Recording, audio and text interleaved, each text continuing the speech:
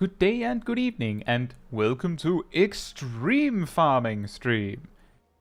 Tonight, well, the plan is that we will be farming the second extreme, which, in like a minute at most, I will be naming it. So if you're like watching this and like, well, I don't want any MSQ spoilers, then well, this is one of the extremes in the Dawntrail MSQ. So, right. We'll be doing that. Right now, we are on Innocent Shadow on EU. Exactly, it's the extreme version of the level 99 trial, that is correct. And the thing is, we will be here to see if we can gather people from Chaos and Light to run this extreme. If we can't actually fill a party, then basically I have to go back to Louisoire and use Party Finder to get it done. So I hope to see some of you join me. So far we're 5. So we're missing like 3 players. We might have to get a little flexible with roles if this is what's going to happen. I have tank decently prepped, but I would of course have to learn how to do this fight as a tank instead. Sure, Phil, that's okay. There's no requirement to have cleared it. I haven't put up like a duty completion requirement. I appreciate if you've like got your foot in the door, like, you know, sniffed around a bit, so you have like just a general idea of what to expect. We have enough time that you can learn the fight and get your first clear tonight, and we can easily still farm it. You just have to keep in mind that some of us have like 5 or 6 clears, and some of us have 75 clears, and depending on who shows up, some might have over 100. But it isn't a requirement to have beaten it. Hams says, if you need an extra member I can join. Well, so far we have 5, so we don't not need you, if that makes sense. Right. With that said, hey Aradil, hey Shaq, hey Gazel, hey Derpy, hey Fatman, hey BSR, hey Alita, hey Sonnen, hey Ham, hey Phil. Hope you're all doing very well. And yeah, that is basically the plan. If you want to learn a role you haven't done this duty on before, this might also be a decent group to do it. Because it, like, we're 8 players that are probably mostly there just to have fun. So we don't get mad if we wipe to you making like a dumb mistake. But yeah, come on down if you want to join. And then we'll see what roles we have. I can switch to tank. I don't think my gear is very good for any other roles, but tank and melee DPS are pretty good. And BSR says they also have tank, so we do have 2 tanks.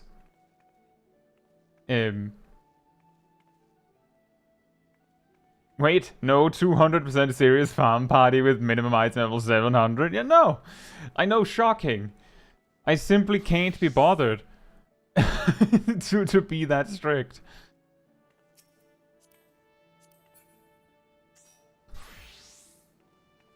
Right.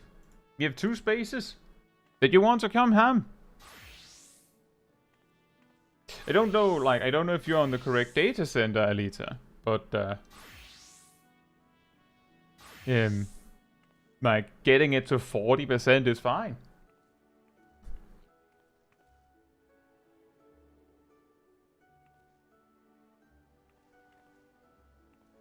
I think when we got to Harden Rage the first time, wasn't he at like 20%?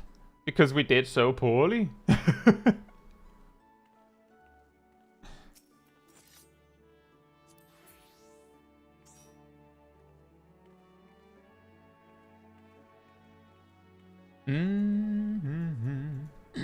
Hey Matoro, hope you're doing well.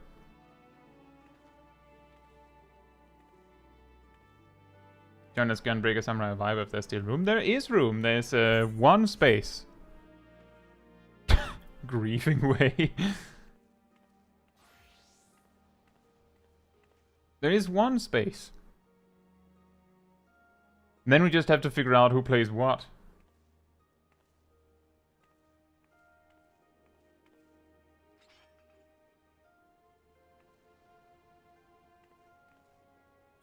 So I'm assuming you're on the way.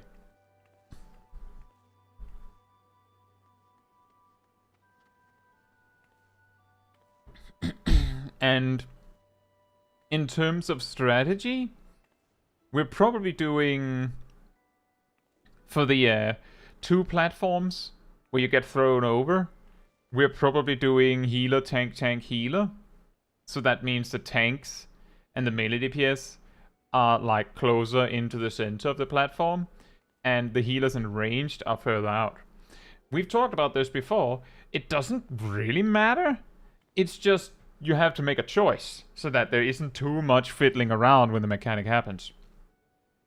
And for the wall mechanic, you know, with all the stack soaks, we're just doing conga line. So that's tanks to the north, and then melee 1, melee 2, healer 1, healer 2, ranged 1, ranged 2. All the way down.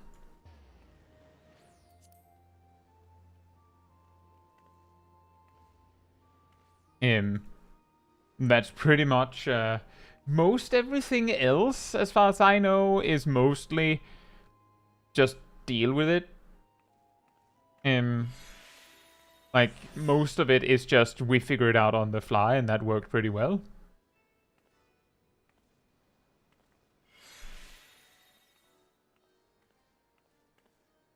And if you haven't, like, gotten through the fight, and you're like, I don't understand what those things you just said are, then, like, it's easier if we iron out any mechanical misunderstandings before we start.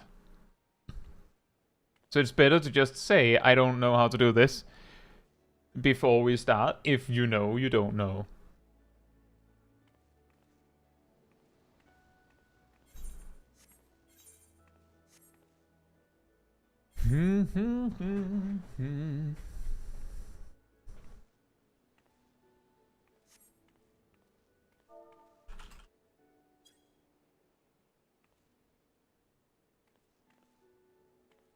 But so also the reason why we're doing Extreme 2 again is because Extreme 1 drops weapons, which means that if we farmed this, well, if we farmed Extreme 1, then very quickly people will have gotten their weapons. There's also a reasonable chance everyone has them.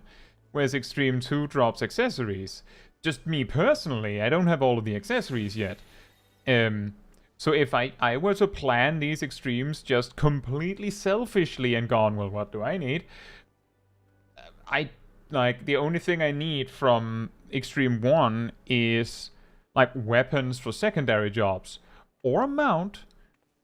And for Extreme 2, I need, like, 3 accessories for my primary job.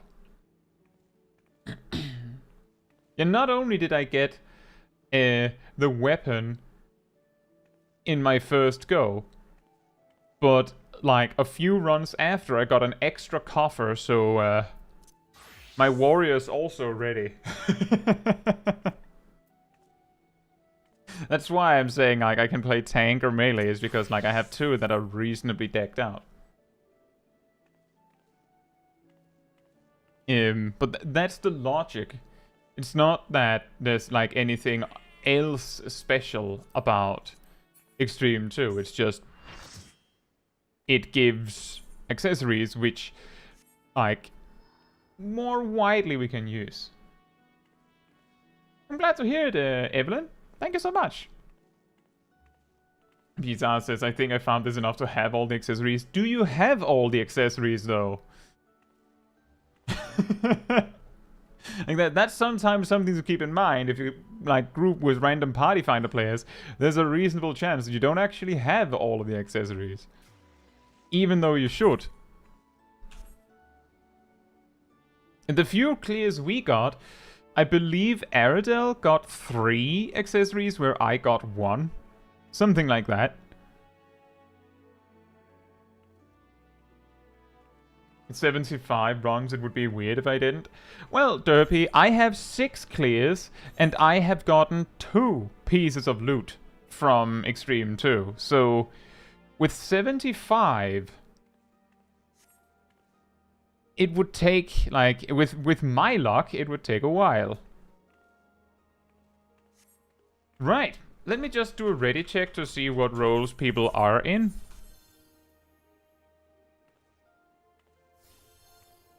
So as it stands, we're missing a healer. So if Ham can play healer, that would be great. If you want me to be even more specific, Sip is playing barrier healer, so it might be more well balanced with a pure healer. Not that it's that crucially important.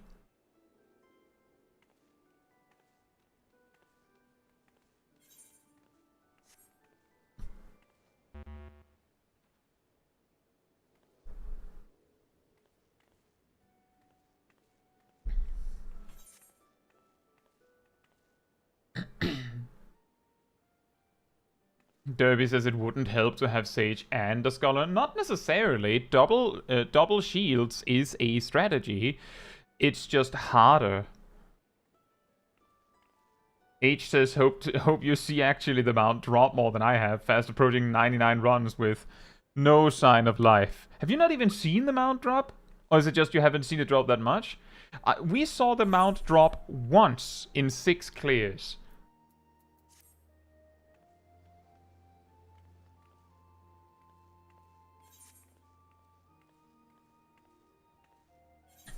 You've not seen the mount drop a single time. In 99, that is crazy. Well, I'll say, personally, like, if the mount drops, then I'll need on it. But if I don't win it, oh well. Even if I won the wings, I would probably still use, like, my Kabi mount.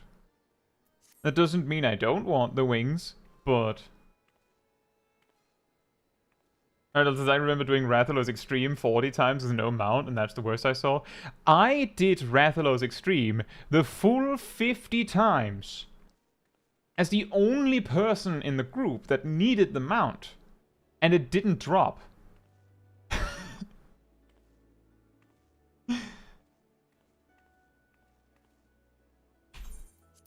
What's the population on this server? There are 74 players on the server, from what I can tell. 74 players on this server. That is, by the way, the reason why I'm saying we need to fill the group from chat. Because if I have to open a party finder, that's not happening. Like, it's straight up not happening. We tried, and it didn't work. Elite says, what job should I level after I get my White Mage 100? Pictomancer or Dancer?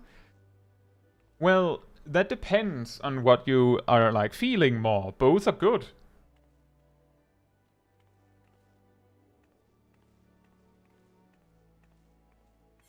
Right, I'll do another ready check. If you say, no, I need you to tell me what you're doing.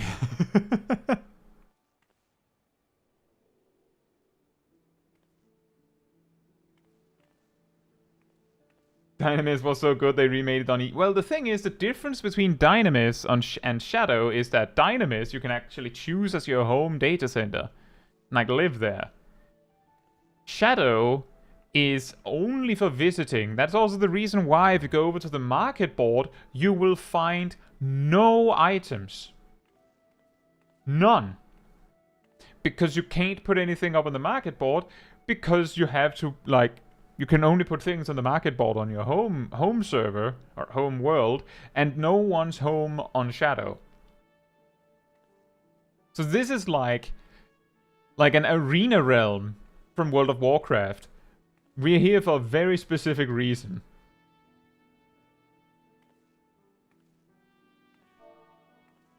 Ham, remember, if you don't have crafters leveled, that you can just request mills from some of us here who have a crafter leveled.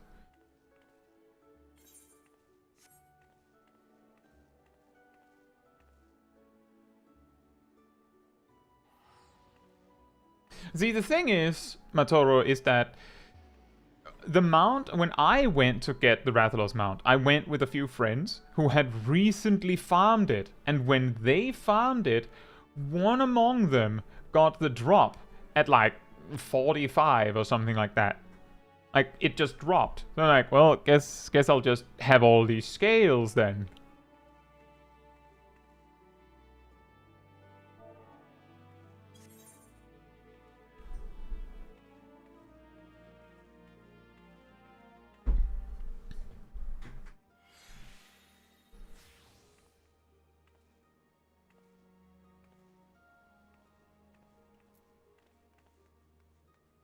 But yeah, if I reach a point where I have basically everything from the Extreme, like I have no like gear that I want from it, then I would stop immediately if I reach 99 tomes.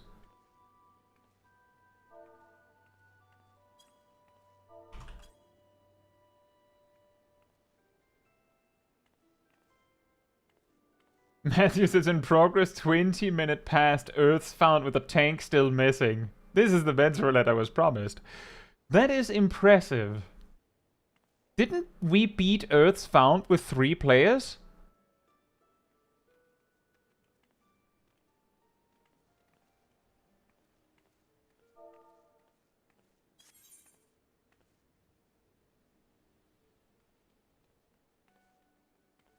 Sip? Are you there? Not meaning that I'm not trying to be toxic, I'm just saying it is impressive considering that 3 players should have the damage. So it's probably not that, right?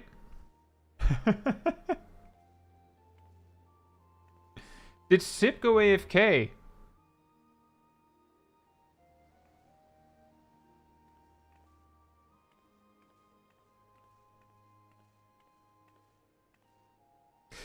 You know, years ago, back in a World of Warcraft Legion, I had like my squad that we did Mythic Plus with. And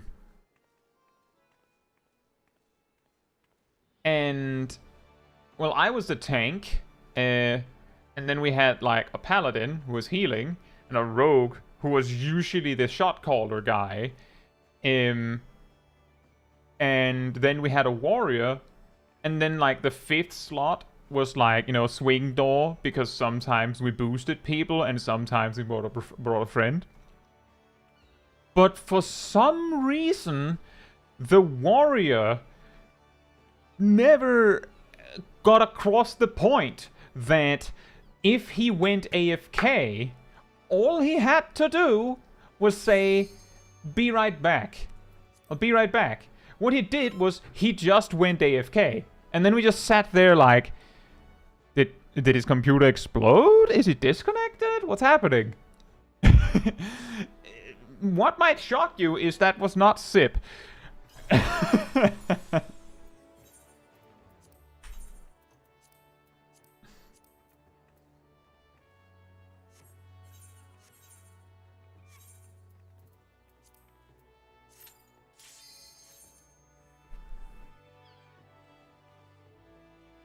5 sprouts, apparently people dying to mechanics. That sounds likely.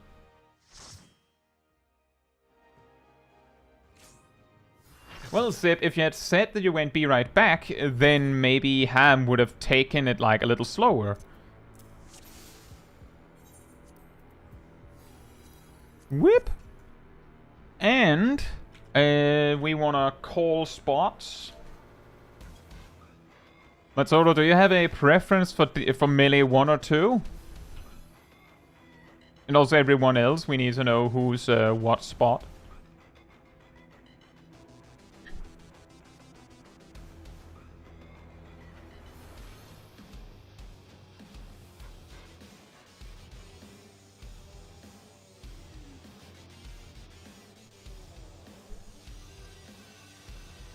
That makes sense, Matoro. You go M1 then.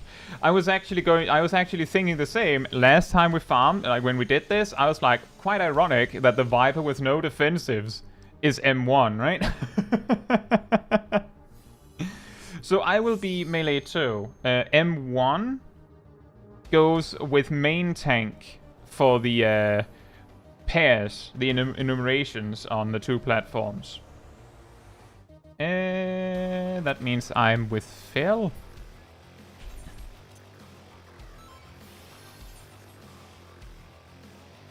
No, Sip, I was talking about a story from World of Warcraft.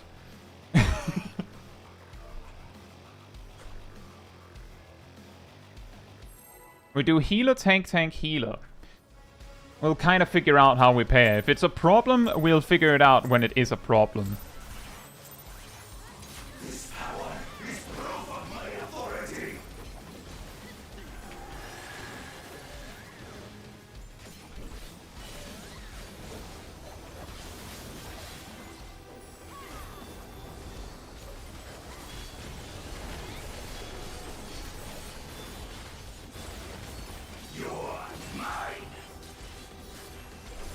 You're mine.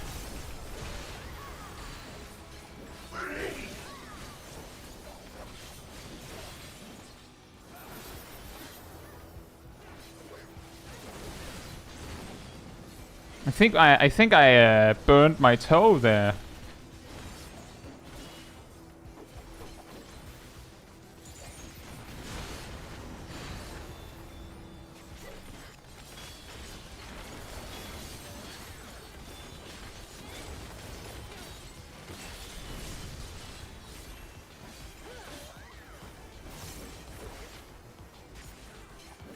Creation yields to my command.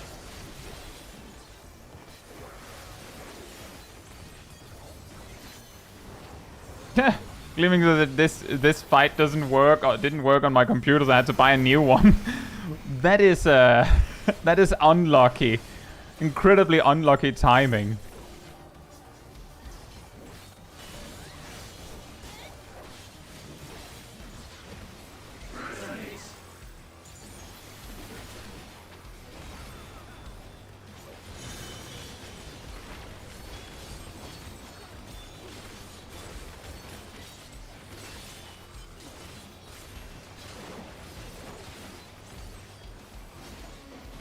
Mine is the path. Mine is the path. Angel and Siren. Hope you're still both doing well.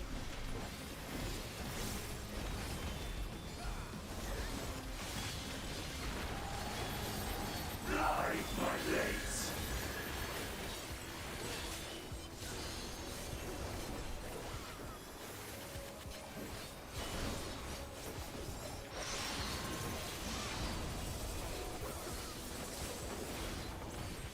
All is mine to make and unmake. And unmake.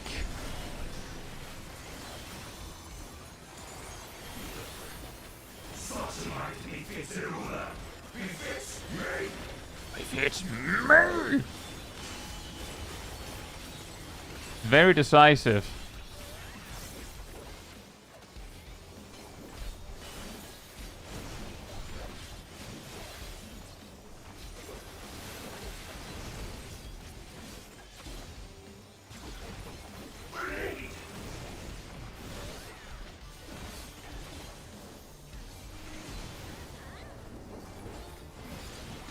Oh, whoops. Double whoops. My dread fangs.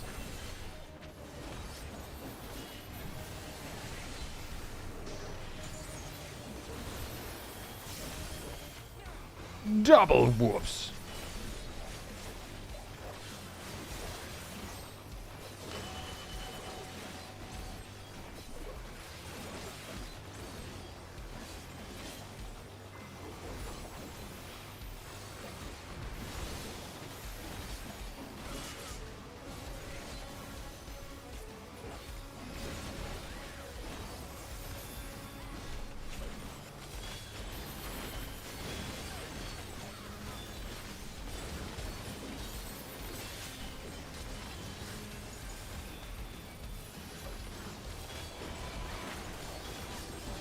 And that is very nice. I remember last time it was slightly difficult to keep like full uptime because boss didn't want to follow that hard.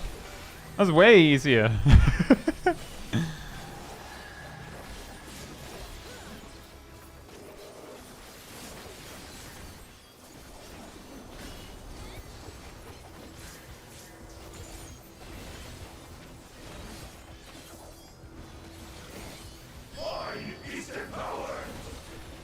Mine is the power. Mine is the path.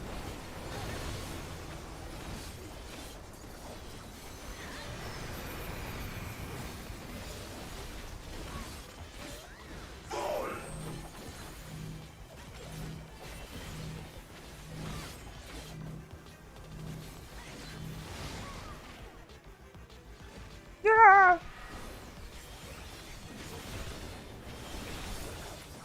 I just realized that I capped on resources. Whoops. My will resonates with reality.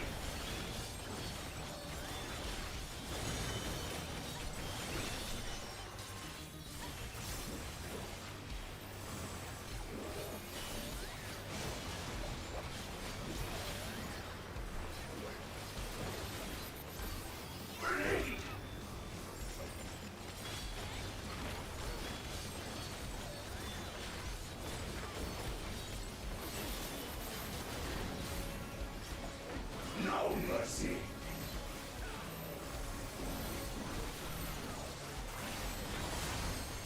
One, two, and a 3, and a 4.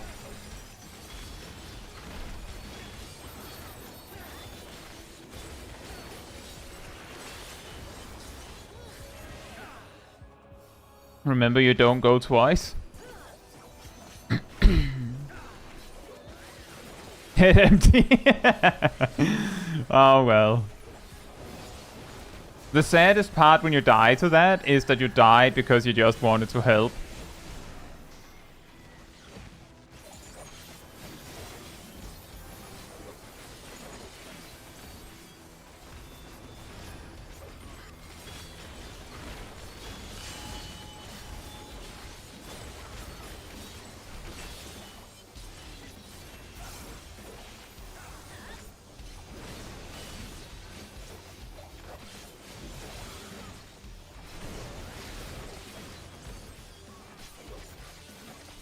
Oh no.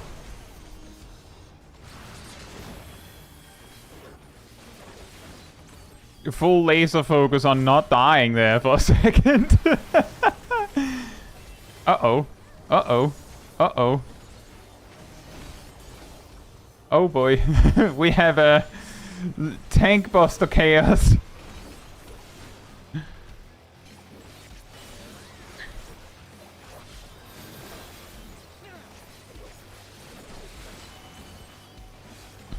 And then we have conga line again.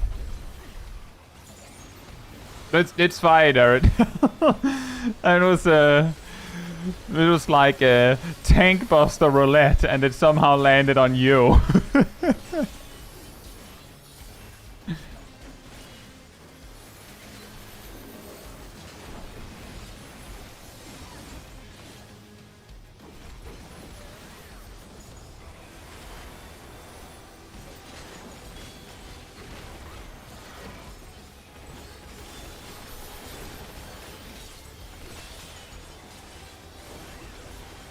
Wait, why did Matoro die?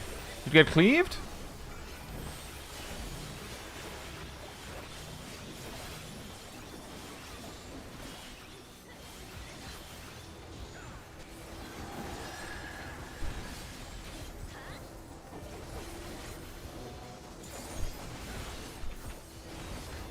We do have limit break. I'll use it in a moment if, yeah, exactly. You got it. Joined in a... Wait, what? How? Forgot the cleaves, they say. That explains it. That was what I had anticipated. Because, like, the whole conga line thing is to make sure that it's spread out enough. Nice. Very nice. How do we get? What do we get? Loot.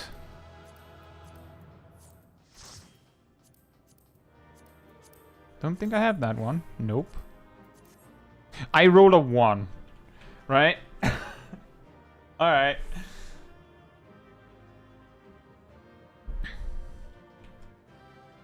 And I wasted my good rolls on the loot that people needed on. I'm pretty sure. Yes, Siren, we are an innocent shadow. Great roll, it's like my luck.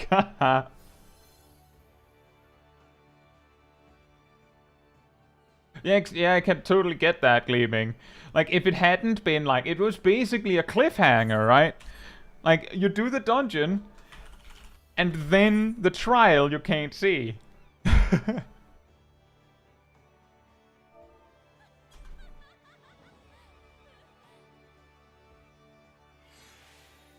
That was very nice. That was first try, and from what I understand, at least one person was doing the fight first time on a specific job. If not 2.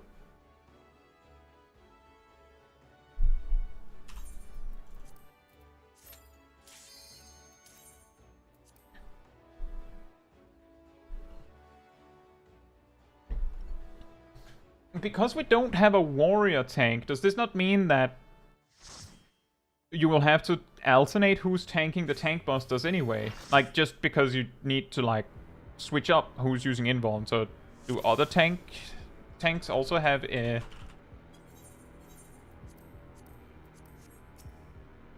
like, fast enough invulns? Maybe says I rolled a 1 on the mount last night. Oh. Oof. Gleaming says, did anyone else find the first boss a little aggravating because of the randomized AoEs? The thing is, the best advice there is just assume it's a half-room cleave. Just act like it's a half-room cleave. Thank you, Fubuki. You just act like it's a half-room cleave, Gleaming. You can't do anything else.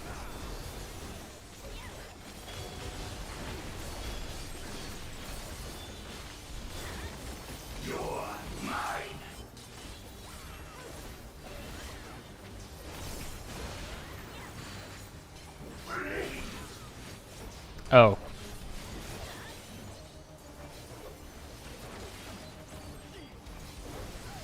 Ah. I hurt my shoe. I took massive damage to my shoe.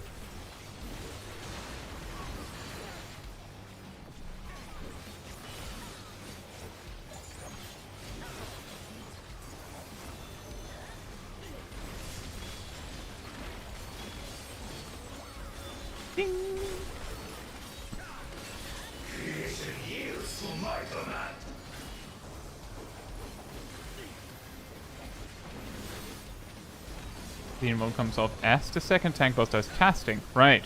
Yeah, that does make it a little sketchy if you try to do it.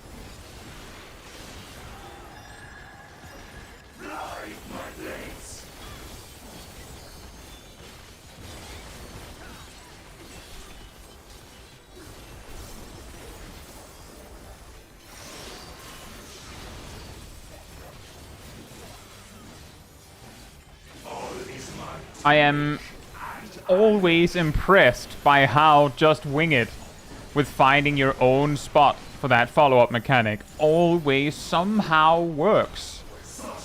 I'm always impressed that it works to just go, figure it out.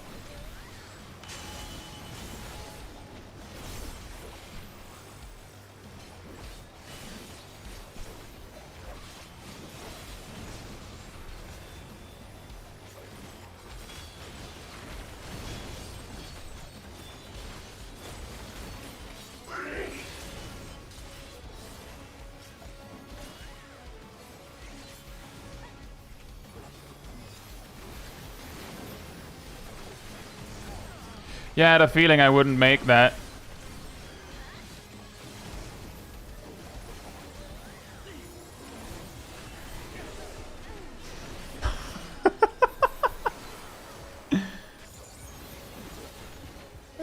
Nailed it on the HP there.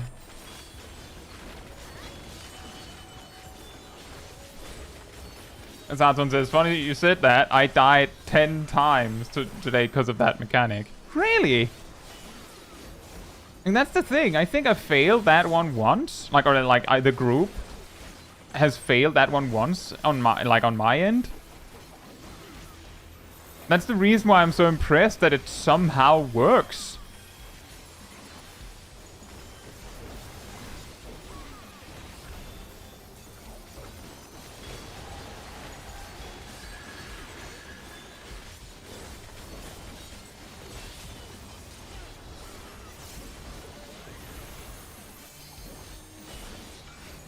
You got your wings. Nice.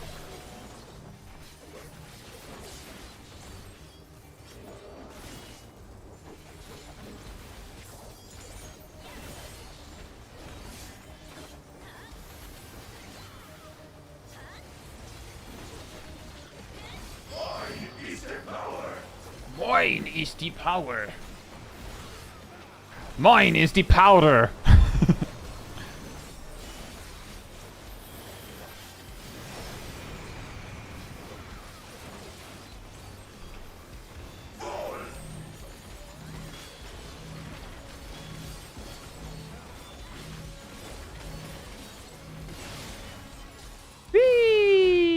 Blip.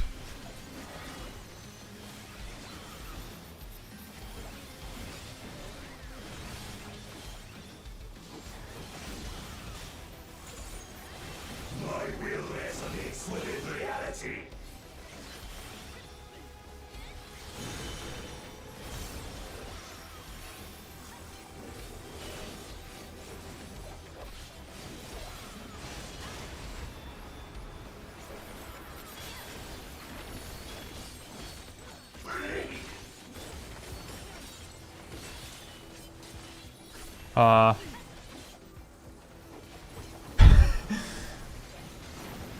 Right. No mercy. I had a lot of wait, but he's looking at me. But wait. He's turning, right? But wait. At least I didn't jump.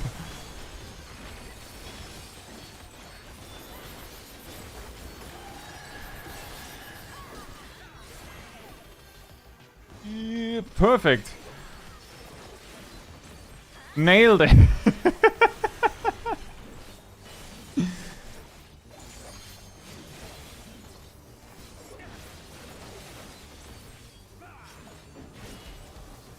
Hey cat, hope you're doing well. Sounds like you are. Board game night.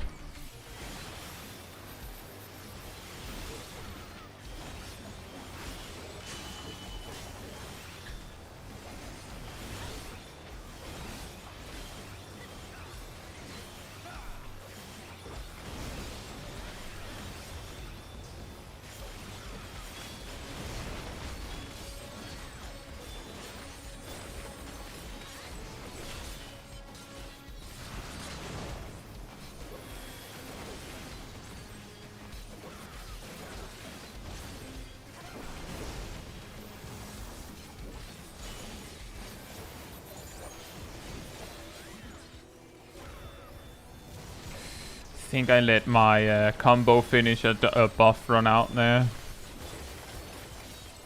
Don't think I can make it in 4 seconds. 3 seconds, never mind. Ah, well. It's okay, it's just damage. At least we don't wipe.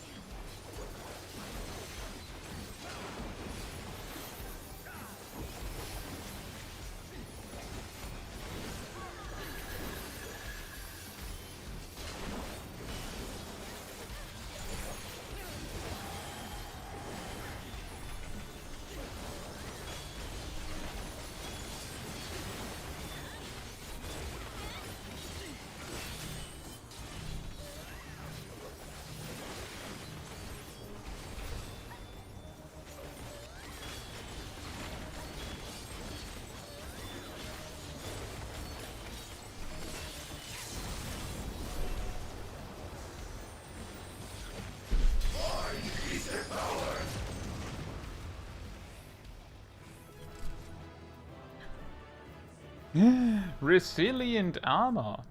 And a bracelet. And a necklace. But I already have a ring.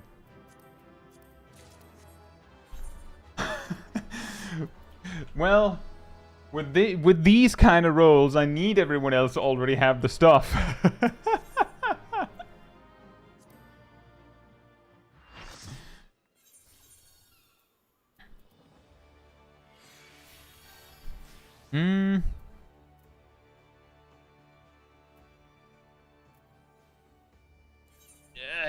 I just need to go to Solution 9 real quick.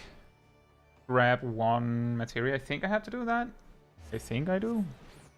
Oh, yeah, I'll do that. It's that easy.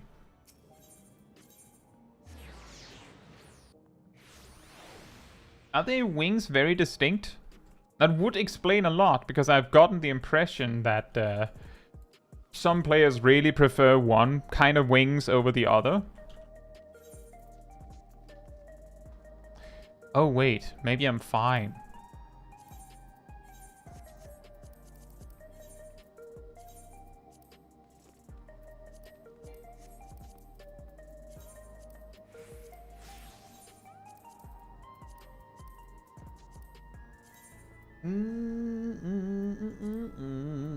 Bruh. The fact that the items are 1 point short, like I know there's a possibility that it would be smarter to meld it like that anyway, but the fact that it is like genuinely 1 point short, really,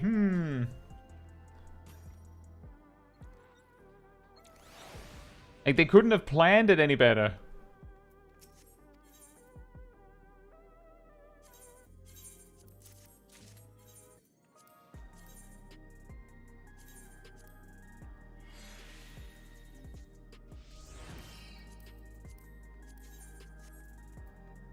Let me just get one more, so that I have one in case I need one. So it also looks better when you don't have this weird empty slot.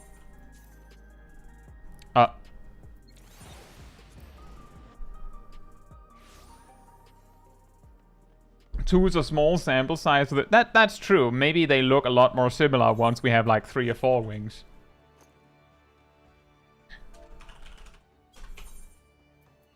Right, then I only need one more thing. I just need a ring, and then I'm good.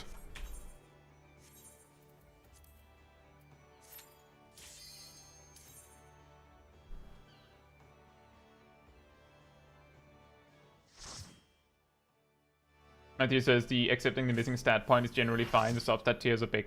That's true. I just prefer to do it like this. I'm sure I won't be having these for super long anyway. But it's mostly fine. The power difference between are also not massive, so again.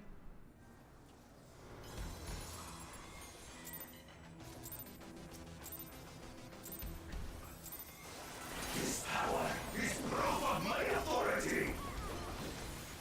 So now we have warrior. Okay.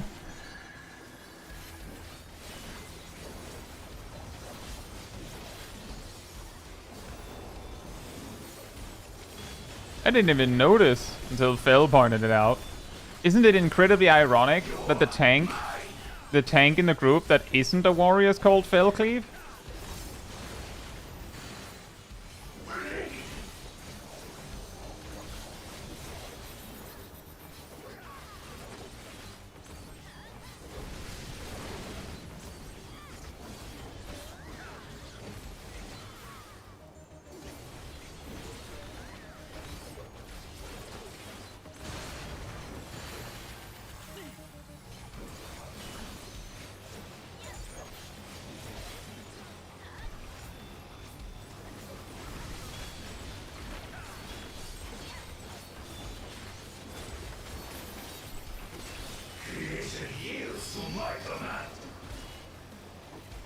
Well, see, the thing is, Matthew, that double-digit DPS difference isn't very much when you realize how much DPS we're doing.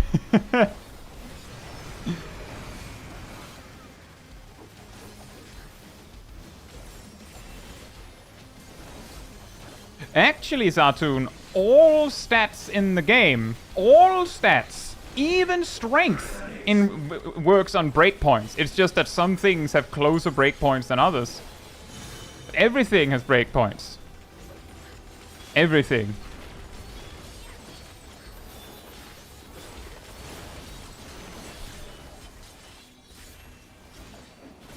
Mine is the path.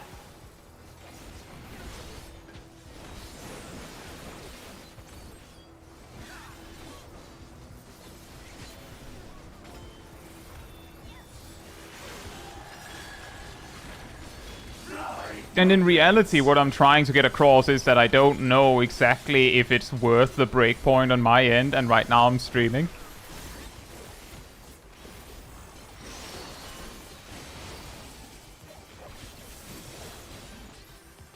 All is mine to make, and I make.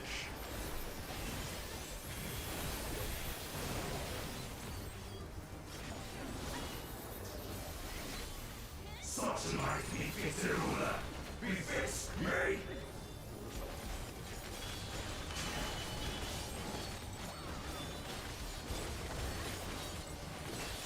Yeah, there is a power difference. It's just that you'd have to actually look up the various tables to know whether choosing one over the other with your exact gear is better.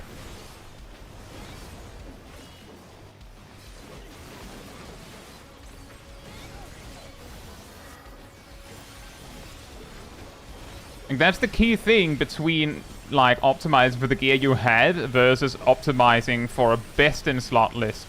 If you have the best in slot, then you can just follow the exact gear, the gear list that are given.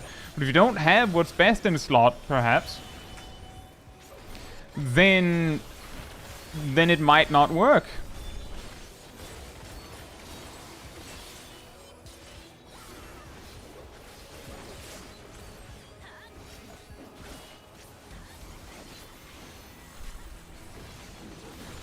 Thank you, Cat. Enjoy your game night.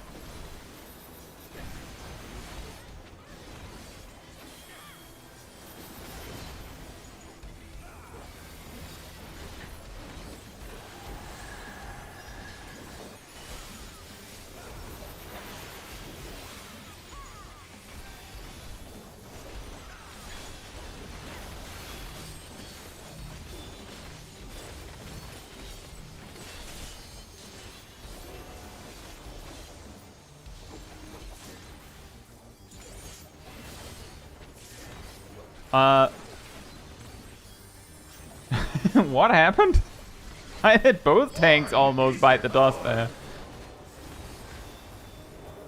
Oh, definitely, Saturn. That's the thing, is that variance says that ultimately you might not tell the difference.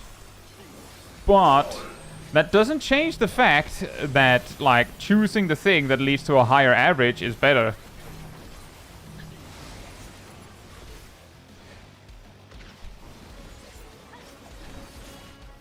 There's also the argument to be made that if we're actually going to be super pedantic about stats, then the only way to get the mostest of the most damage... Oh, okay, I'm going over here. I did that the last few times. Is if you have 1% direct hit, and then you guys just go crit and dissemination. You just have to get lucky. You just have to get lucky. Then it's best.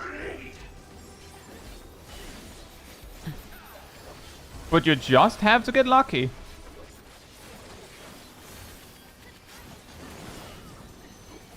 No mercy. That what makes crit so valuable. The thing that makes crit so valuable is that the more crit you have, the more chance and power your crits have. Which means that the more you have of it, the better it gets. That's what makes it so powerful.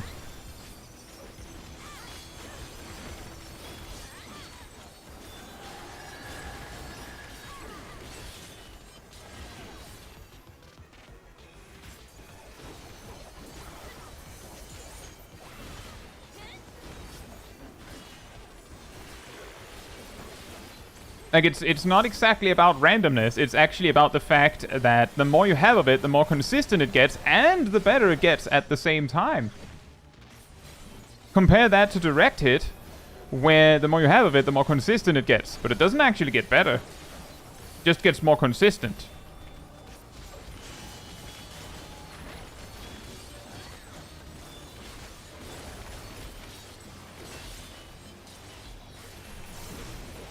Yeah, if you're going to do something like get less than full value out of a materia, then you better be sure. Right. The donuts. I saw the half circuit. I was too focused on that. If you're going to like do a suboptimal meld in that not getting full value out of it, then you better be absolutely sure that it is actually the best choice. Which is the reason why I just went and put directed in mine. Because I knew that that's a decent choice. It's not necessarily the best choice, but it's good enough. It'll do.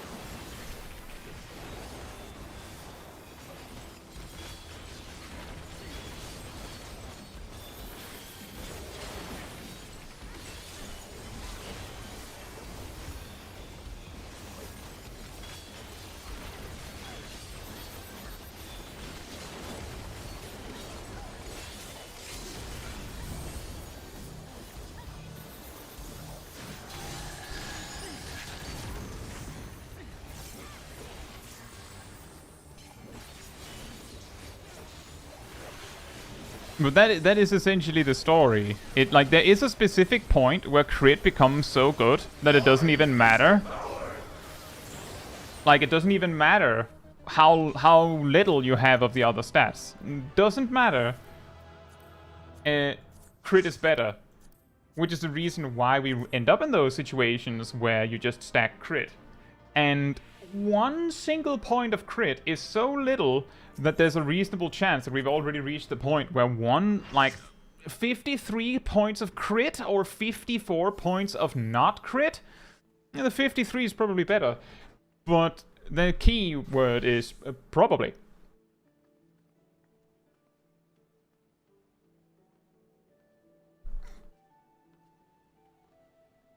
So I'll probably double check my situation after the stream.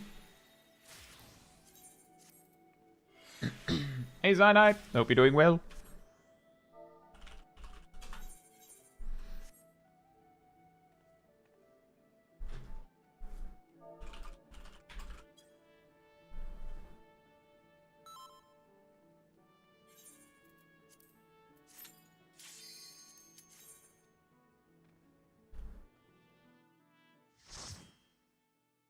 That's also true. If you're not like savage rating, then the difference between choosing the best and the second best in between crit, determination, directed is usually not massive, so you're mostly fine. But there is something to be said about melding blindly.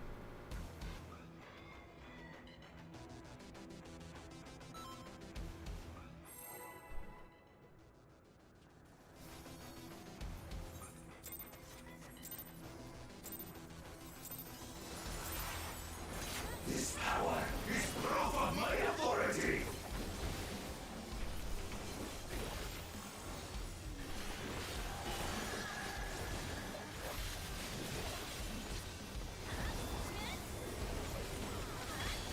Also, big crits are fun. That is true.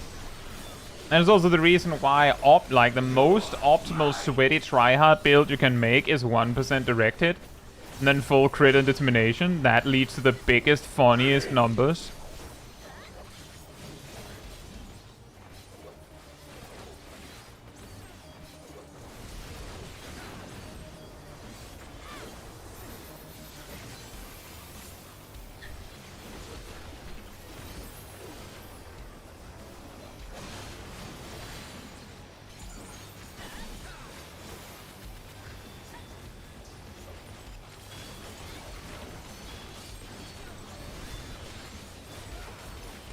I haven't actually bothered to check is the reason why the tank... Like, I would have assumed it would be extremely hard to find the safe spots for the tanks for that mechanic. Are those consistent? Or is it just tanks are just that good at finding a safe spot?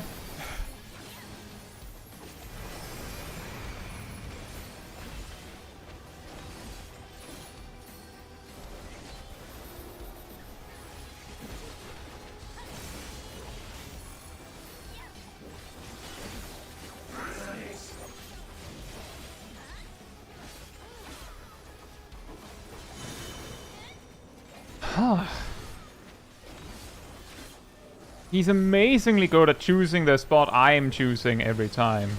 Mine is the path.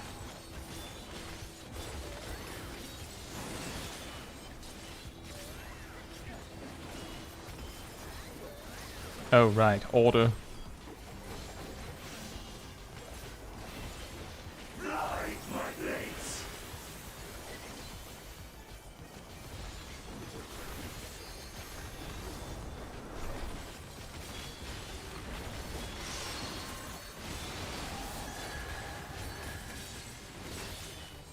All is mine to make and unmake.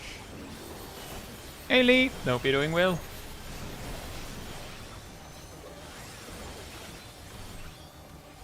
Such might befits a ruler.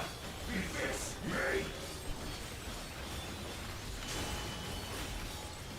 I guess I just get the impression that the safe spots are harder to find than they really are.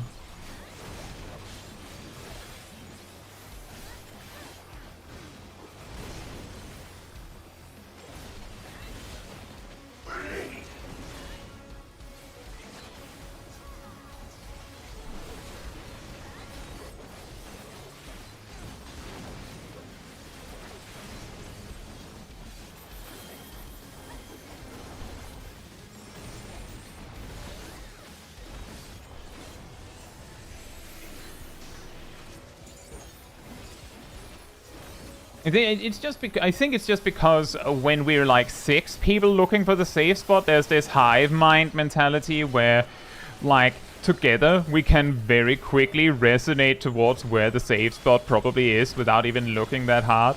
But when you're the only person looking, then it's a lot more like, well, I hope I chose correctly.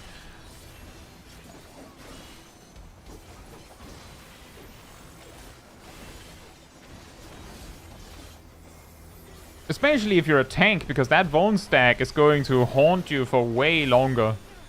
Especially as the main.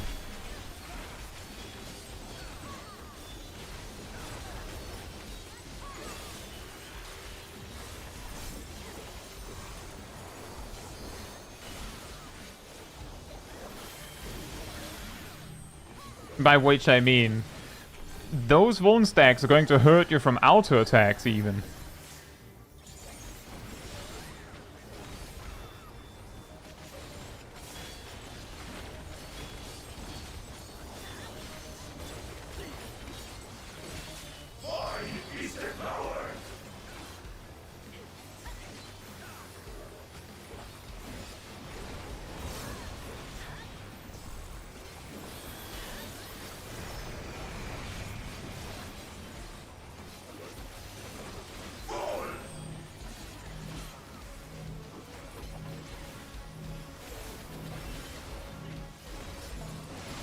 Whee!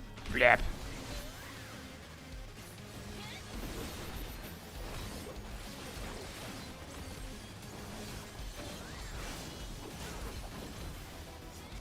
My will resonates within reality.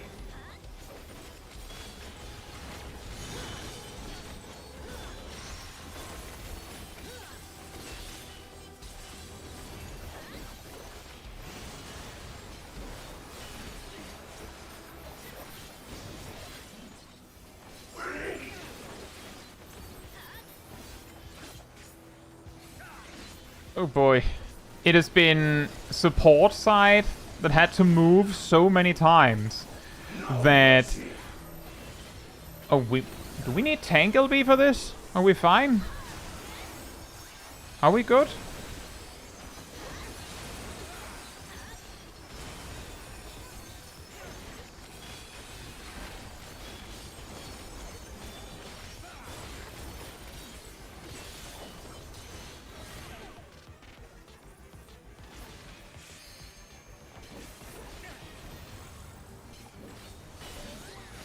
And mainly the reason I asked was because we're suddenly a player short. That has actually been enough to cause problems previously.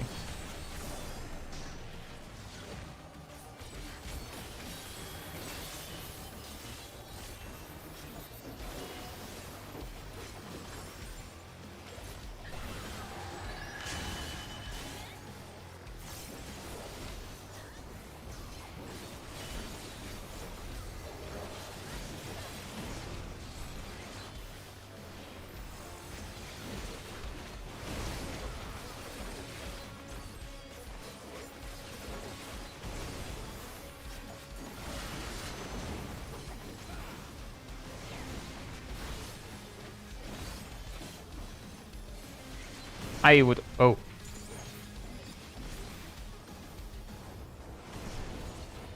I just wanted to have the donut. And then for a second I thought I was going to die.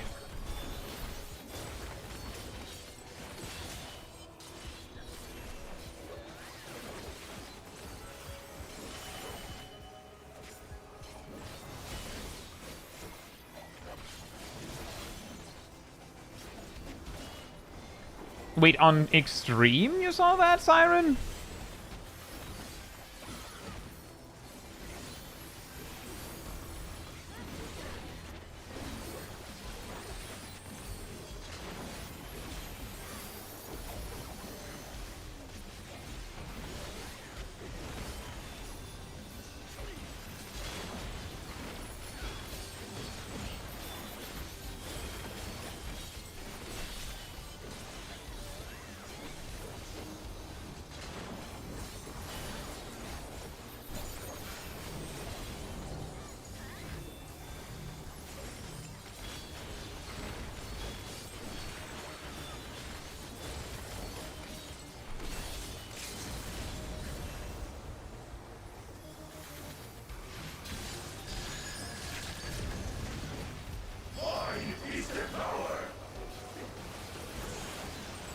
Nice.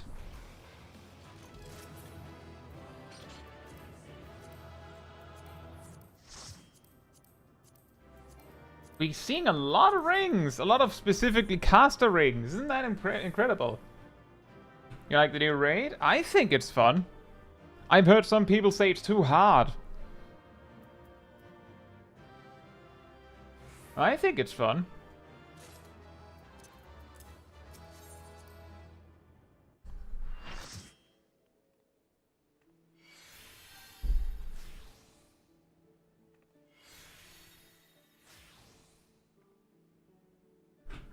Oh, Sip, we're talking about the new raid.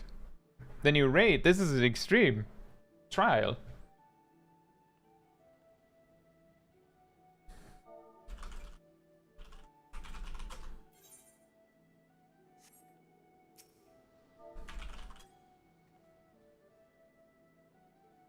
Did you already finish, Shaq?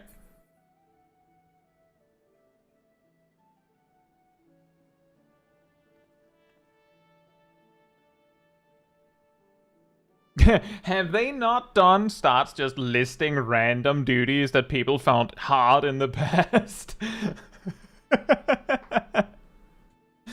Indeed, Matthew. I think that might actually be the problem. They might have tried them, but possibly overgeared.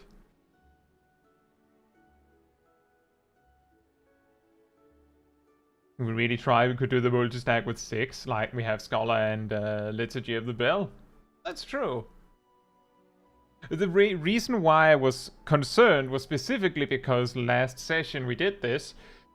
We did have a wipe, which seemed to be blamed on one person was dead. Like, actually, one person was dead.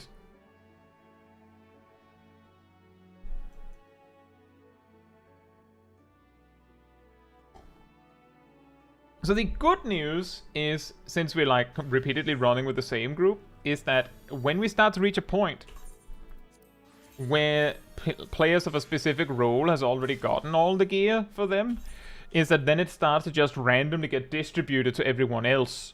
So eventually everyone would have everything. Eventually.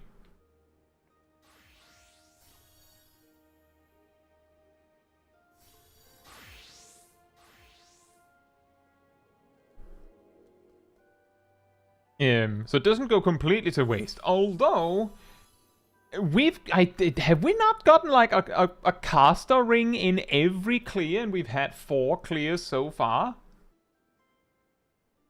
So like, I had one before we started. I'm guessing Derby had one before we started. So, like, assuming everyone has needed, like, greeted on the ring, presumably 2 more rings, and we'll start looking at it like, I can't use this.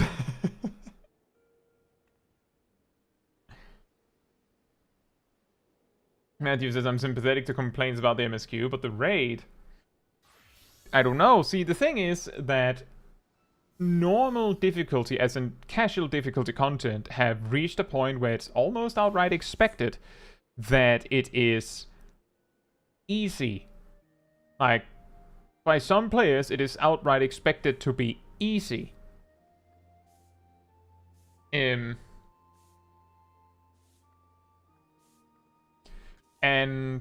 well, I will say that on day one, I heard there were groups that wiped 5+ times on the normal raid, like on one fight. 5+ wipes on one fight. That's not easy. However, what MSQ dungeons are people having trouble with? Some players have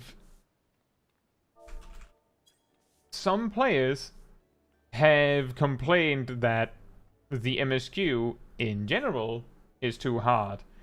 Particular one I believe that has been complained about is the second solo duty. The you're not controlling yourself solo duty.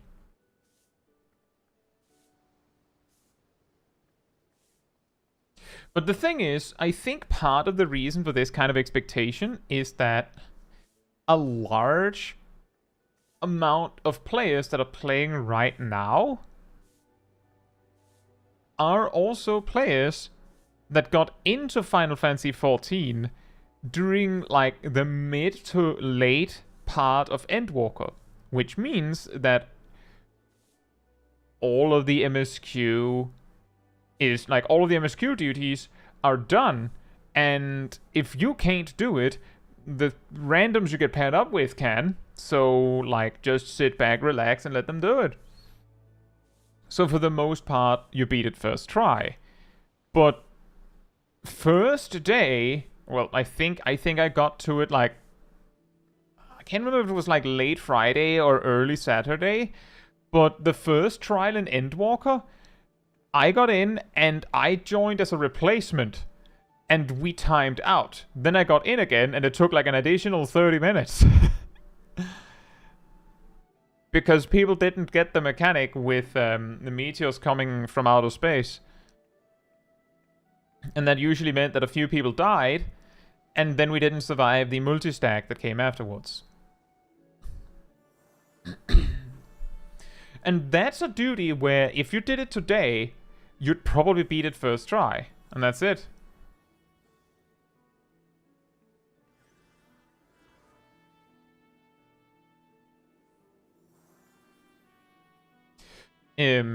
So I think part of the reason why players that got into Final Fantasy XIV during the middle or later parts of Endwalker feel like the game suddenly got too hard is partly because the post-game content is usually at least partly beaten by item level be like on arrival.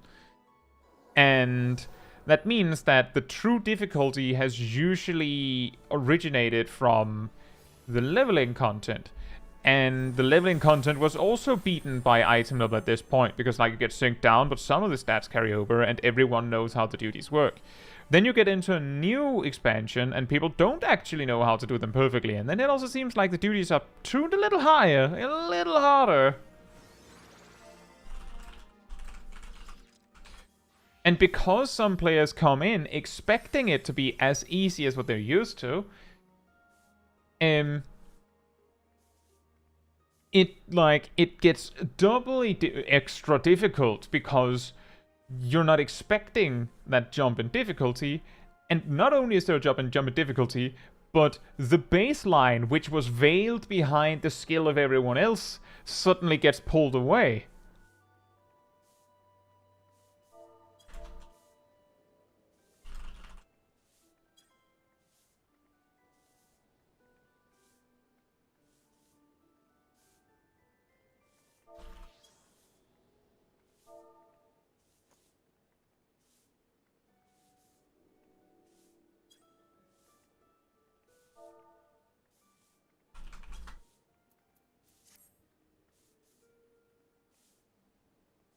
And yeah, exactly, not the wheel. Exactly. In a few months, it'll be mostly back to normal, because the stronger players will have figured it all out. They'll spam the dungeon so much that they know how to do it. And as long as you don't get randomly paired up with a full team of people that have no idea, it'll not feel that hard. Sartoon says, but the first boss in the level 100 spooky dungeon is harder than Raid 2. I don't know. Yesterday I did it as warrior, and I actually found it, like, yeah, I had some points where I had to step away from the boss, but I didn't find it hard anymore. I've kinda learned it, but I will also say that I have an extremely unfair advantage that not everyone has. My connection is so good that I can, like, pinpoint accurate run between two dolls. And I don't get hit. So if you have any latency, it mega sucks.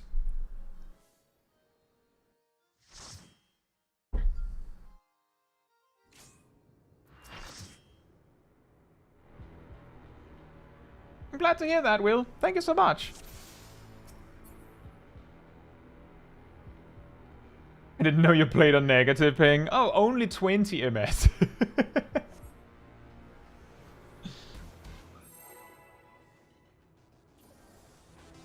Those dolls leap at you like they're trying to get defensive player of the year. See, that's also a thing. I feel like I've hardly ever noticed them leap at me. Like, most of the times, if not all of the times I've been hit by them, I've been like, yeah, I guess I didn't dodge that one. But I think it's because of ping.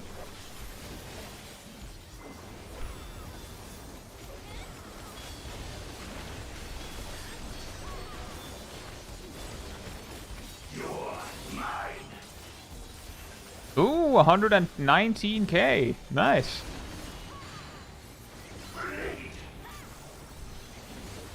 Bruh.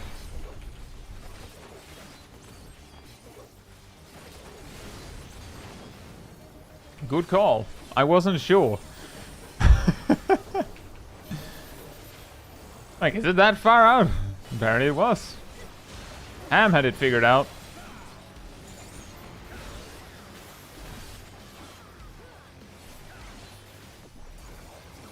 There's uptime if you're brave enough. There's uptime if you want your healers to hate you enough.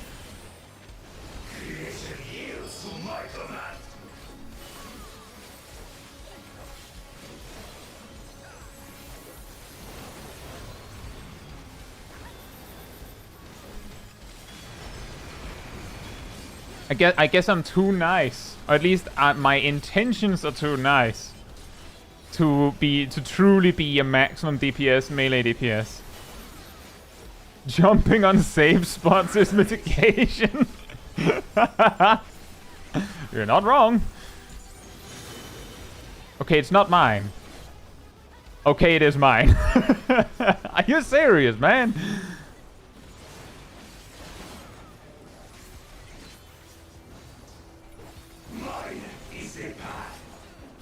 Mine is the path.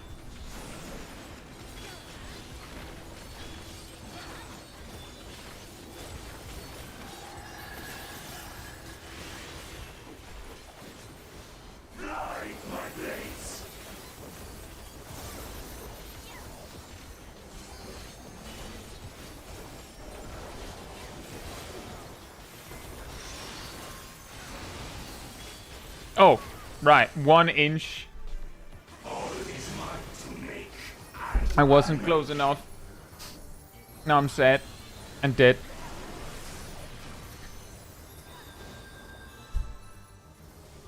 Such might befits a ruler. Befits me. Medic! Just slip off the arena. It's the saddest when you like miss by an inch and you just see yourself like as the knockback slows down, you just slide off like, oh. That is the saddest.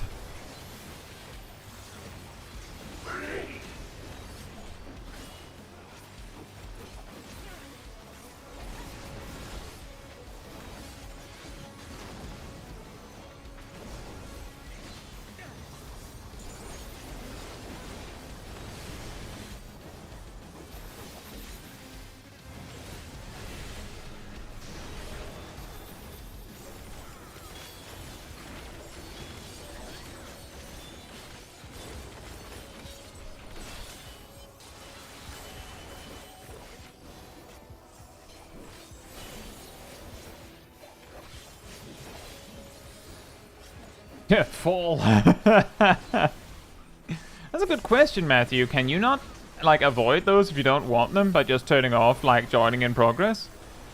Was that not an option if you're in Mentor?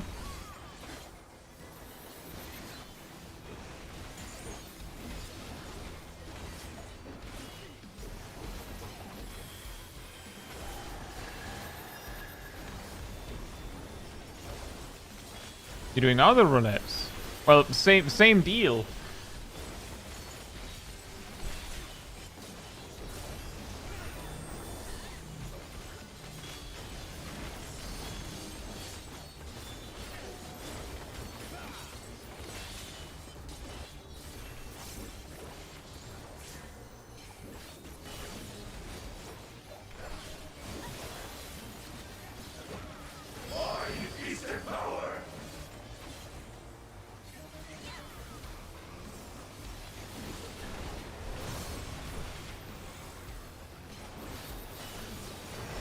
Yeah, that can happen, Gleaming. That's exactly what I was talking about with the first trial in Endwalker.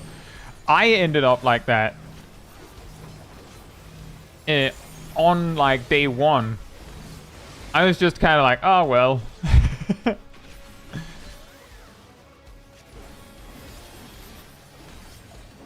Just kind of dealt with it. They didn't even beat it.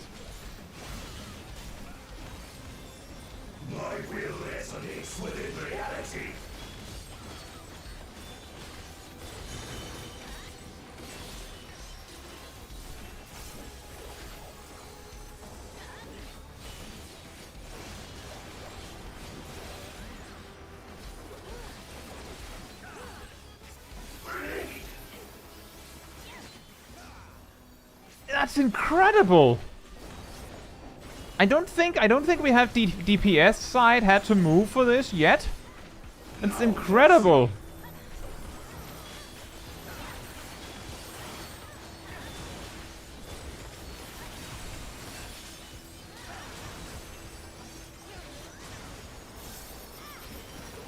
Oh, right.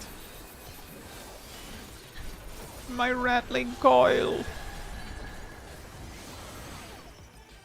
Ugh.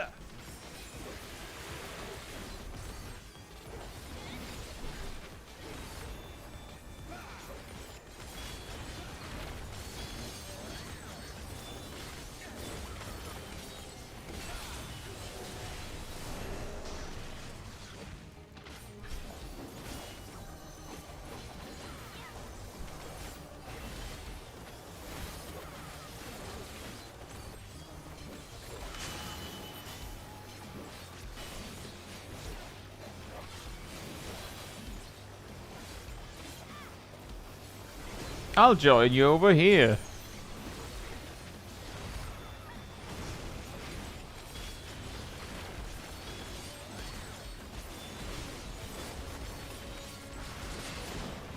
I can take one. It wasn't intentional, but better than suddenly panicking and dying.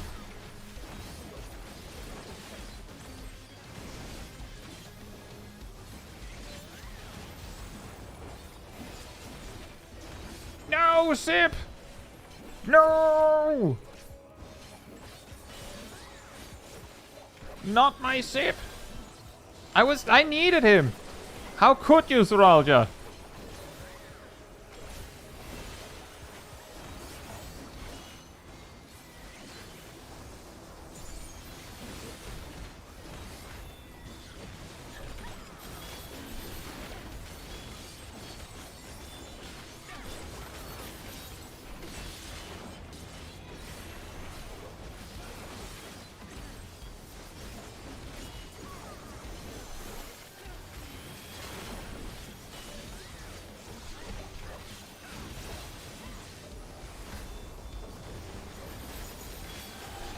Always feels so weird when there's someone dead for it.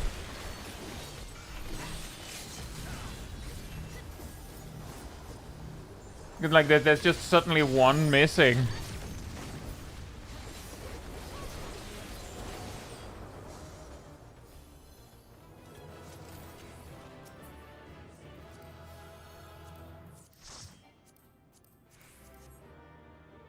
Very nice.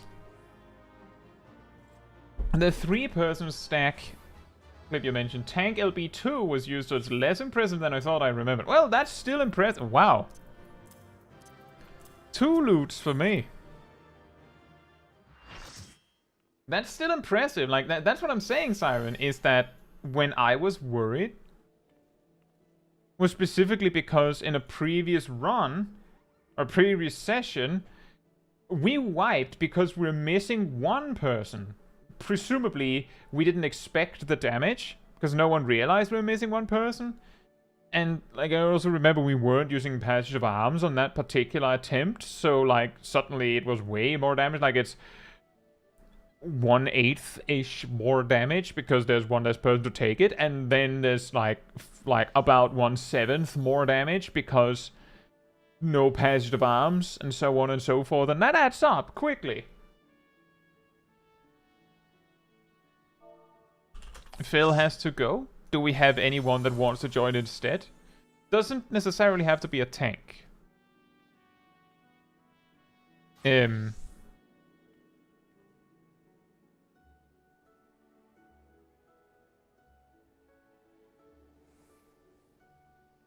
Siren says I'll bite.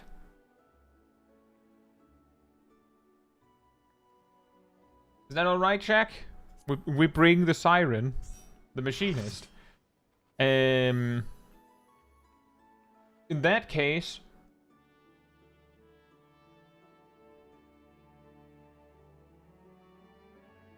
we still need a tank and a healer. From the looks of it, I'm guessing Derby wanted to go tank.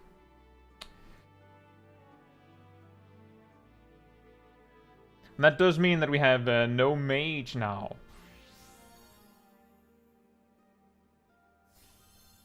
That's not a massive deal. It's just something to keep in mind. That also works. But I'm pretty sure BSR is melee as well.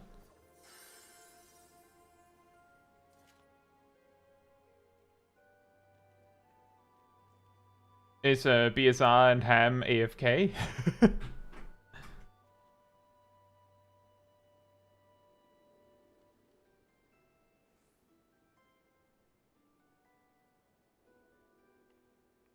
Now, the thing is, what I'm saying is what roles people can play.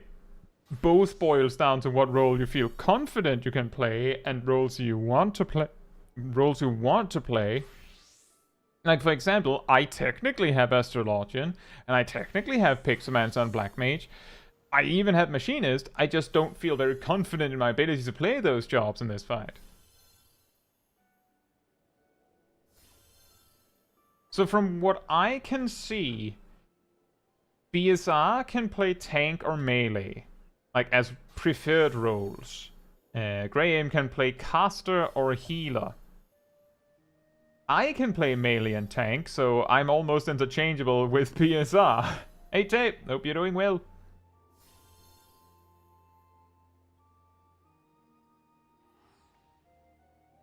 But it does seem like we're going to need healing again, Ham, unless someone else wants to take a stab at that.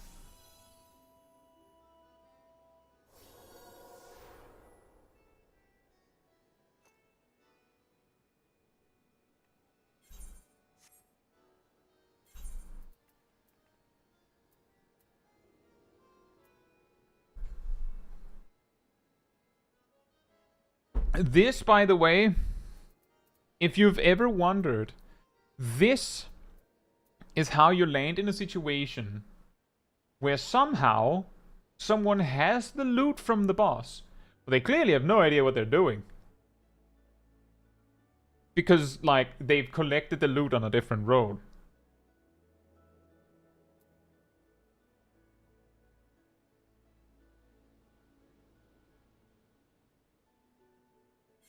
Is BSR figuring out gear on Summoner?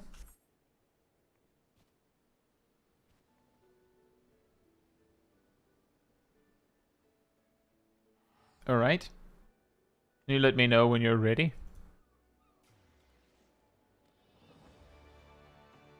And yeah, I can understand. There's a bunch of people in the party saying, I could heal, but not super confident on that. And that's also, like, my perspective is that I've done the fight on Viper. I could probably figure out, like, the tank nuances. Like, I could probably do that. But healing as Astrologian on an extreme, like, I've done, like, one or two dungeons as Astrologian at max level so far.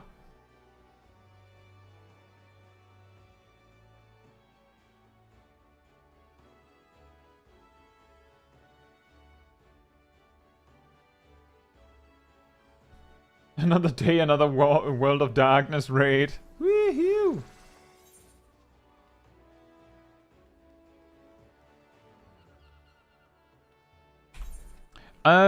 Just saying here real quick that I'm getting the impression that we're going to have Ham and Sip heal, and Derpy and Siren tanking. So it's going to be real chaos if you start going, well, I could also switch to this, I could also switch to this, I could also switch to this. Like, you took your seat. Now I'm saying stay in it. You sat on the tank seat so long that one of the players that were tanking before went, okay, I guess I'll figure out my summoner. Now it's too late. Now you must tank. Can't wait so long that someone else starts figuring out their gear for an off-spec before you change your mind.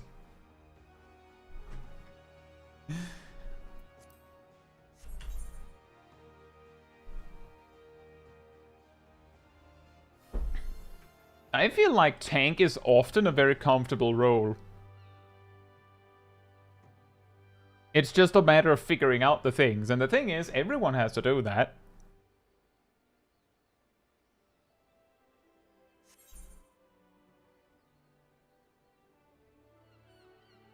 Would also do more than 2 tank run memes. Well, I mean, that would be really silly. I don't think that's a good idea.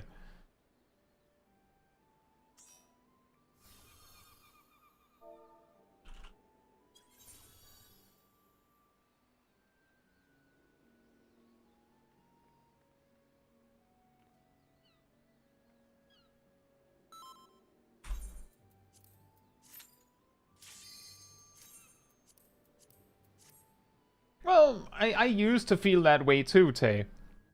But then I did some new content as a DPS, and then I discovered that it's fine. Right, we have some player change, so we should probably like redo like spots. Siren says I'll main tank. I'm guessing we're still doing the same, Matoro. Healers are the same. BSR, are you fine on ranged 1? I believe that's the C spot.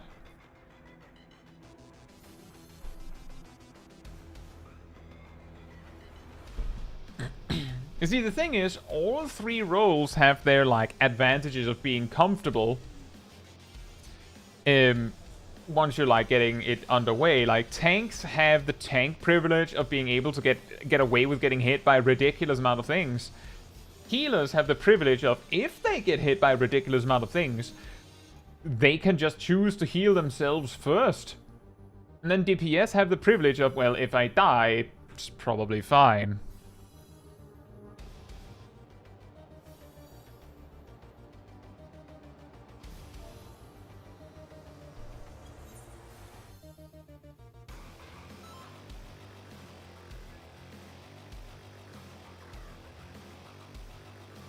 Right. Either tank, do a pull timer when you want.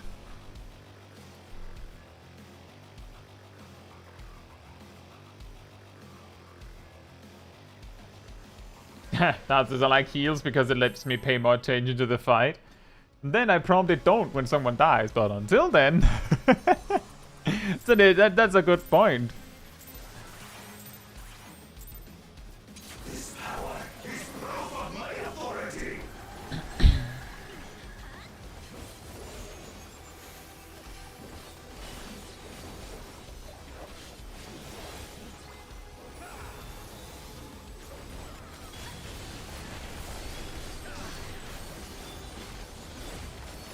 You're mine.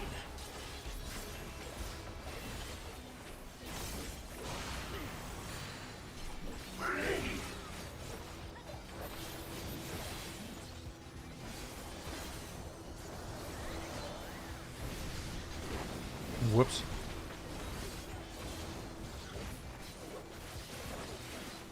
So is this, have you gotten any copyright claims in your streams? I have not. The one on Gold Saucer you can counterclaim.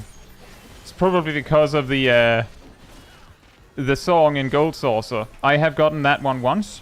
You just have to point to the like there's the content creator guidelines. They say that as long as it's accompanied by gameplay, you're allowed to use it. And if you counterclaim with that, they usually just let it drop. Takes a month, but it drops.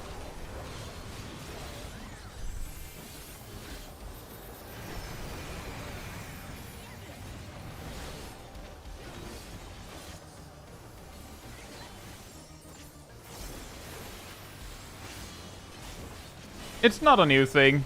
It's not. That's the reason why every time Torn from the Heavens plays in the game, I turn off the music.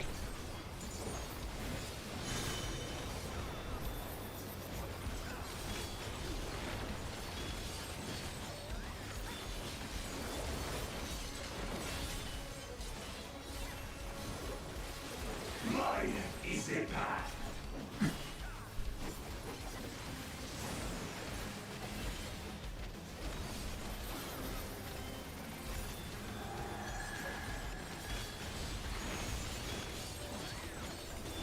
Fly, my blades.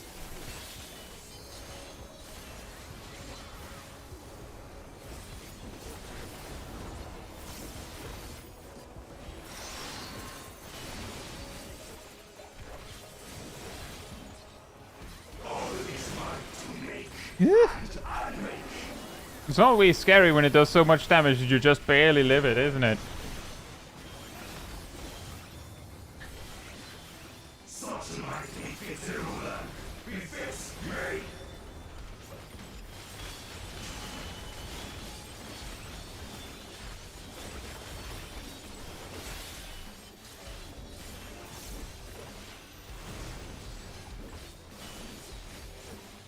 Yeah, my best advice for the Gold Saucer thing is don't stand still and be quiet while you're in the Gold Saucer.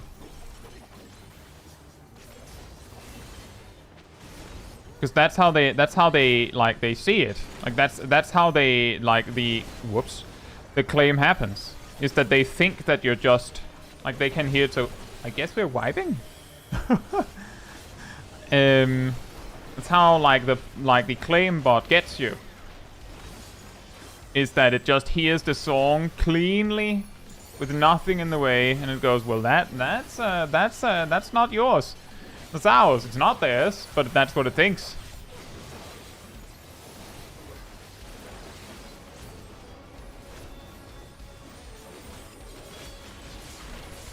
And it looks recoverable. It might be, because we had so many people dead.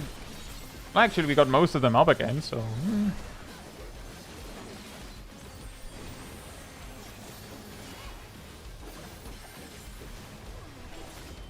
The trick there being, of course, that everyone who's dead when he hands out the debuff just don't get one. So if you have like half the raid dead, when that mechanic comes up, then only half of the players need to deal with it.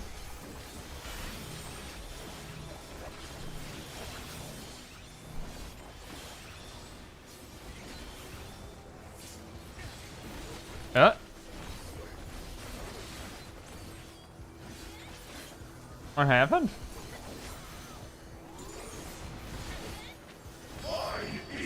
Was there suddenly a tank switch?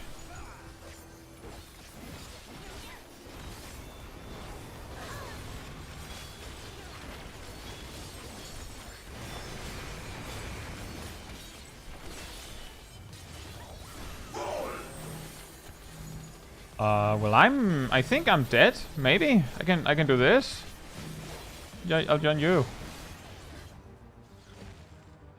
What? How does this work? Does this work? I'm pretty sure my total should be over here as well. My will resonates within reality.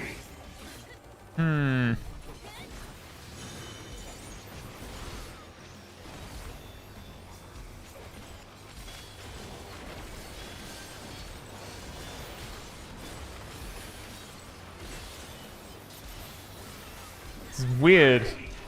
This is really weird. This is really, really weird.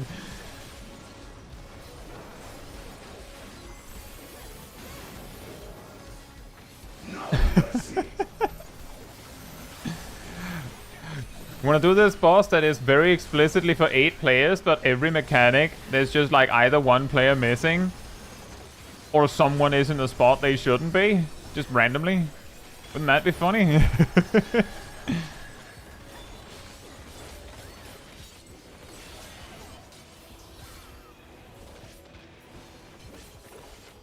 No! Elf! Dawntrail Extreme countdown already. Yeah, pretty much. Accidental Extreme countdown. Oops. We're counting down a slightly different way as well, as you can see.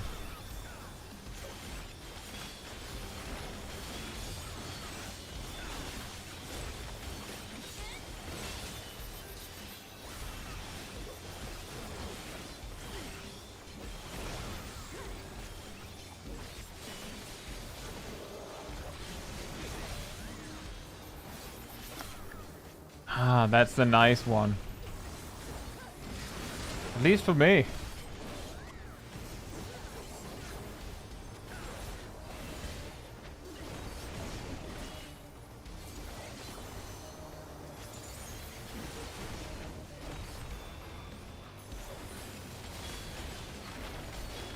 Now that's a lot of damage. I think. There's a Super Bolide that kind of covered it up a bit, so I'm not actually sure.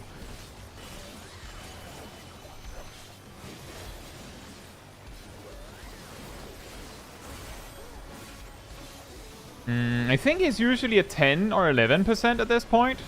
So if you need a reference for how far we've fallen behind as a result of all these shenanigans, that's what you have to work with.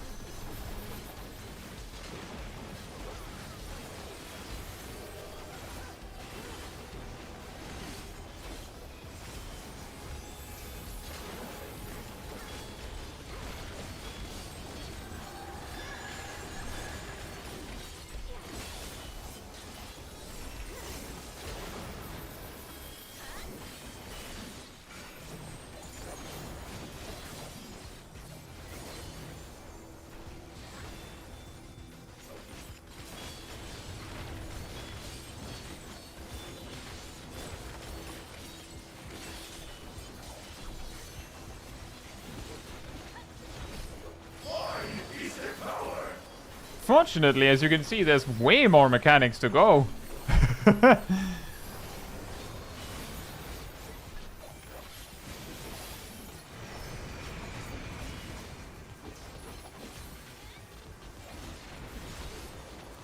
I think this is the last chance to LB for a while without risking dying. So here we go.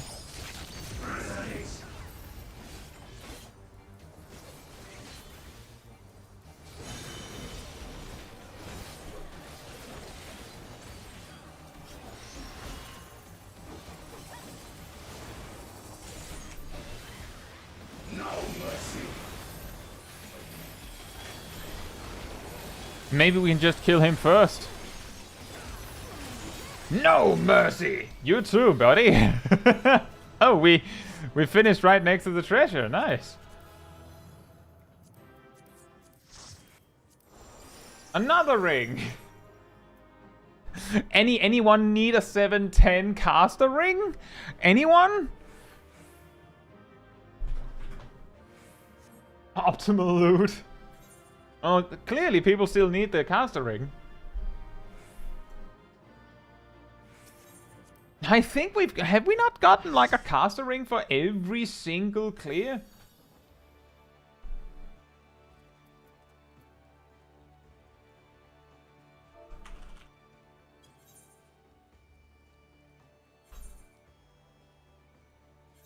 Meanwhile, I still we've seen like 6 caster rings drop tonight. Not one aiming ring. Not one. Not a one.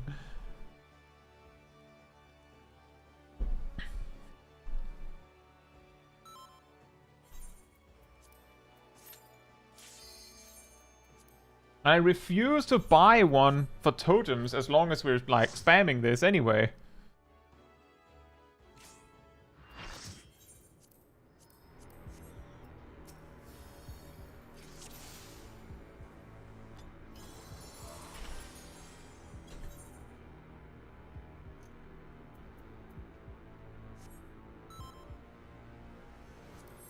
And you're right, Gleaming. It turned out it was recoverable.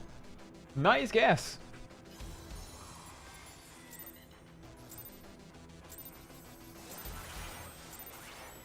This power is proof of my authority.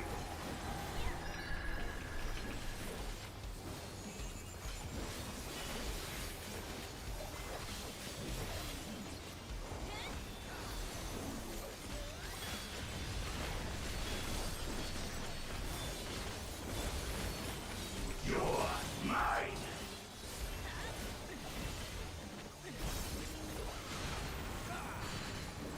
Grenade.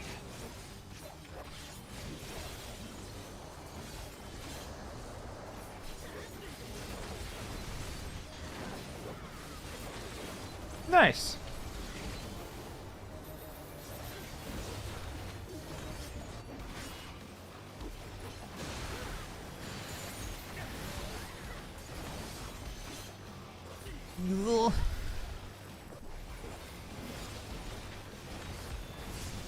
See, you see what I mean? That how like the clump of non-tanks just like sorta like shuffle over to where it seems to be the safe spot, and a big part of it is straight up just people going, well, there's a lot of people standing there, so maybe I should stand on them, rather than, well, I know where I'm supposed to stand. At least for some of us.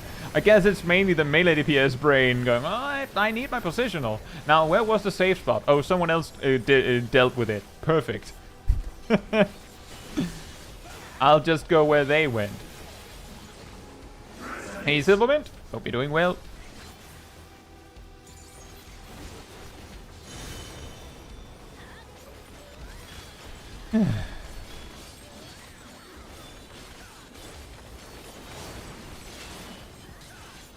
One day I'll get it. It's never my spot.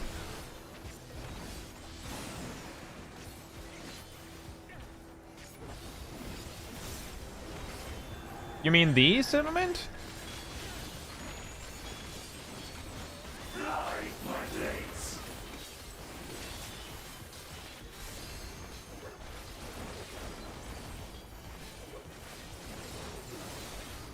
Well, this looks like chaos.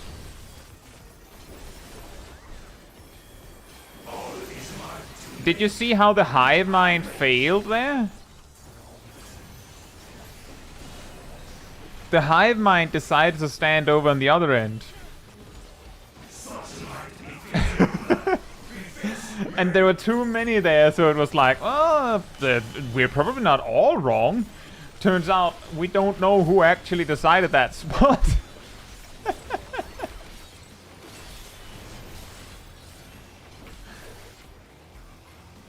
And we'll never know. Because the person who actually chose the spot might not even have chosen it. They're just like, oh, it's probably this one.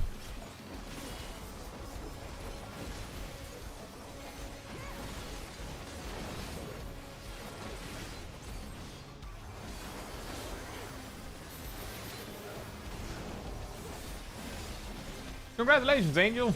And hey, Xanadus. Hope you're doing well.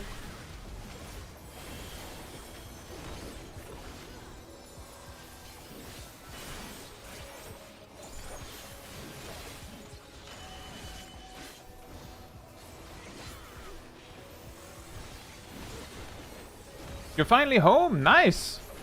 Finally, you can get back to Final Fantasy XIV.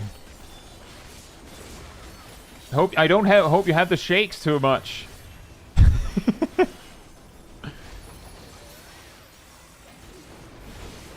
from Final Fantasy XIV cravings.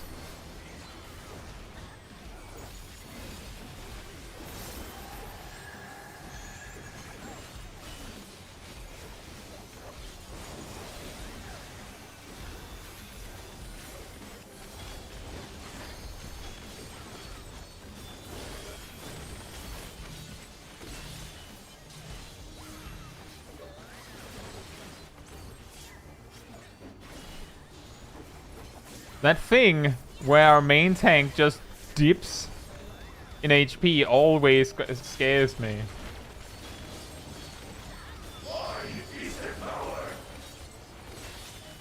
Yeah, exactly, Tay. And in my case, I actually try to plan it so that I'm doing something less intense or less difficult to maintain when something difficult comes up. I just I've just gotten used to just distributing that task to somewhere else, so I'm just not very good at dealing with it anyway. But it is easy if someone else has gotten more acquainted with the mechanic. Just let them figure it out. My will resonates within reality.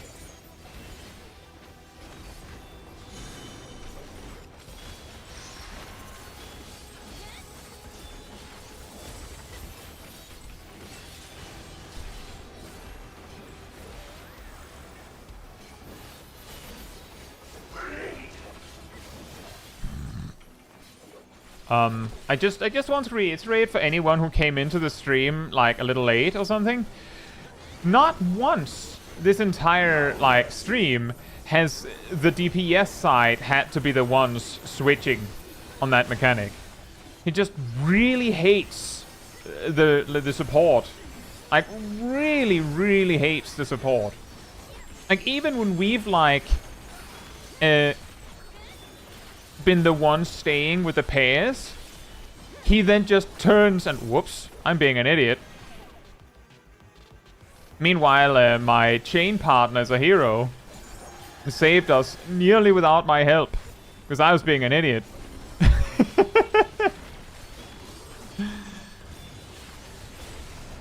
Yes, my DPS partner is too busy entertaining, so I guess I'll have to do the mechanic alone.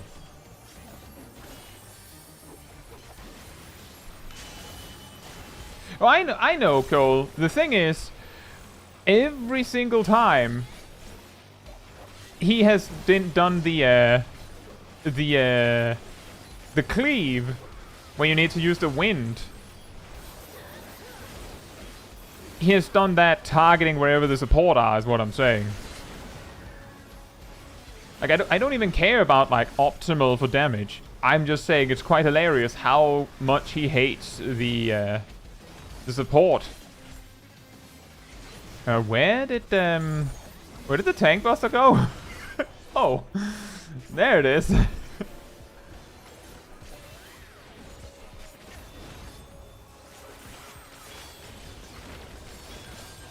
Also, hey Cole, hope you're doing well.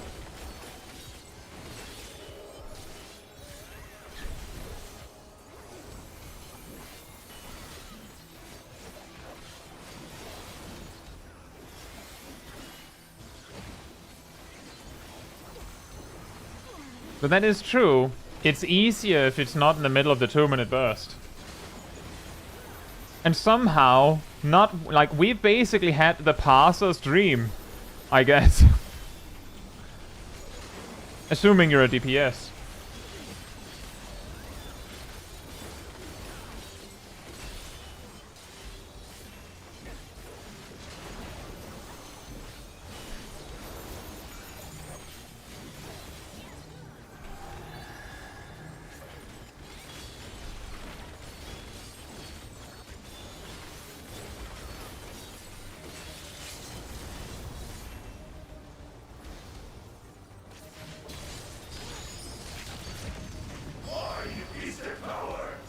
I didn't need to use a gap closer for that. That's kind of stupid. Coming gear to day 1 Savage? Probably not, but we're having fun. I think I'd need a static to do that.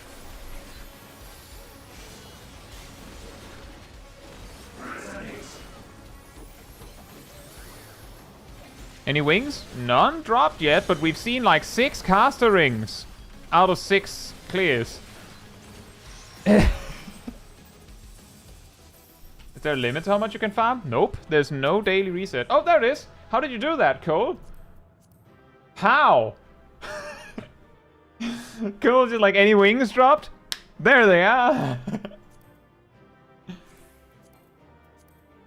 That's impressive. Come to bless your runs. Well, you're not blessing my rolls. Erdal says I rolled a 1. Well, I rolled a 29. That's pretty low. I'd be shocked if that wins. Sip 1. Nice.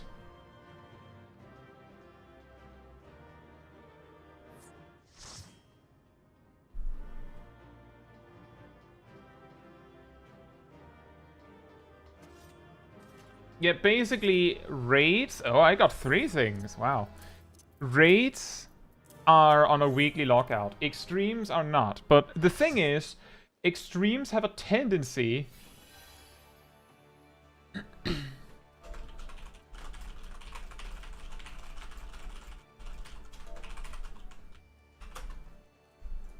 The trials have a tendency to stick to give gear that is worse.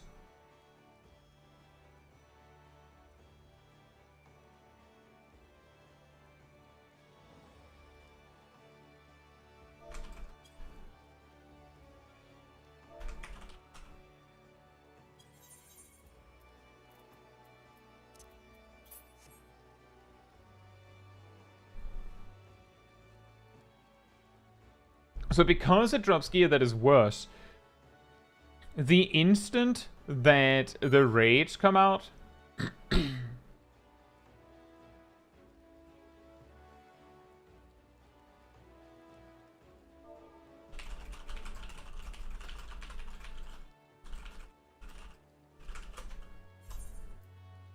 the instant that the raids come out, there are other ways to get gear, or straight up sometimes better gear. Are we going to see the return of Small Kinds Adventures? I don't know, and I don't know when it would be. It's not anytime soon.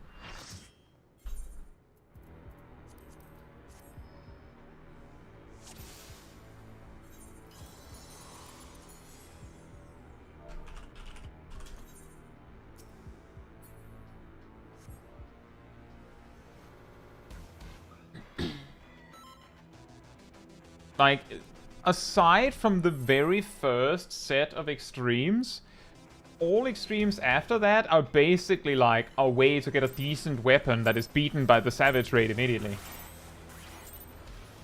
This power is proof of my authority.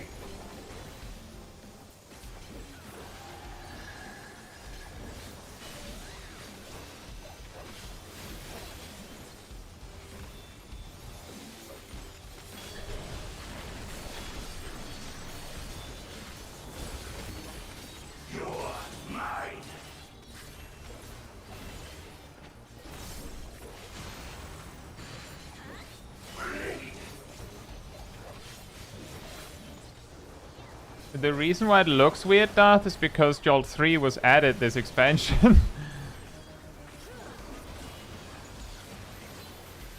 It looks weird because, like, it changed.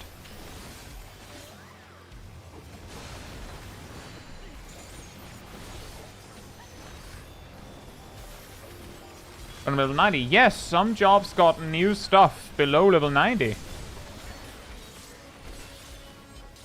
You're going to be shocked when you pick up Machinist. They get Blazing Shot at level 68.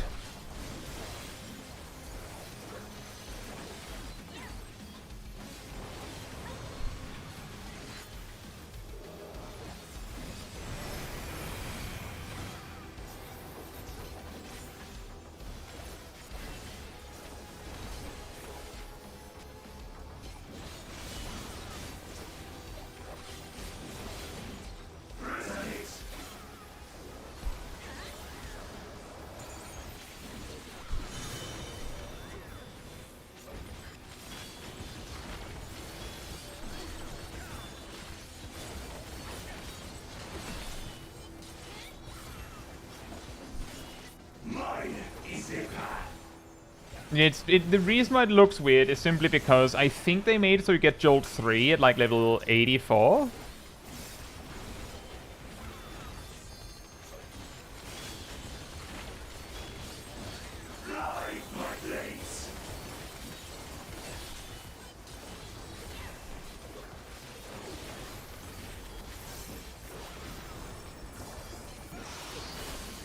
Oh. Right. Ow.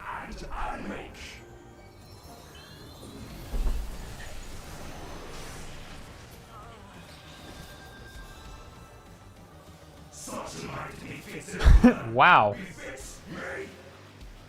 I'll just go out here. It's fine.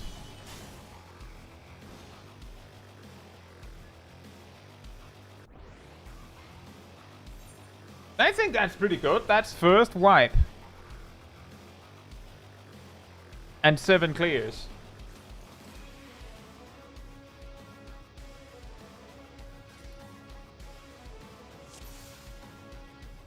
You can solo it. Ugh.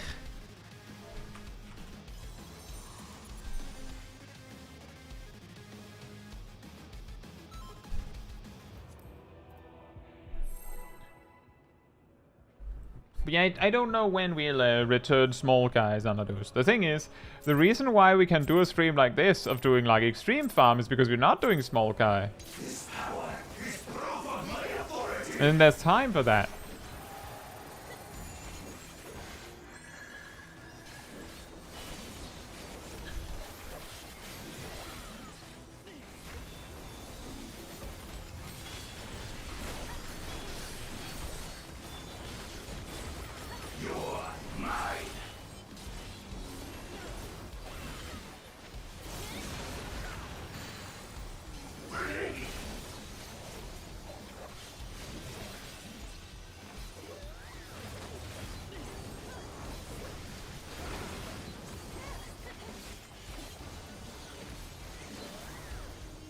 I'm coming over here, hello.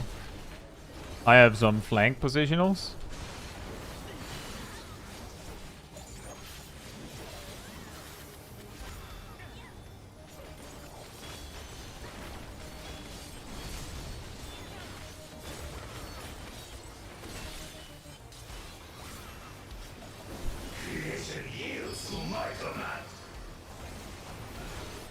Well, need is like maybe... Like, you don't have to do extreme if you don't want to.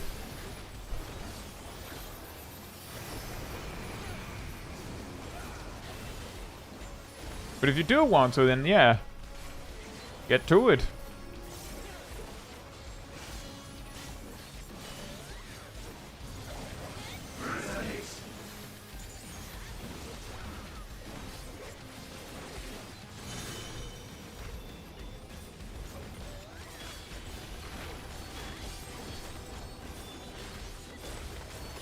It was finally my... by the way, I've chosen that spot every single time. It was finally correct.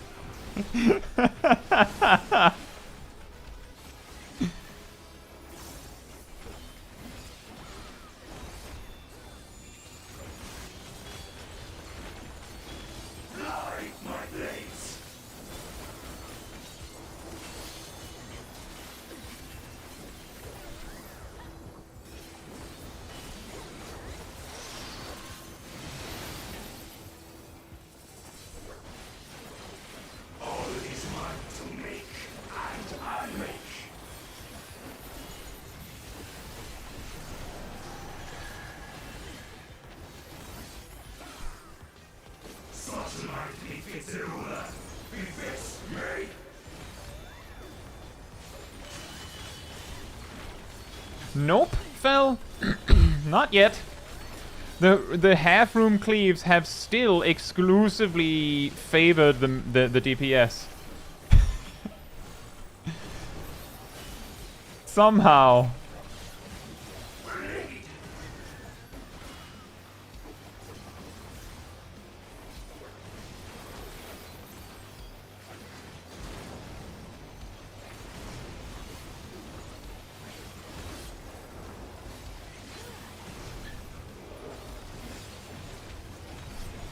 Yeah, exactly. 50-50 chance, by the way. 7 clears.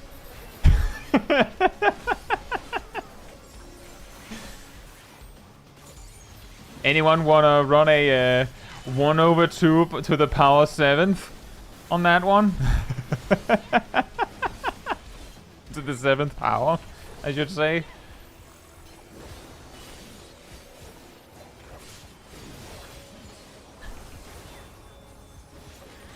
Ah, yes. A critical directed reawaken. Can I have it on my Ouroboros as well?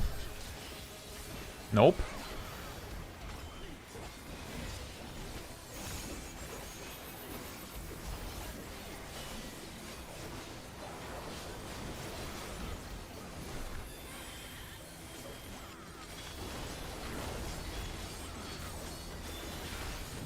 Can I have it on this one? Nope. Uh-oh. Oh no.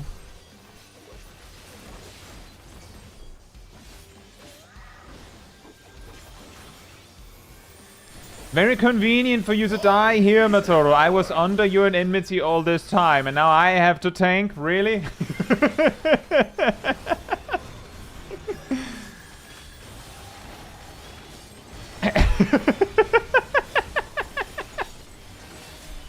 Planned.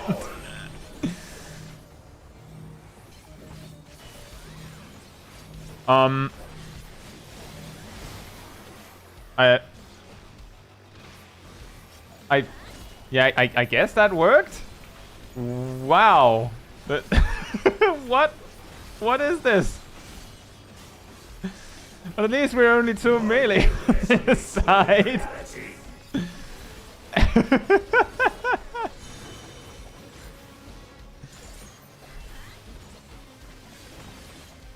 0.78% chance. Excellent.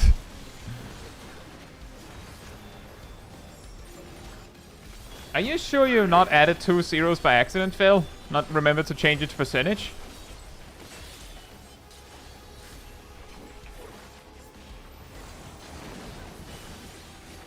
No mercy. I just feel like that many decimals sounds a little much. I think we need tank LB.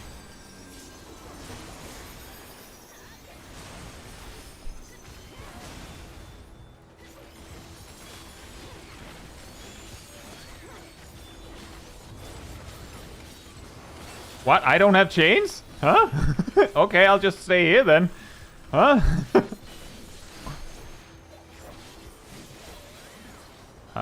We might want to healer LB. Maybe. Not sure. Yes, I think we do. Hurry, Ham.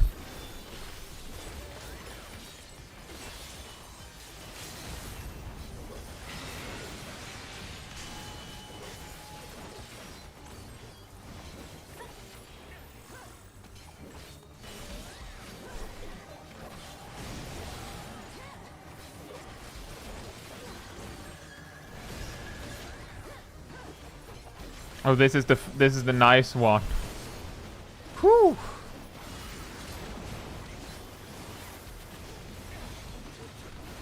We really needed that. Wait, I have one?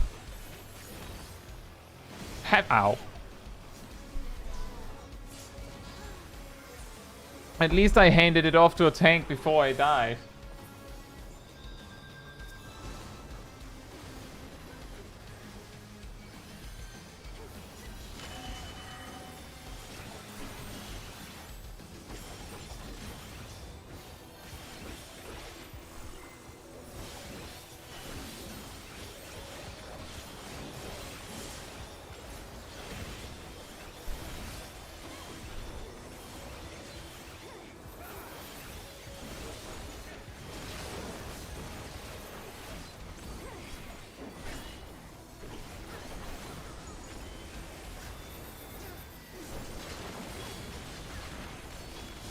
When we have had a good run where we didn't have a lot of deaths, this would have been like 11 or 10%.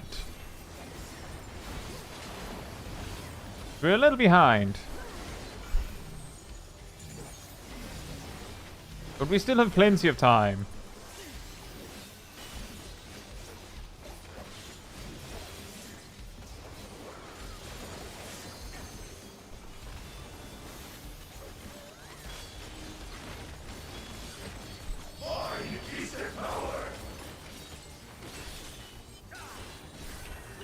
We don't have an LB, like we don't have an LB3 to use for the finish either. We do have an LB, not a big one, but we have one.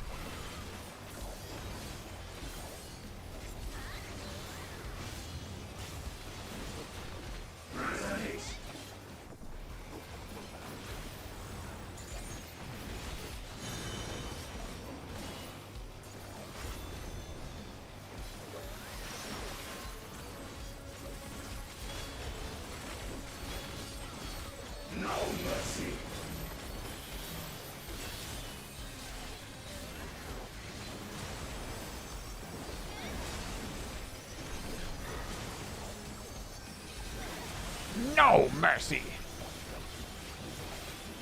Mine is the path.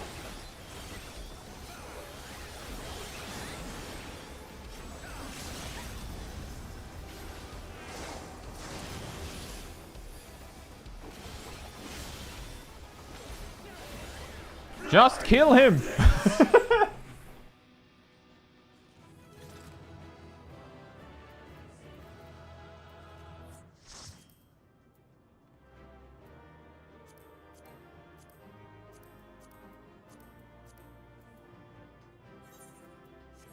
Still no ring drop. Could have recovered without the LB? Perhaps, but see, the thing is, Ham, the power of a DPS LB is not as big as like 30 seconds of a player alive. Mostly.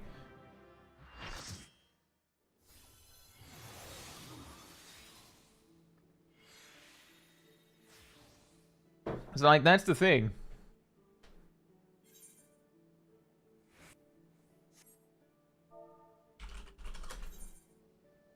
Situation was not that bad? No, but still.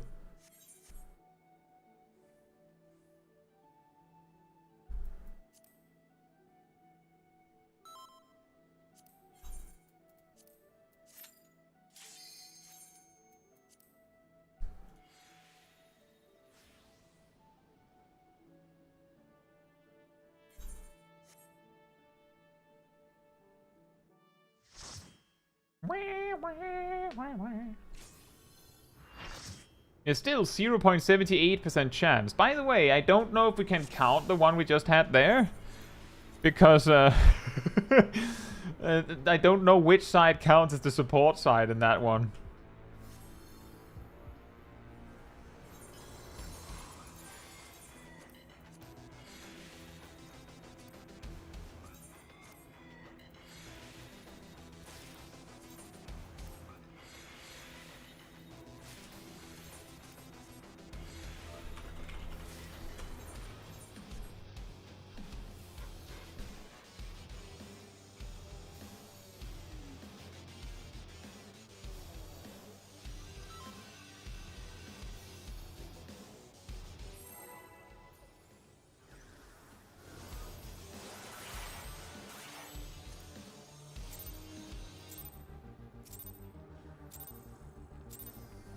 This power is proof of my authority.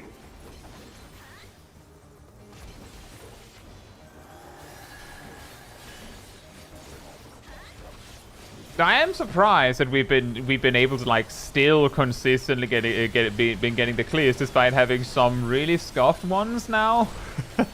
Like somehow we're making it through.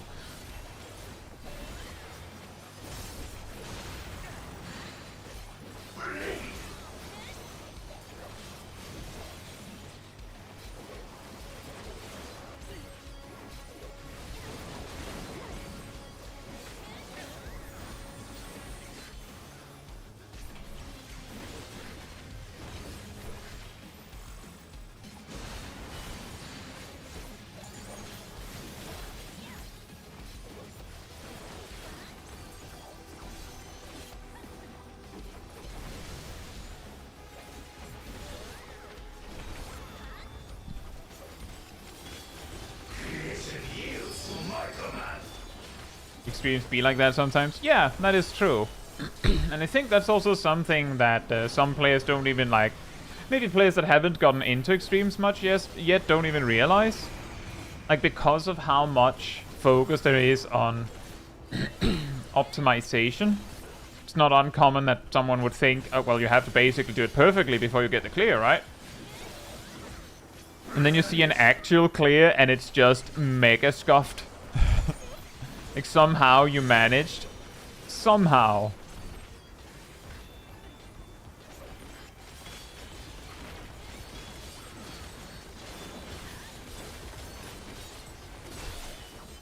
Mine is the path.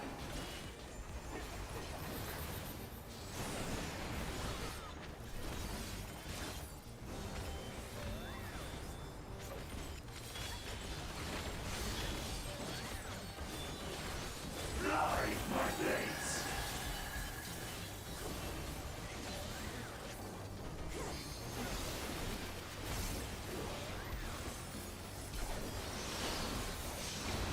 And War Extreme's punishing Scuff quite hard? That could explain it, yeah. With a lot of body checks and stuff like that, that would explain it. Here, like, this boss in particular, it's almost like every time if you go into a mechanic and players are dead, he's just like, well, I'll go a little easier on you. Which gives you a much better chance to recover.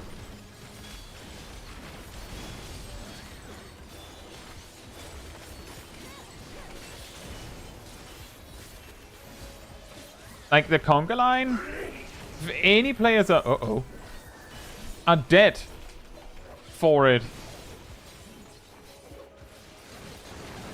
Ow. Ow.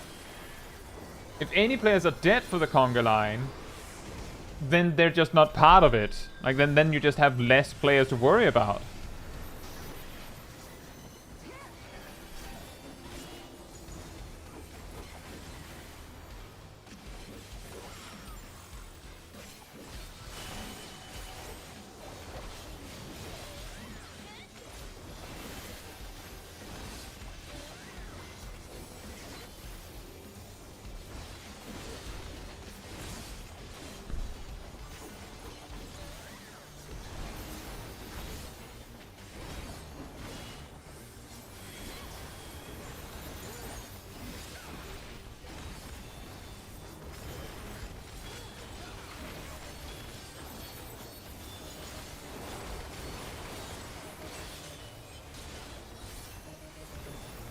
Maybe not in the first set, Obama. But yeah, if you watch a guide and go in, then you should be able to beat it. But maybe not in the first set. It also, of course, depends on how good you are at the game and how good your group is at the game. But, like for this one, for example, when we went in on stream, I think we beat it in the first session. Like the first hour. Or maybe the start of the second, I can't quite remember.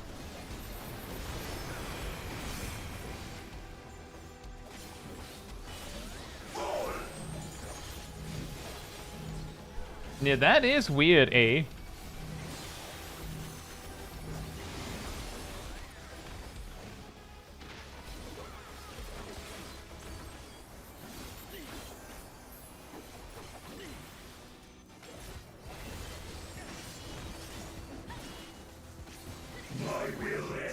With reality.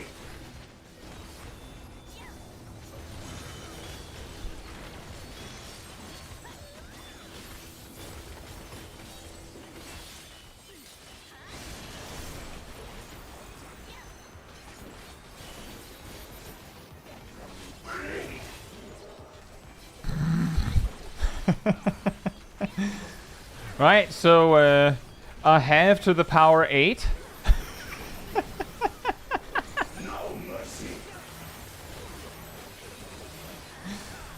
Oh, man.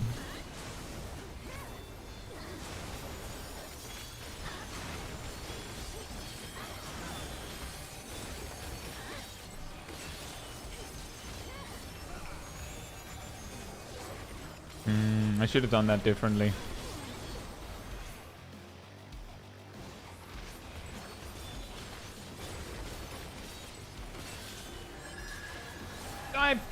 Like, that doesn't change much. I would say getting an extreme down in 2 attempts is quite extraordinary. Especially if it was with randoms.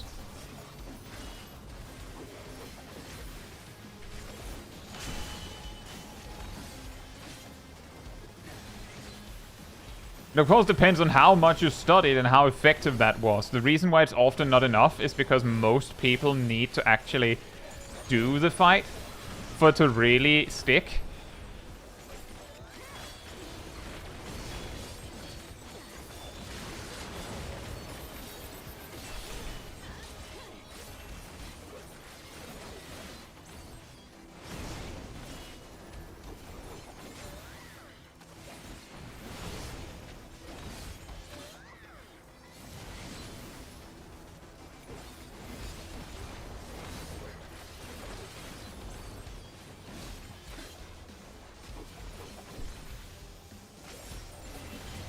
Dangerous Doritos.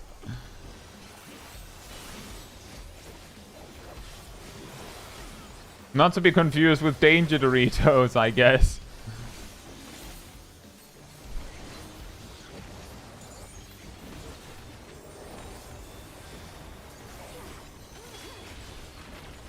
Oh, whoops. We just barely managed to step out in time.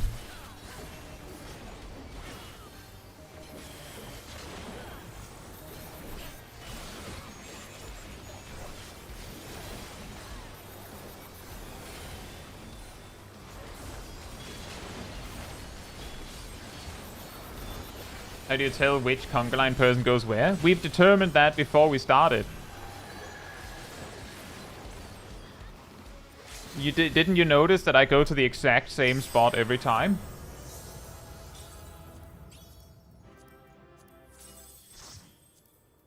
I don't think the aiming ring actually exists on the drop table.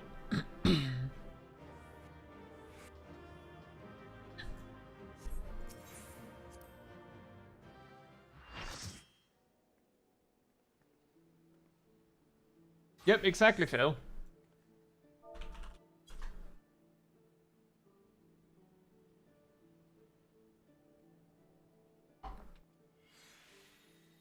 Joel says, I forced a friend of mine to hop into Extreme 2 immediately after Miscuing with callouts, who cleared him and 2 other people that were all blind in 3 pulls. That is impressive. That's the key there, is if you go, yeah, well, there were other first-timers, and then just leave out the part where there's like, oh yeah, but the rest of the raid was like, they'd done it 100 times. They could probably do it with 2 players short. Like, that changes a lot. And that's also the thing, like, when we did it in 1 hour, I know we had at least one person that had like over a dozen clears. And I think we had like 2 or 3. So that changes some things.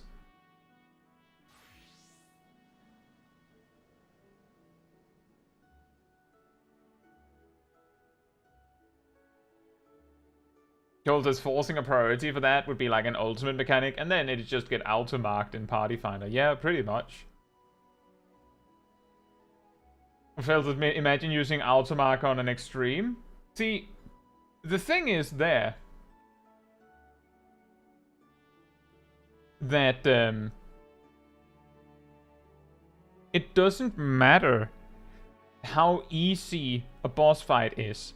The instant you introduce, like, helping tools, you might as well use them, right? Like, that doesn't apply for everyone, but that is how it works. That's usually how it creeps in, is something is so hard that you actually need this thing. Then you go, like, now you're using it, then you go into something easier, and you're like, well, it would be even easier if I use this tool that I already have. And then you end up using it for everything. Because might as well, right? You have it, it's ready, you just choose to not turn it off.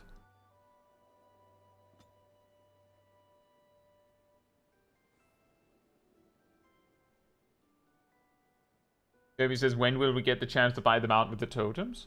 I think others said 7.2, probably.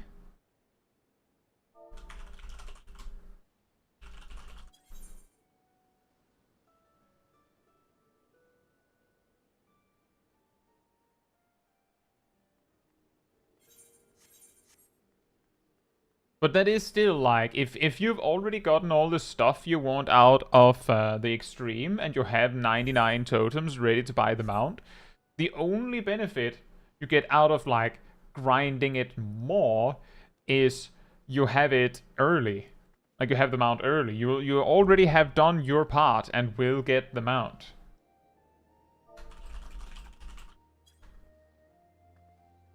So like the only reason you're still working after that is, but I want it today.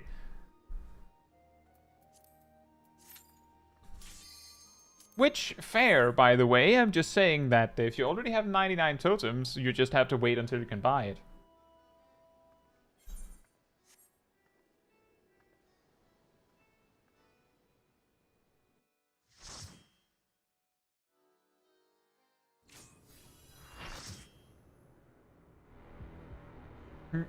That's a good one, Aradil.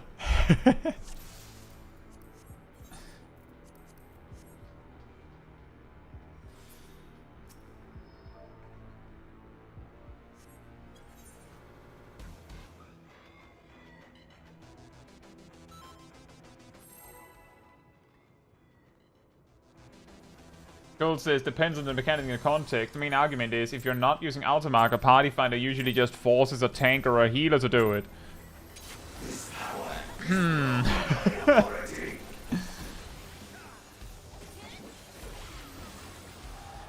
that is true. If that's like the alternative, then it does feel very much like, why does it matter? Who cares?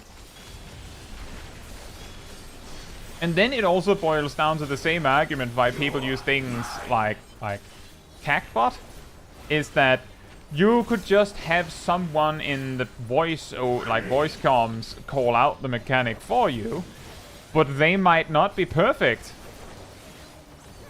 And if they're not perfect, then you might miss something, so why not just have a computer do it? Similar to how automarkers are more perfect than a person.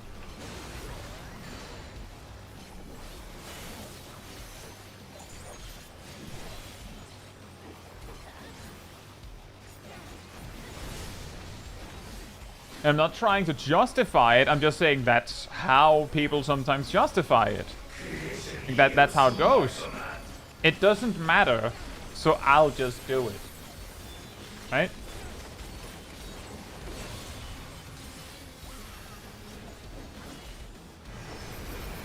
And it's probably also even easier to justify if you are a tank or a healer, because it means that you don't get forced to do it.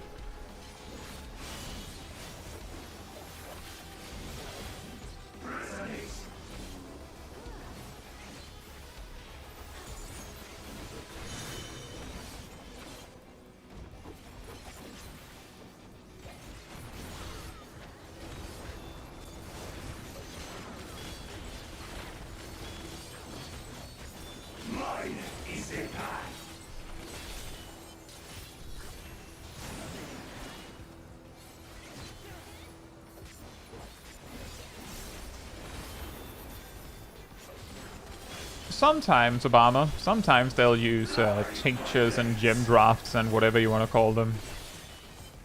It usually boils down to whether, like, they're trying to meet a DPS check.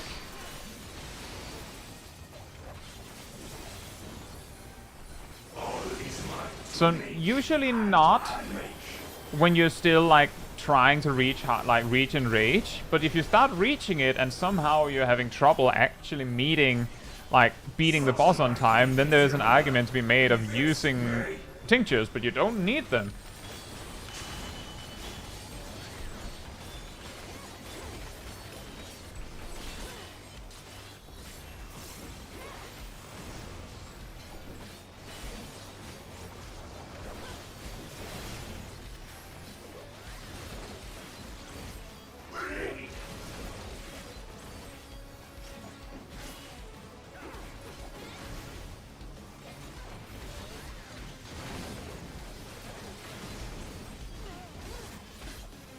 say the full name of the item.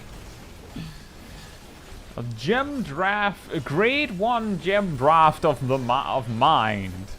Yes, sometimes.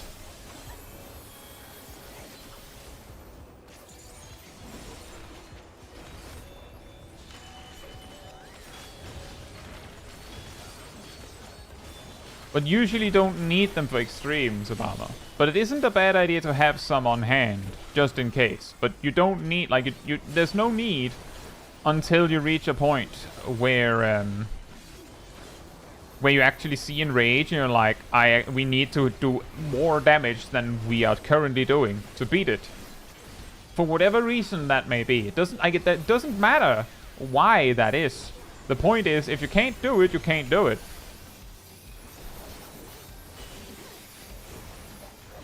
And then you need a potion sometimes.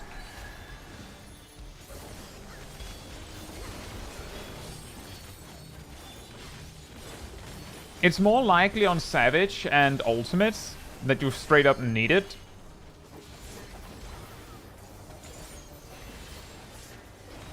And yeah, food on the other hand is something you should, like, typically always have. But see, the key difference between food and potions is that one of the reasons why food is so important is exactly as Phil says, it makes you have more HP. And sometimes you live with less HP than the food gave you. So like you would actually have died if you didn't have the food.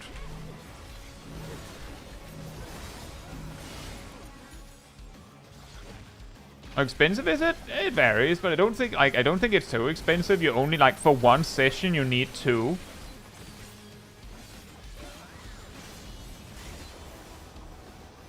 My will resonates with reality. Again, it's relatively speaking, it's quite expensive, but I think one of vegetable soup is like, last I checked it was like 9k. Usually you can't buy just one, but... Wait a minute! It finally happened! No mercy.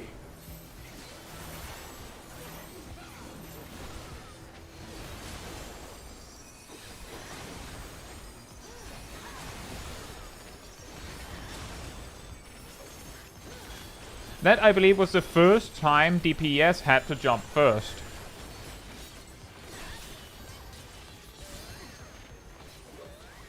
Oh, well, I mean... I guess that solves that. My chain just disappeared. Like, I mean, Derby, you found a way to get far enough away from me. Like, you nailed that one.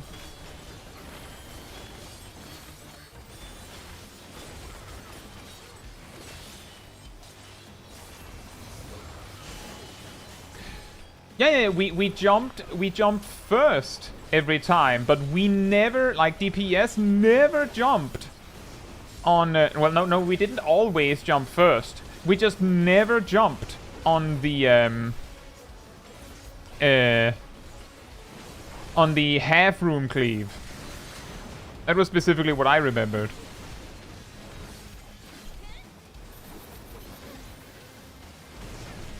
Ah.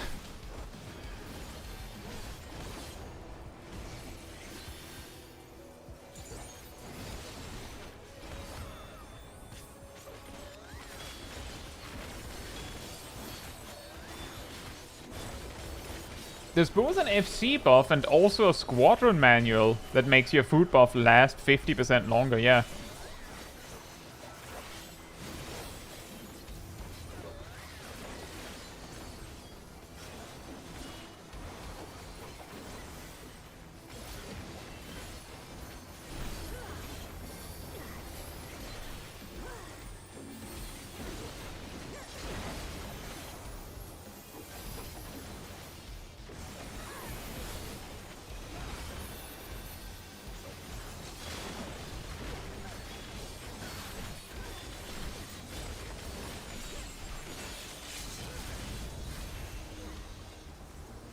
I think I'm not close enough. Oh, I was close enough.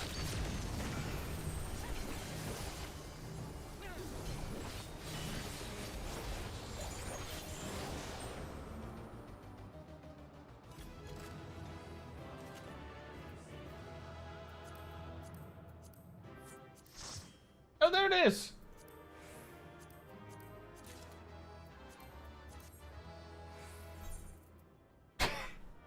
Are you winning? Kind of. Partly. We have seen one mount drop. And Sip won it.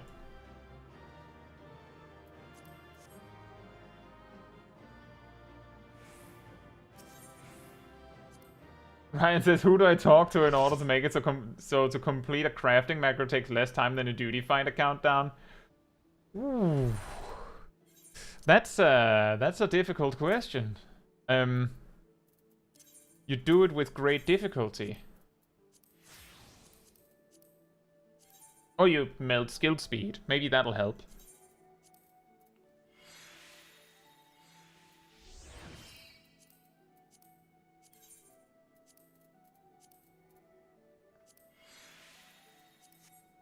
Oh, no, card.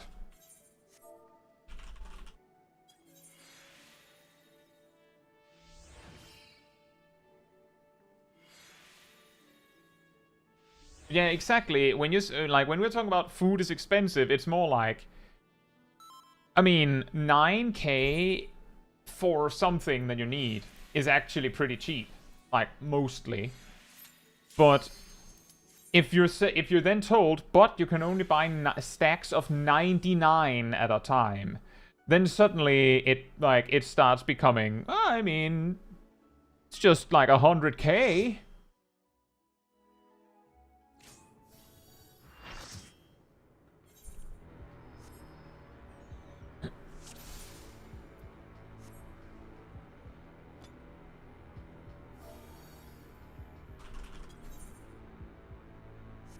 Surely there's someone selling for like 5 of them. Yeah, probably. It was just like more the principle that sometimes it's not just 9k. Sometimes it's 100k at a time. And also that, last I checked, the price on vegetable soup was like last week. So it has probably gotten cheaper.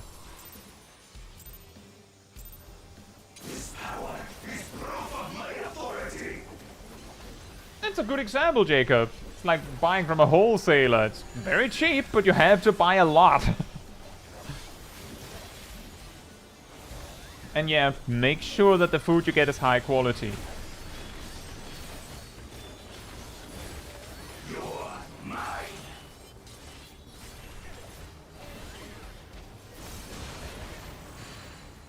Blade.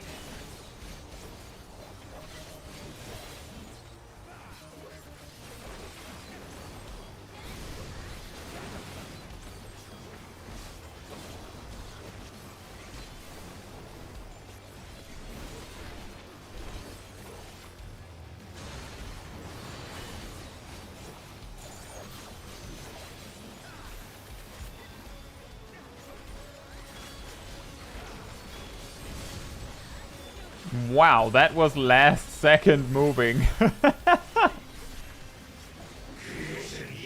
The Glare Greed! We have nearly all things. If we're actually going to use it for anything, then normal quality is a scam. You don't want it. It's not worth it.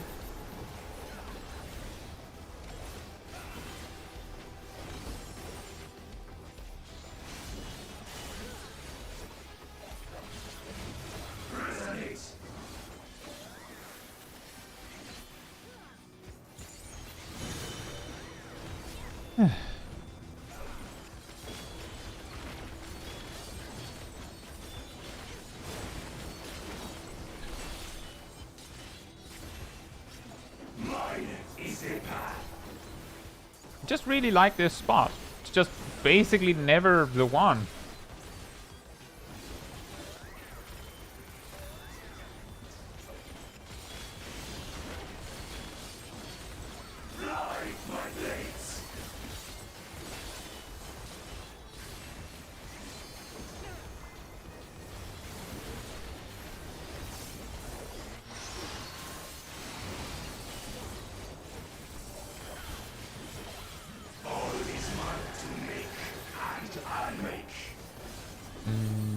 I should probably have done Dread Fangs there, but I can still reach around and fix it. Such magnificent ruler befits me.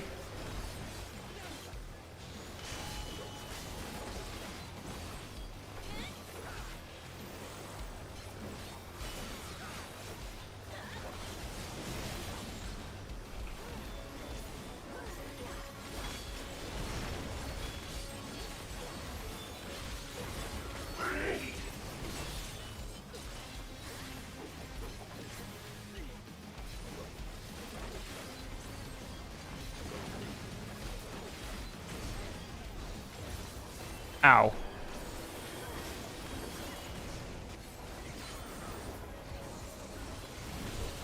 When you don't quite make the donut. Oh no! Not the sip! Not again! I'm guessing that normal quality is just 10% worse across the board. Like, everything is 10% worse.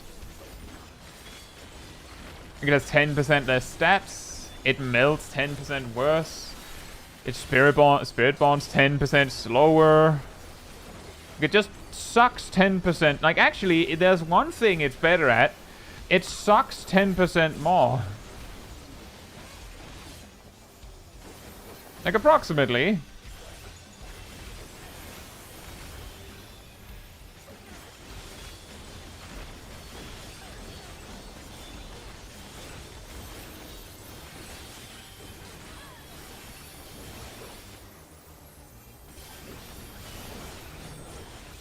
Well, that doesn't exactly help if overmelding really sucks on normal quality gear. It doesn't make it any better. It would be funny if the glam was 10% worse. Yeah, yeah, the normal quality just looks 10% less awesome. Even if you like glam over it, the thing that it turns into just looks 10% suckier. Like the dye you put on is 10% less vibrant.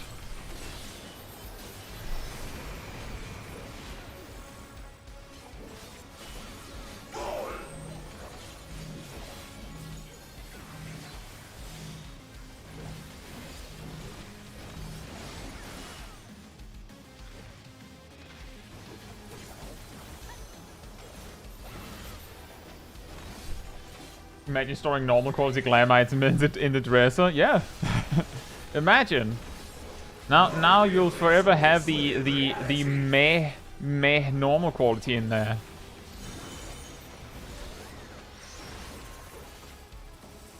The resolution is 10% lower, yeah. Like everything is just 10% suckier in every aspect. That would be pretty funny.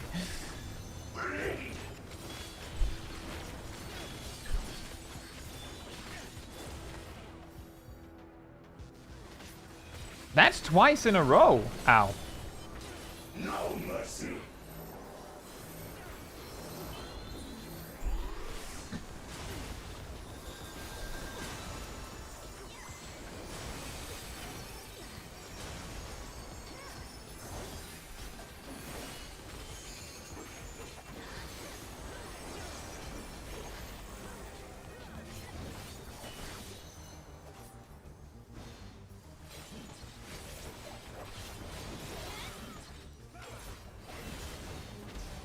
We've gotten the configuration that is so convenient for DPS so many times that I get confused every time we don't get it. Ugh, it's not good. That is not good.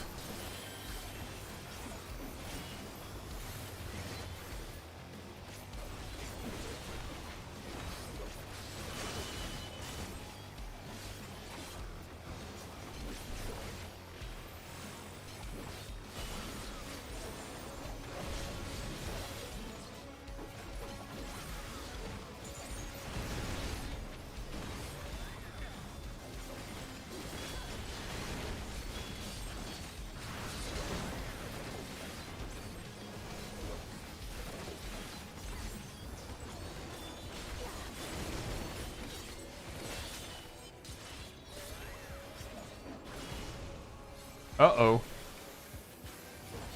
It's not the best time to pick up a vulnerability stack, is it? What a dodge, yeah. I just decisively stepped into the donut, and it just went like, oh, okay, fair enough.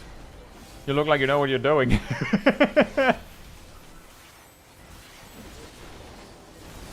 And by decisively, I mean, I wasn't sure how long, like how big the donut was.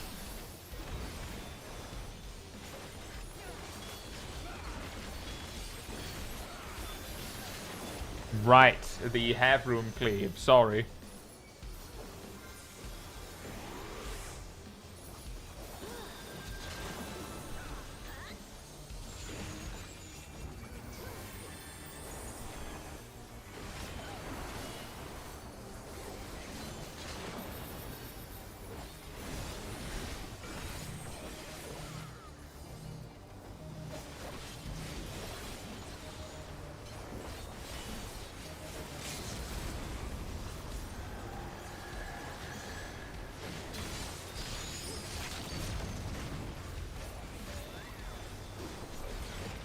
What happened?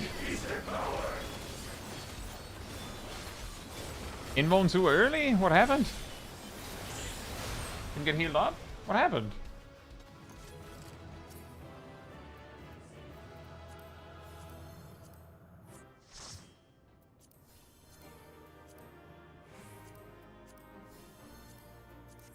Gals was after it. Yeah, that could be it.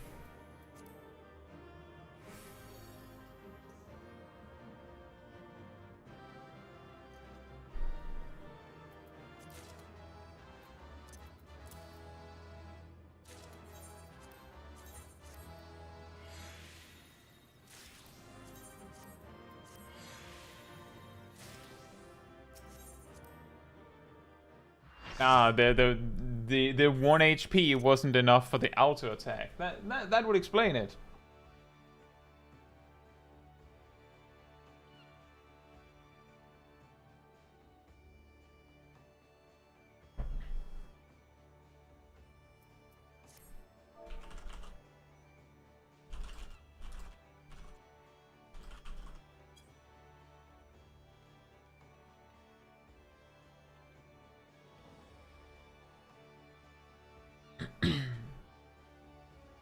Hmm.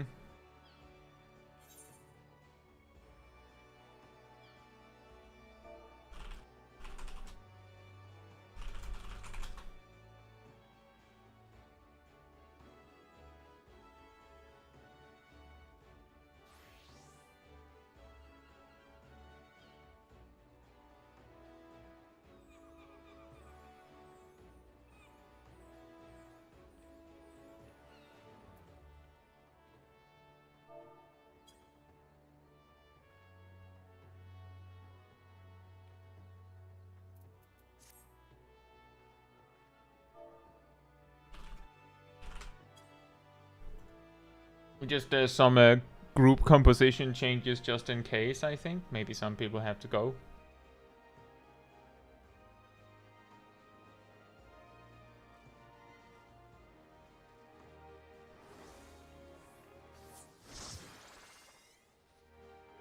Well, that does mean we have a spot. Do you want to join in, Shaq?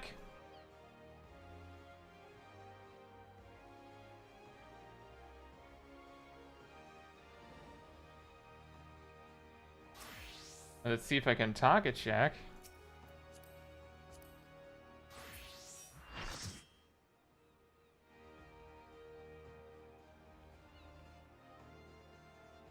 Hey Jeffrey, hope you're doing well. And it looks like we're fine, Jacob.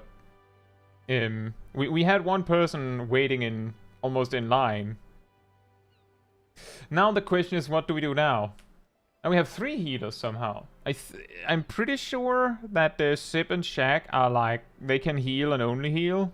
So Derby, if you can tank again, that works fine.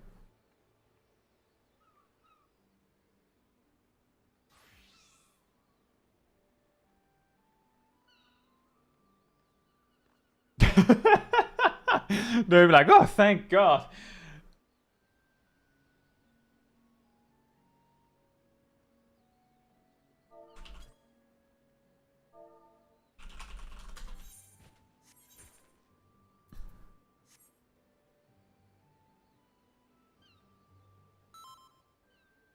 An ominous dome has appeared? What do you mean by that, Obama?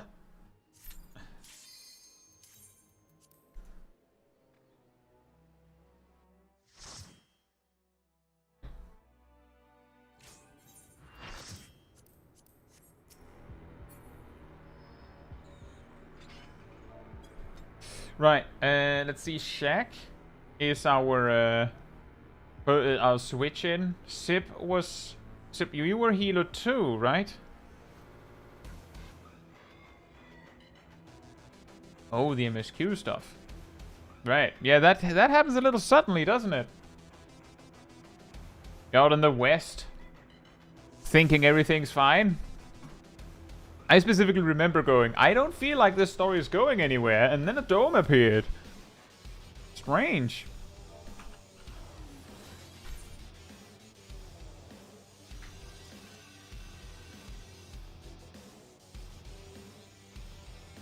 Do you need any direction on this?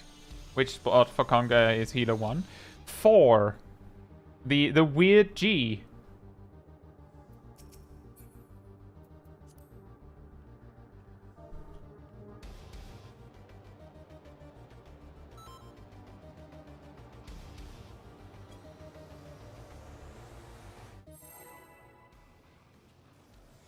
Oh, wow, lucky we did not squeeze into that train. It would have been a very different story, wouldn't it? This power is proof of my authority.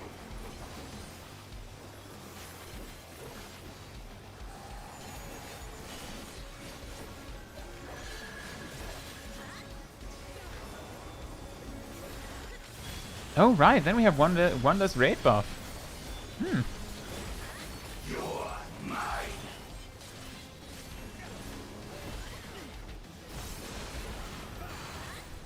Ready.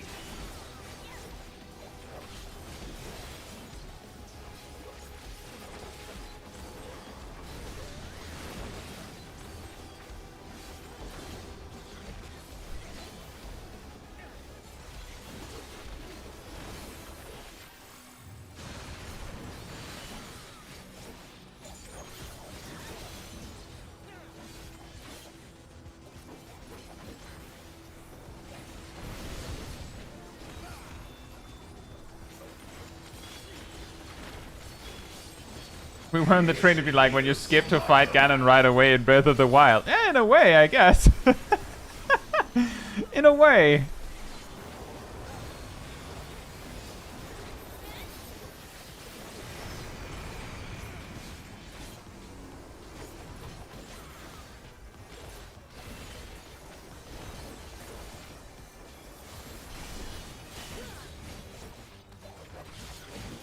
Resonates.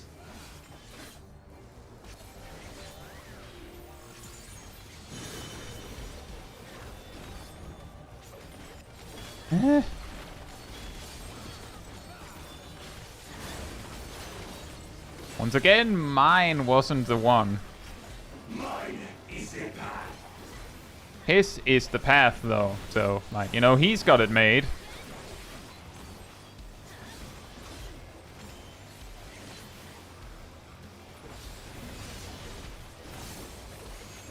Fly my blades.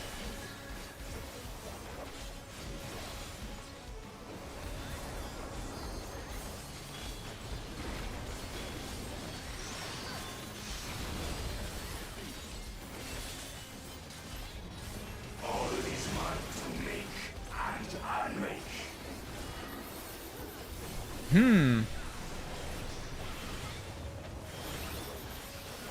Got a little scary. Such might befits a ruler. Befits me. Me! Ready.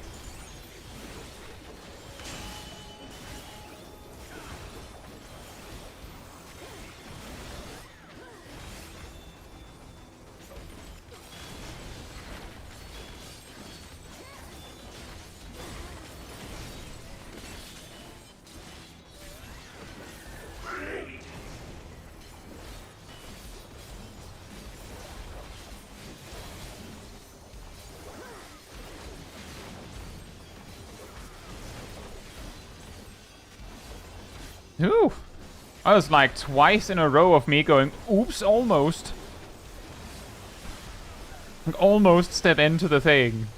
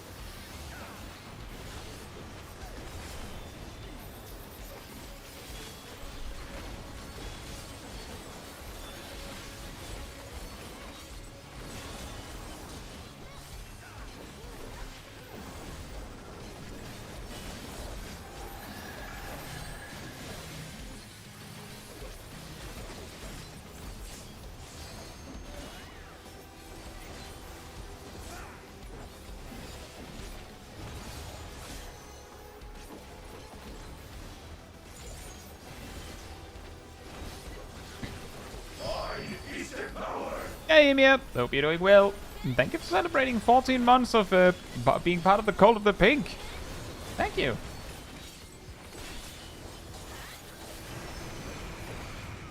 Single target.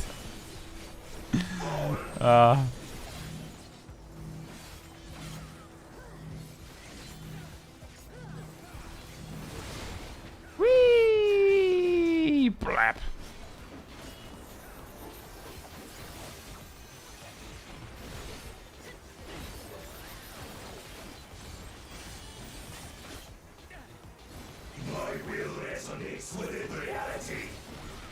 My will resonates with it reality.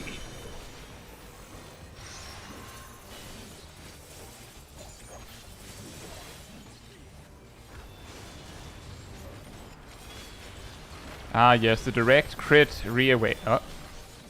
No! Jack!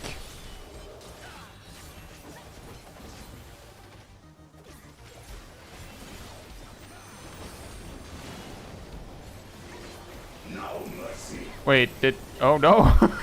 Oh no, Shaq! What are you doing over there?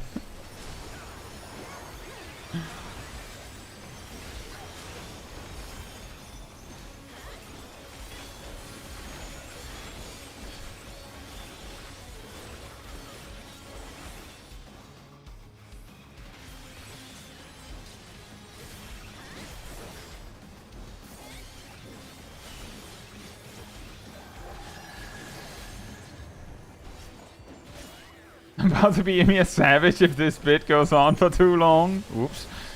Fair enough. What? What happened to you, Neb? No! No! Not the Neb! Raid damage. Oh. Well.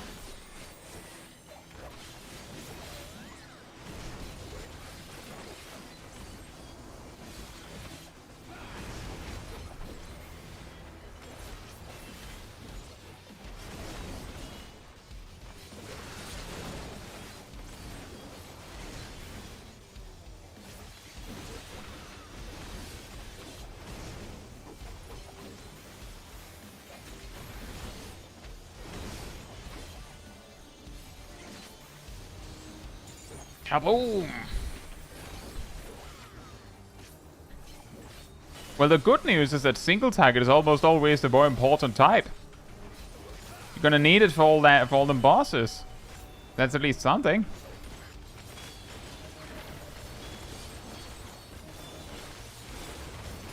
In case the bit does go on.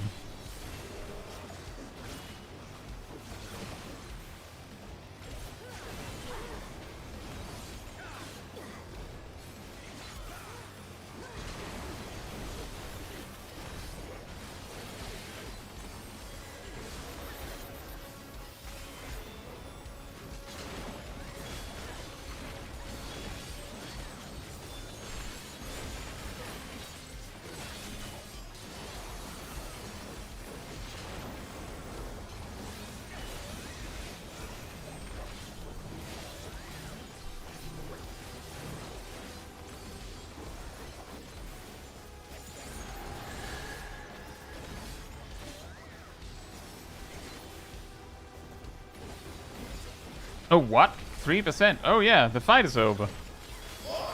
Oh yeah. I forgot to click the limit break. Oops.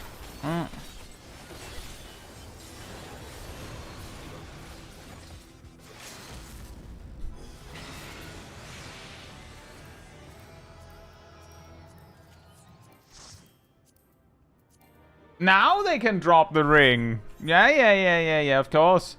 You see, it's the desire sensor. It figured that I don't need it anymore. So now it can drop.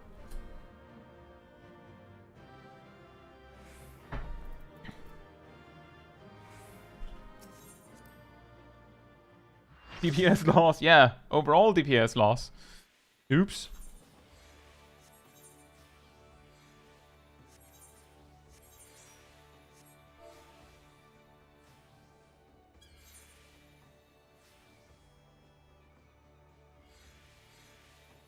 The real reason the Monster Hunter collab happened was for Square Enix to implement the desire sensor. Yup.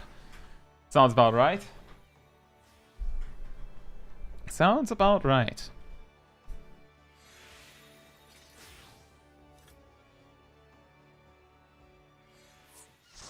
Siren had to suddenly go.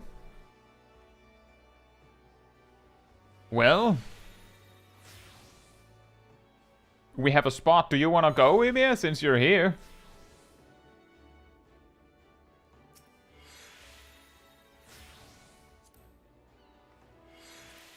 Have you done this? You don't know the fight. Oh, have you seen a guide or anything?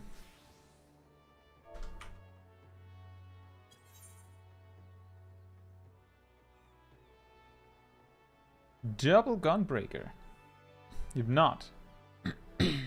I mean, I can, if it's easier, I can try and switch to tank, but then I have to figure out how to tank this, if you'd rather DPS.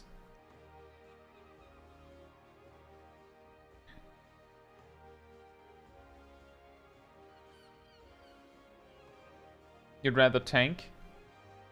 Okay.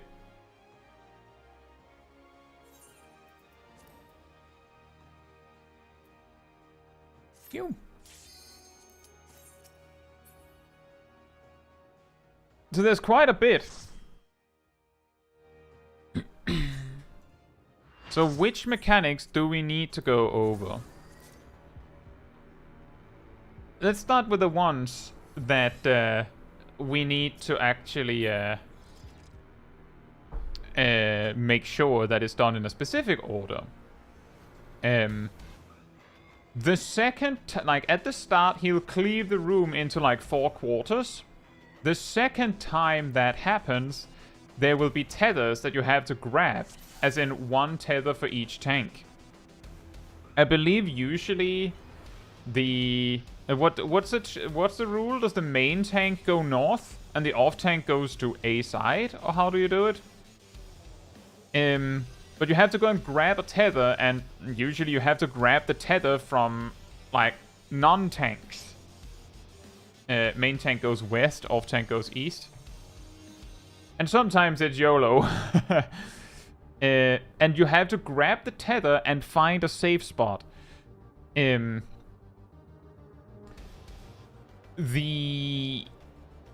Another thing, what's next that is important to take note of is, hopefully you saw the backward half and the forward half.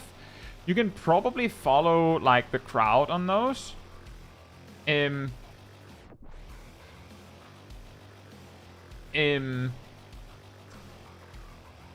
When he switches the arena into, like, the 5 squares, the first set of swords come down, and he will activate 2 of them, and then he will cleave half the room at the same time. Again, you can probably, like, watch where everyone else goes.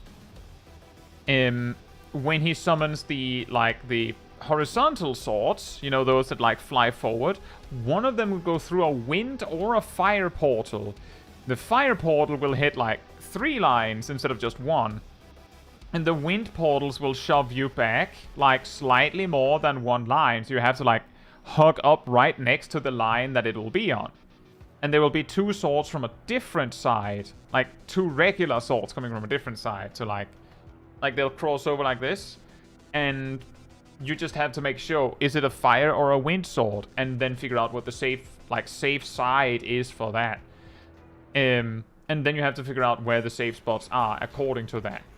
Again, you can probably get away with just following where everyone else goes for that.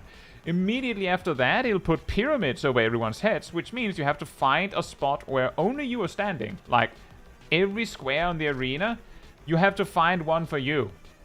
If 2 players are standing on the same square, they die. So you have to, like, run away from everyone else and find a spot for you. Yeah, look at the floor in a way. Not really. It's more like look at everyone else and find a square. Like, it's a 4x4. You just have to find one square no one else is standing on. When you come out of the 5 slots, like Titan from Eden, I don't think Ymir did that one on Savage. When we come out, he will do, I believe it's called Projection of Triumph, which, like, puts 16 swords down on the arena. And there will be, like, orbs and donuts coming in from the side. When an orb hits one of the swords, it'll explode in a circle AoE, but the circle AoE will be small enough that if you stand perfectly between 2 swords, you will not get hit. If a donut hits one of the swords, it'll, of course, explode in the donut, and if you stand on the sword, nothing happens. You're fine. And if you stand between 2 donuts, you might die. I know a DPS will die. And that will, like, they'll, like, float through, so you have to, like, keep track of all of them as they come in. You don't have to keep track of all of them, but you have to keep track of the ones coming at you. And position yourself accordingly. He will then do the backward half or forward half thing that he did early in the fight, where either he'll do backward half, where he'll jump backwards and cleave half the room and in front of him, or he'll do forward half, where he'll cleave, like, he'll turn 180, or like, he'll jump forward, turn 180, cleave half the room and in front of him. So, like, you have to keep track of all this because these 2 mechanics are happening all at once. For tethers, I go east, and for the rest, I adjust as needed. No, there's more mechanics where you have to do something specific. I just haven't gotten to them yet. Speaking of which, after the Projection of Triumph happens, and you're not supposed to understand all this in the first go, but if you have no explanation of it, it'll be harder, I think. After the Projection of Triumph, you'll do Projection of Turmoil, and that's what these markers are for. Everyone gets a debuff, and a wall appears on the north, that like a line that slowly comes towards us. If you touch the line and you have a debuff, you will explode as a stack marker. As main tank, I believe you stand on 1. As off tank, you stand on 2. And you take it alone. You need to use defensives for this. Then, once yours explode, you go down to B and help melee 1. That'll be Matoro. Then, when that explodes, you go down to melee 2. That's Mei. And help. And you just, like, follow the line down. Each explosion being softer and softer as more people participate. But the important part is knowing where your spot is on the conga line. When that is done, he will mostly, like, reiterate mechanics in different combinations. Notably, the second time he does Projection of Triumph, which was the orbs and donuts thing, he will also do the tether tank busters. There's also a point, I think, is that after the conga line, where he'll do a tank buster on the main tank, and because you're 2 gunbreakers, well, you can't do it all with 1 tank. You're going to, like, one needs to do the first one and another needs to do the other one, and the second one comes later in the fight, I think. But basically, after that, he repeats mechanics, and if you have understood all of the mechanics, then you just need to understand how to deal with the mechanics in these other combinations. Right. So who's main tanking?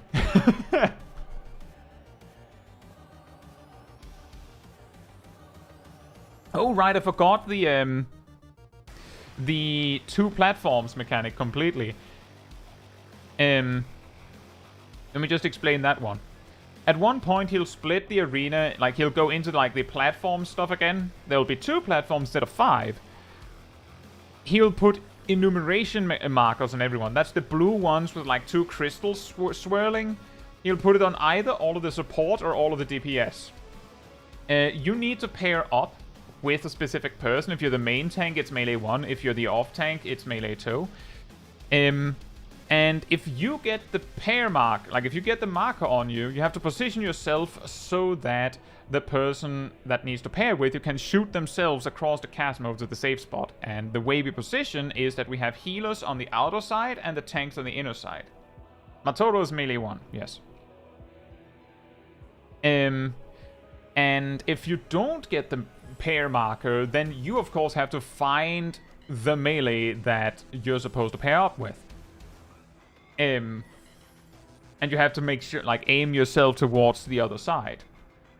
Then he'll, like after that mechanic, he'll fight a little bit. Then he'll put down swords and copy the swords and the pyramid marker. So again, you have to find a spot for yourself, but as long as, like, tanks on one, like tanks and healers on one side and DPS on the other side, as long as you use the front 4 squares that are safe from the swords on both sides, then you're like, the pyramids don't matter. Like, don't stand on top of someone else. Then he will do the backward half or the forward half, and one side of the room has to jump. Again, you can probably tell if your side is supposed to jump, because other people will start jumping. And you have to shoot yourself across with, like, a wind tornado. Again, aim. And after that, he'll put chains on everyone. You know, like the vault. And the team that didn't jump yet has to jump then. And the team that did jump has to, like, pull away a little bit so that the chains break as soon as possible. And then that phase is pretty much over.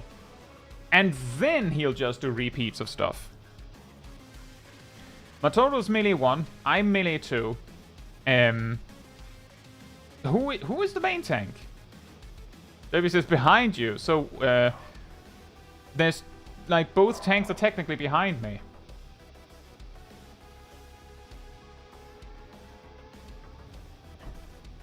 Rex says, I like how there's just a gunbreaker standing in death wall and a white mage healing them endlessly. Well, they need to do something.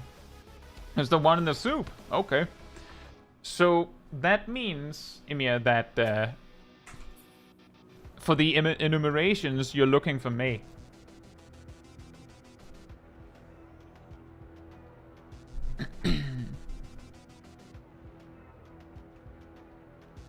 That's what it said, be right back. Let me...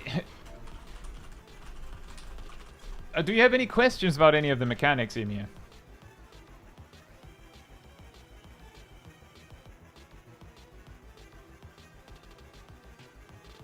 Not yet. Understandable.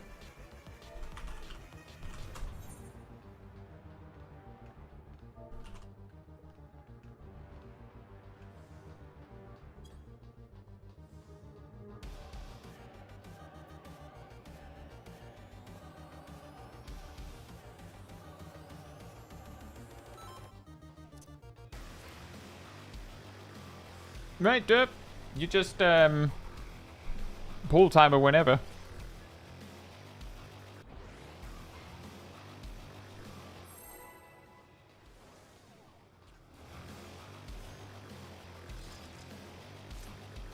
Yeah, exactly, Rag. That's a trick to get, like, an extra edge of shadow in the opener. This power is proof of my authority.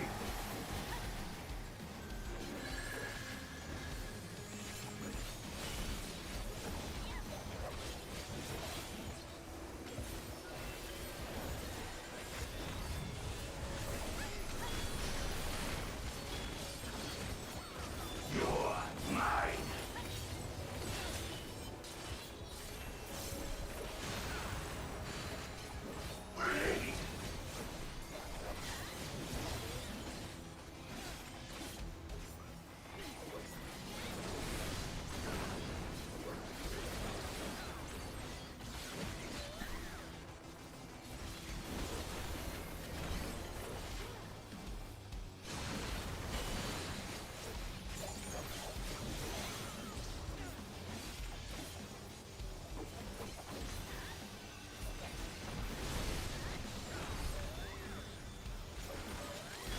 Wow.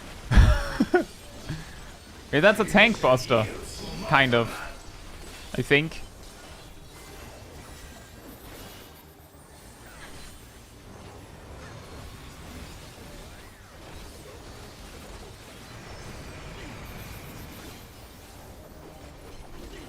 It definitely busted a tank, indeed. I guess that's the quality check. Did it bust a tank?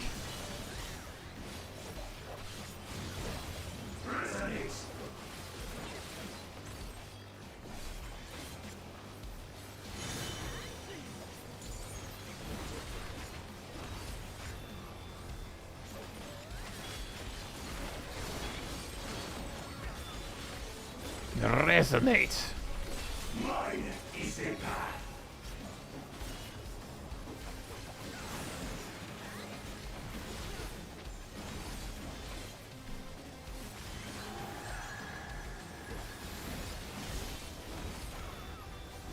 Fly, my blades.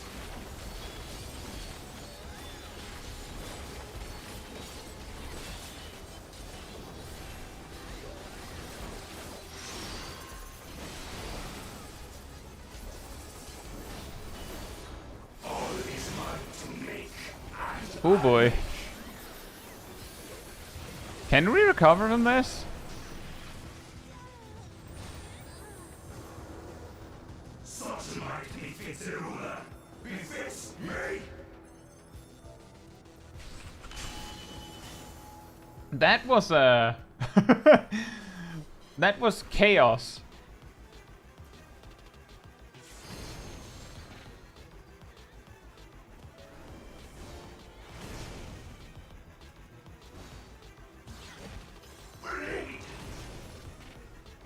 Backward half.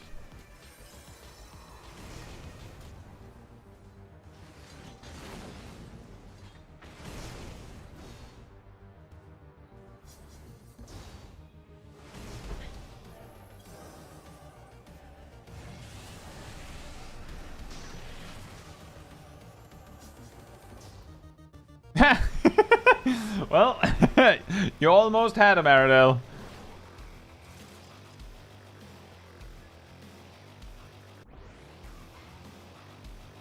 So any questions, Emir? There's a bunch of things that went wrong there. That's the first time that mechanic went that badly. Not like multiple people like goofed it for that to happen like that. But do you have any questions?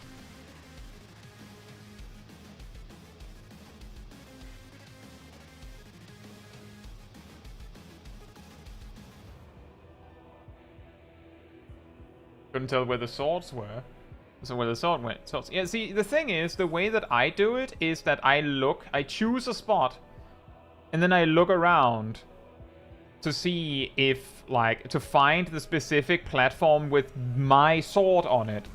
If the platform with my sword on it glows, then I start looking around. If, like I try to see if I can find another spot that is safe. And if my sword doesn't glow, then I wait and see. If he cleaves my half of the room, again, then I start looking around. But at that point, I'm more likely to look if someone else, like, has a spot. Like, if 16 people, well, if 8 people each choose a platform and stand on it and look, is my spot safe? There's a chance that at least one player found a spot that is safe.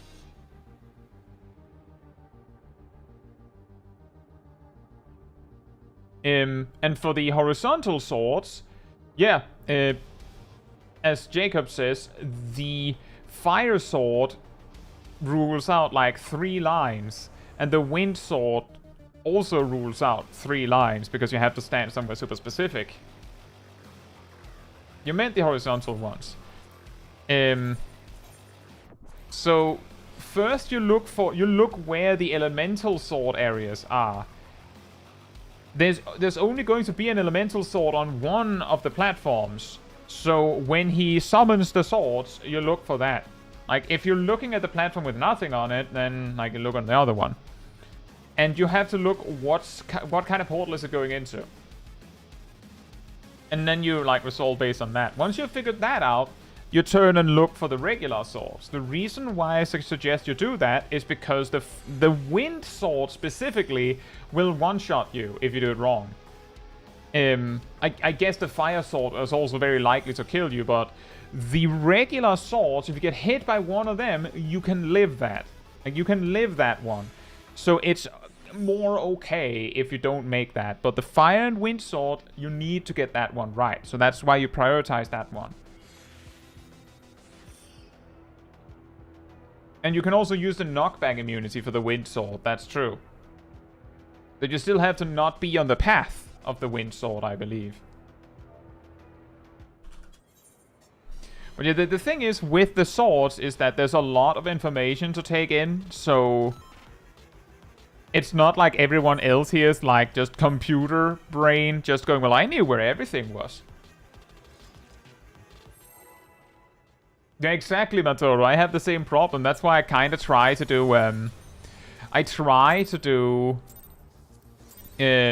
Reawaken at that time, because I don't have to think so hard on that, weirdly.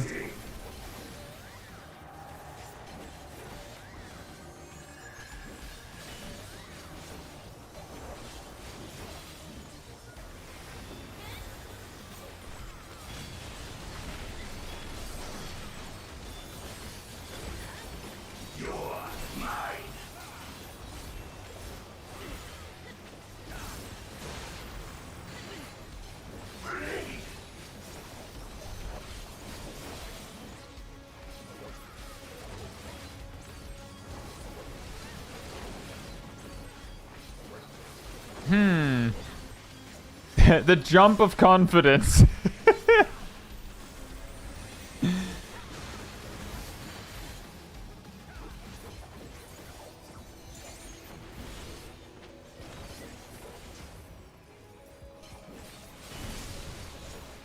Oh.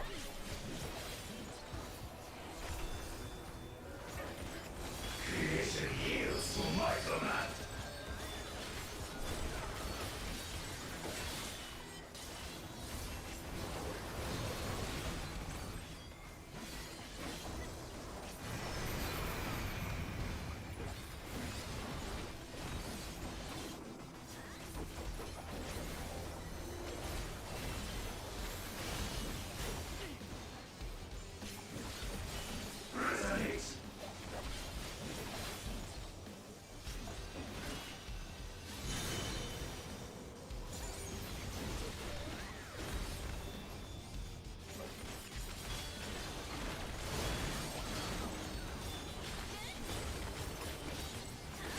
Mine is the path. Mine is the path.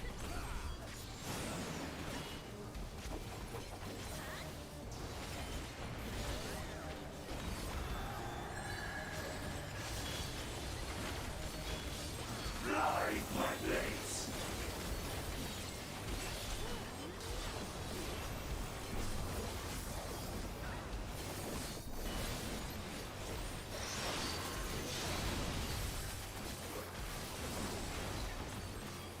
All is mine to make, and There you go. We changed nothing about how we deal with that mechanic, and somehow it worked the second time. Isn't that weird? such might befits a ruler. Befits me.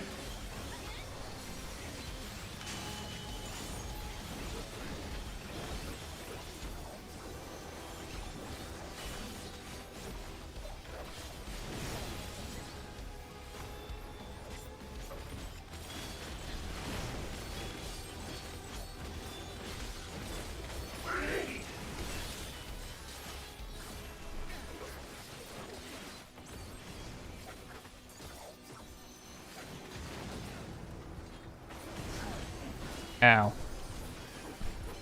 You're right. The donuts.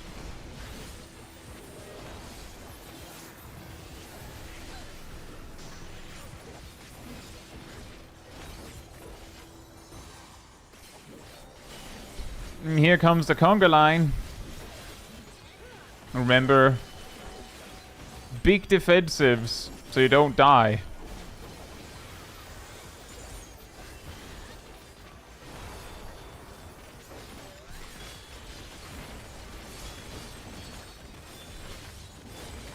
Oh wait, my solo's dead.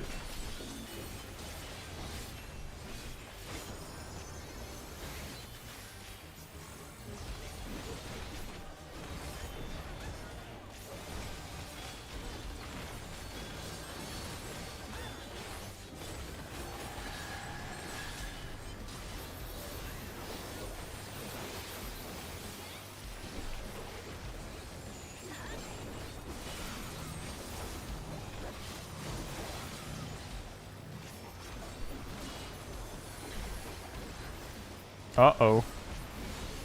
Well...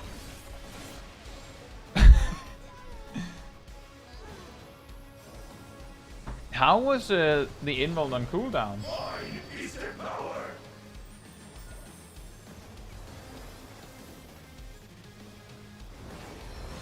That is an awkward time.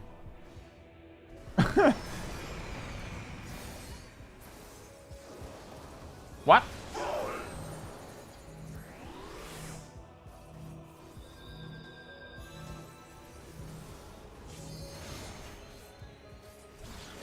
Well...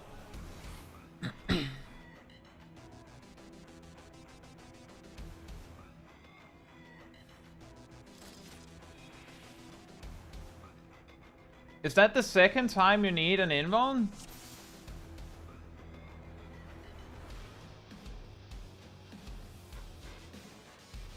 It's the first time.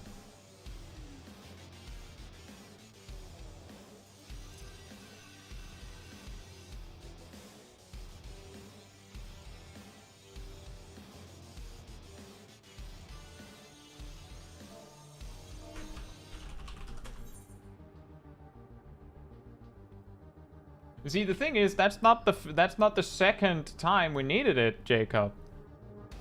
But yeah.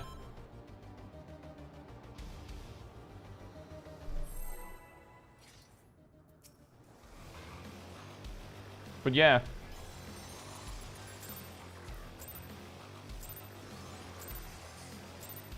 This power is proof of my authority. It gets a little crazy there.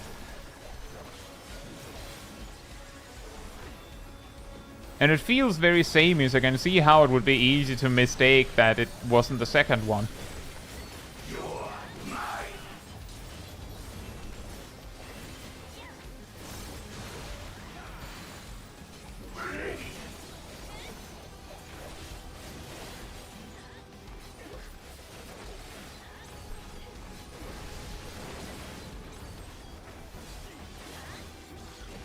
Yeah, I wasn't even sure either, as I said, on which one it was.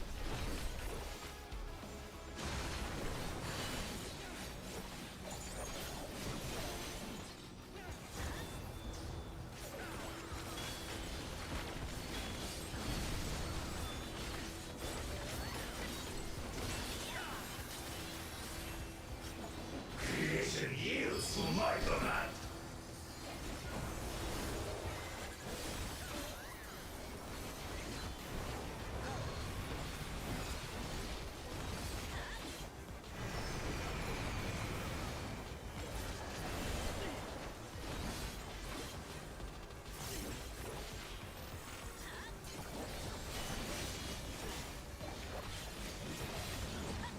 Resonate.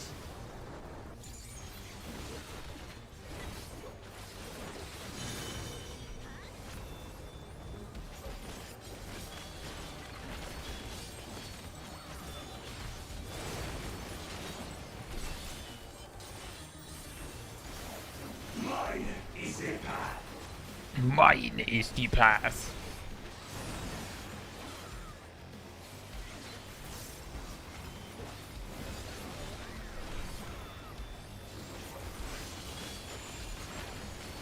Fly, my blades.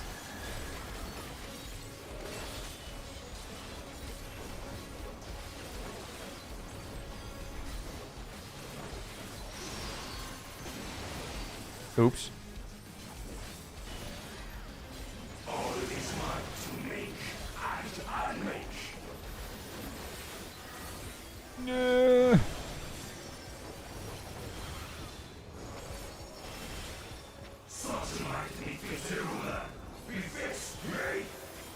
It's as close as it was going to get. I basically got the healing to survive it as the damage was incoming.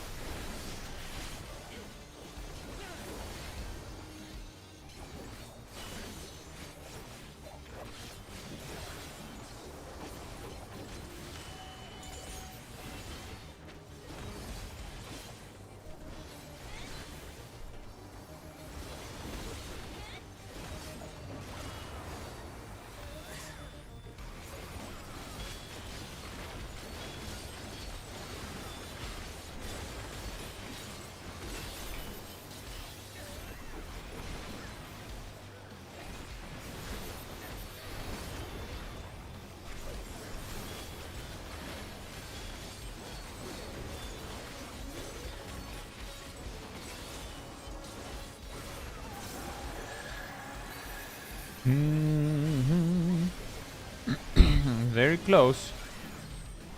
And here come the tank busters.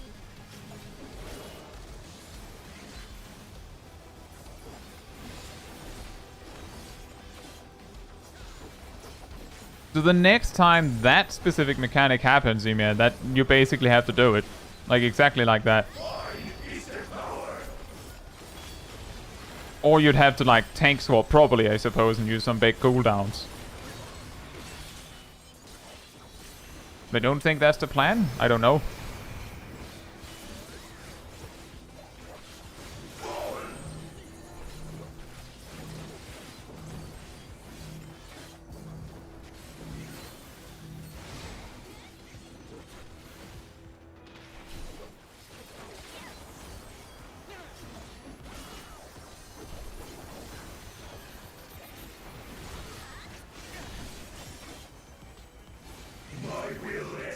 Within reality.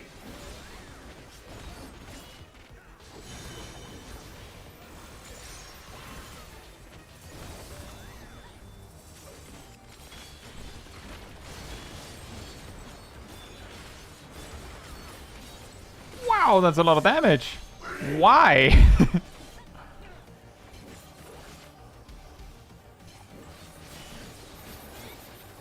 Oh no. No mercy. Yeah, you have to angle it.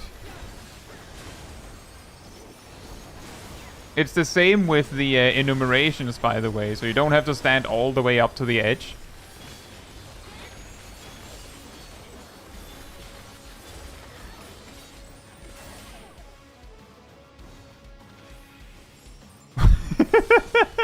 Just do it like that, right? That would have been way funnier if I was like, yeah, by the way, you have to angle it, and then I just promptly fall off.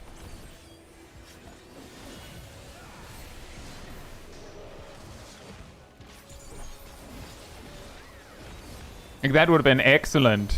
Just like the comedic effect would have been off the charts.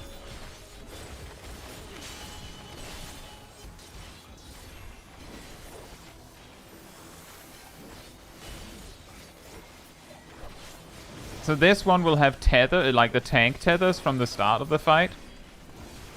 Eventually. But there's also this, which you may recall from normal.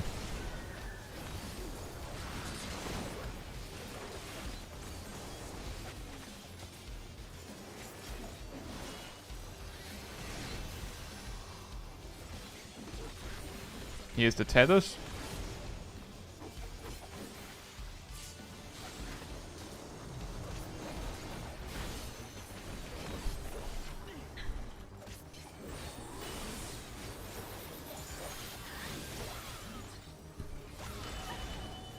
And then we have conga lines again. Oh, I think Ymir is going to need a lot of healing right now.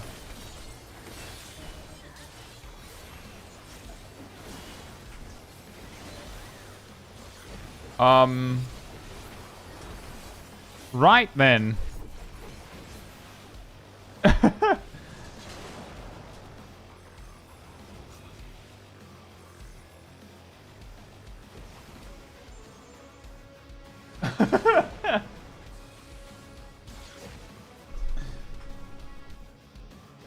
I was wondering why that happened.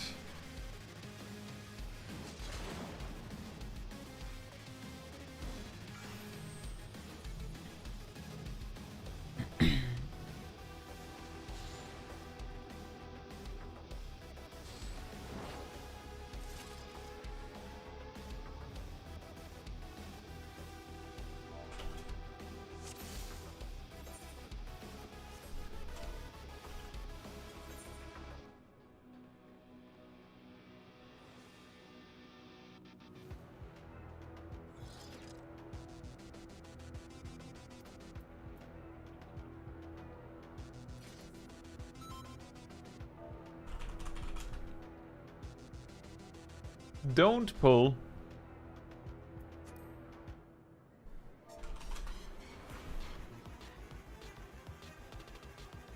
Someone suddenly had to check their door.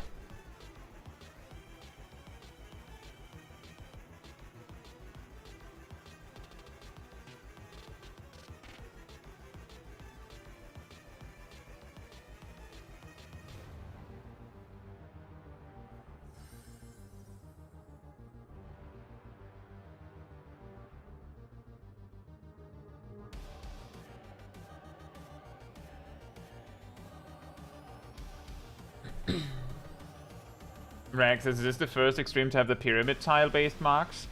I feel like I've been told that the pyramid marks are like from Eden Titan. Specifically. Like it's like so specifically that it's like they used that mechanic again. Like really specific. That's not an extreme. No. It's just I know the question was is this the first time it's used in extreme? My point was more that if this is like perhaps this, I don't know if this is the second time the mechanic has been used at all, but then it's like is that the thing we're going to compare it on? Well, Rag, a little earlier we had one where both tanks got rest and the platform turned smaller. Both tanks took their rests and then they respawned out in the smaller, like outside the smaller arena.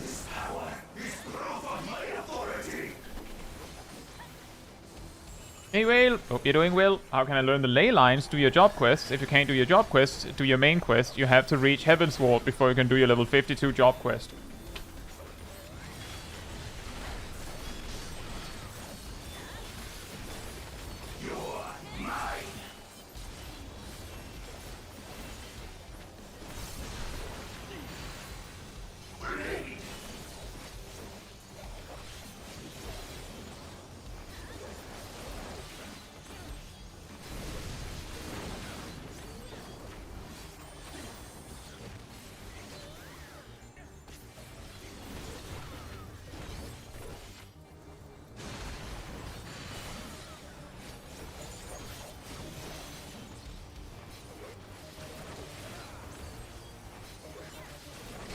It doesn't matter what level you are if you have not done, like, what is your job quest? Have you reached Ishgard yet?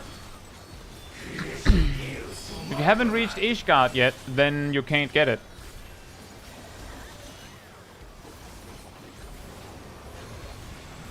If you have reached Ishgard, then if you check where, like, it shows your main quest, right underneath it, it should show the name of your job quest. You click that, it'll show you where to go.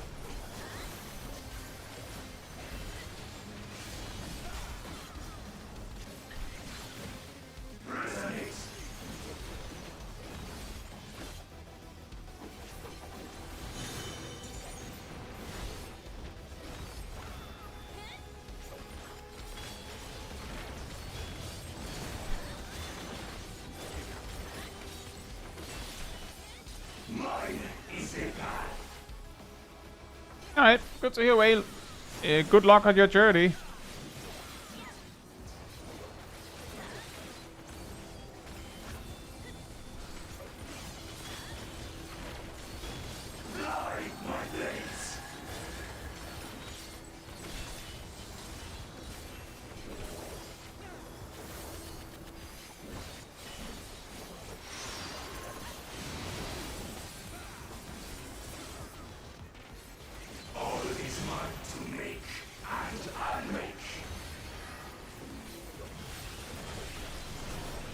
Oh.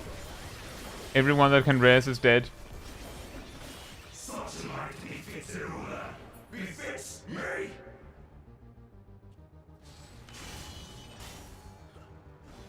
I'm pretty sure you don't have to have beaten Stormblood to actually get the level 70 action. But for some jobs, you might have to progress a certain amount in the MSQ of Stormblood to actually reach wherever you need to go for it. Do you have to complete Stormblood to actually get the level 70 action? I thought you'd have the level 70 action for the final battle. Yeah, exactly. I'm pretty sure.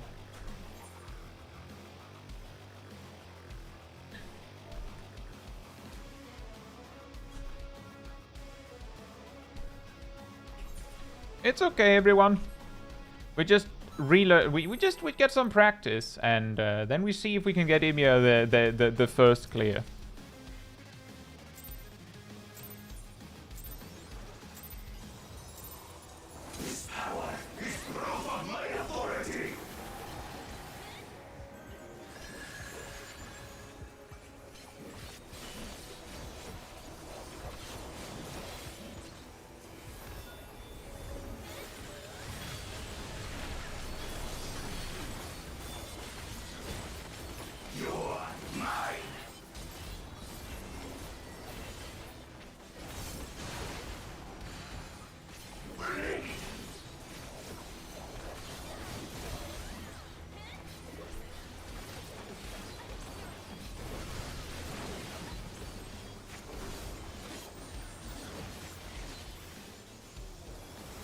We invented the new concept of first we clear, then we prog. Yep.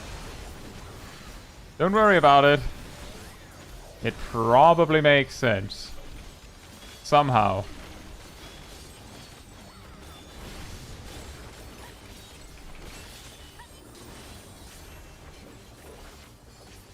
Creation yields to my command.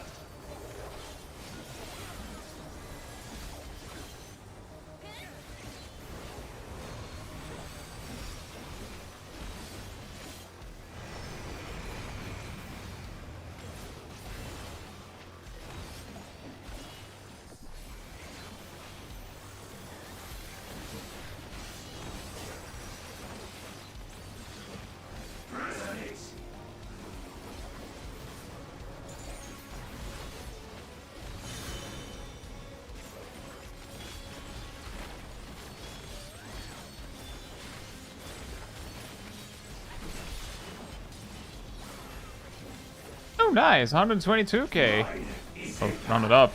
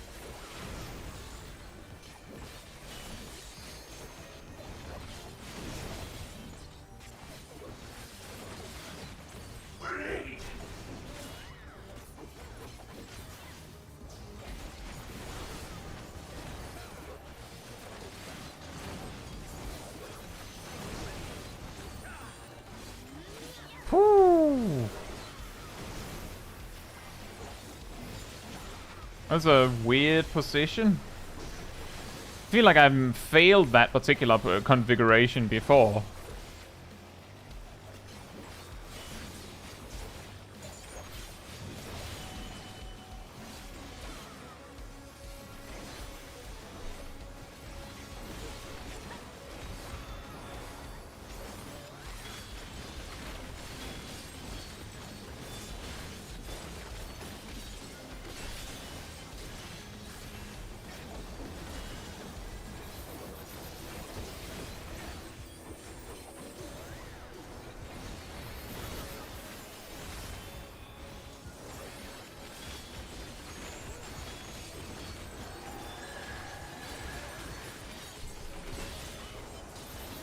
Oh dear.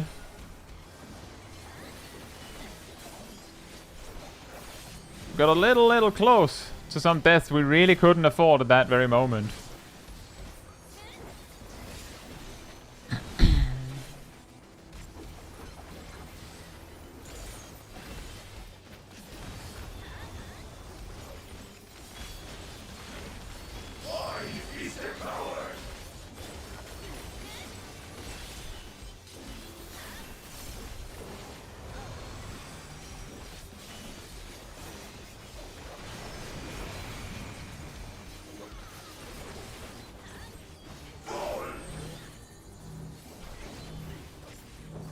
Ymir, Ymir. You don't have to be so far away.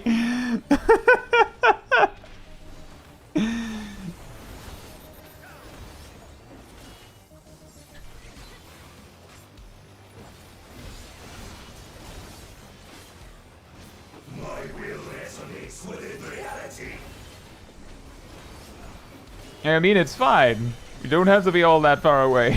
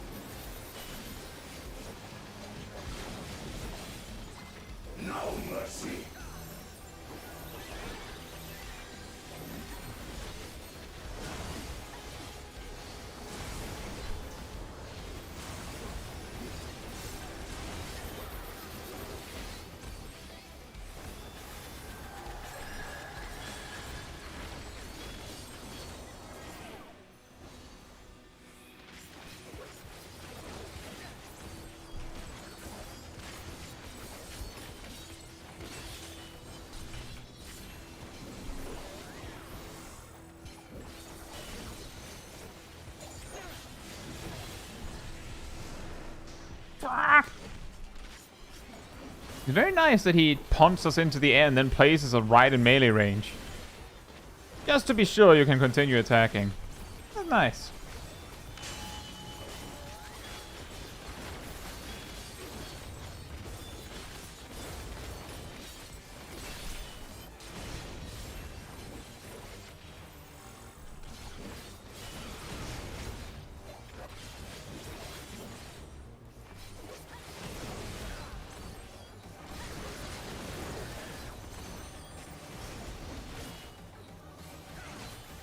And then there's the tethers, I believe.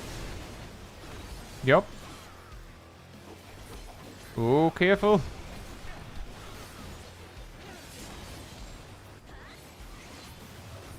Have a healer down.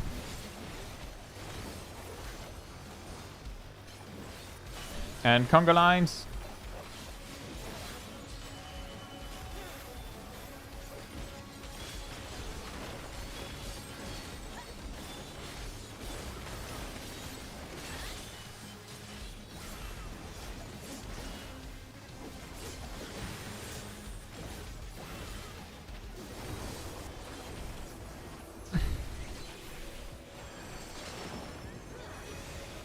Yeah, I had a feeling. I got very confused because I was too focused on the tanks.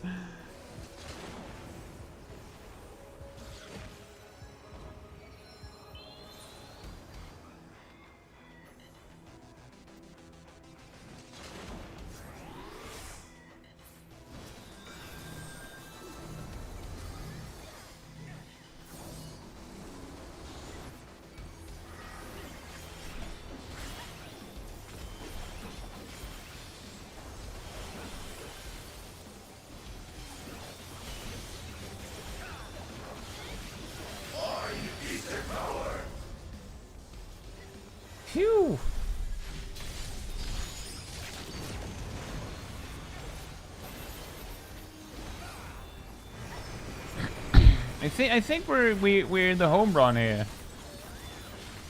Hopefully.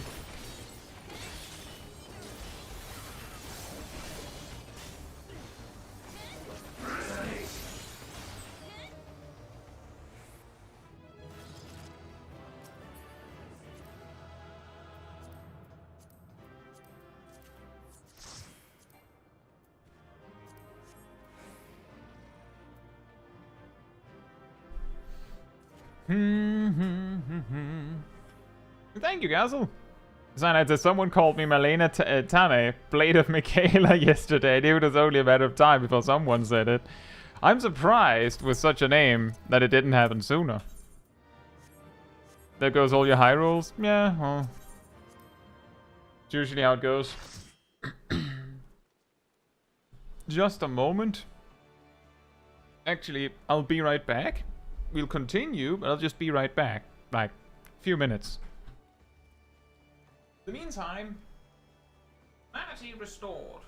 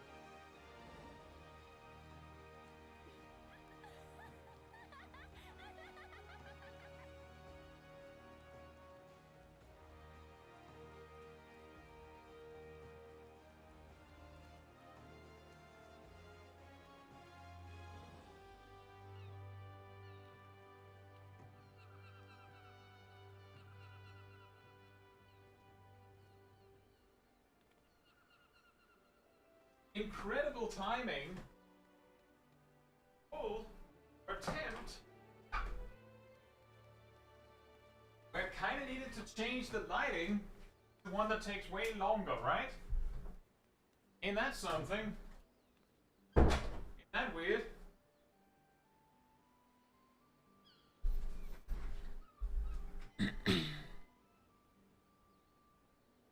All right, I'm back.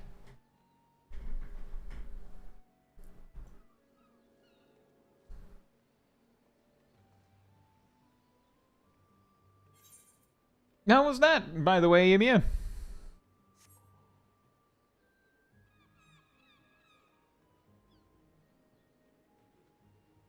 Your baked eggplant was putting in work.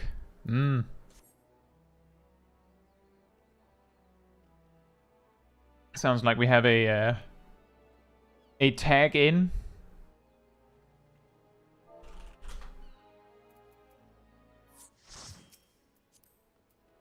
It's like wrestling.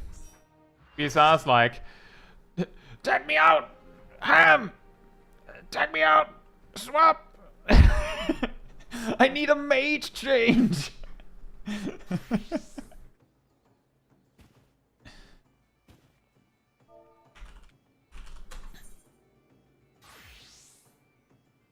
I mean, at this point in the expansion, Emir, baked eggplant is still considered, like, fine. Especially for, like, extremes. It's just that there is stronger options. It's fine. There are stronger options, but it's fine. A lot of people are basically just using their baked eggplant at this time, where they don't need it to be any stronger than that, until they run out.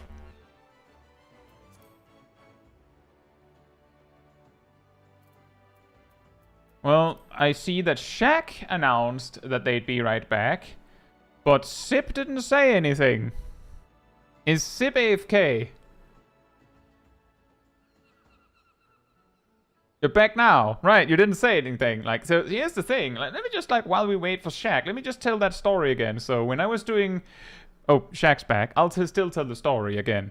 When I was doing Mythic Plus stuff, you did say something? Did you? Where?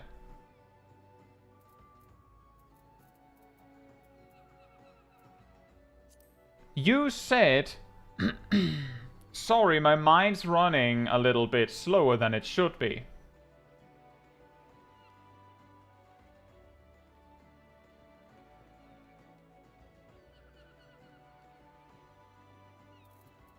That's not a I'm going to be right back. You didn't say something that I could see, at least. The story is, when I was doing Mythic Plus in Legion of World of Warcraft, I had, like, my bros that I would do it with, and specifically the Fury Warrior among them would just go AFK. Like, he'd sometimes even click yes to a ready check and just go.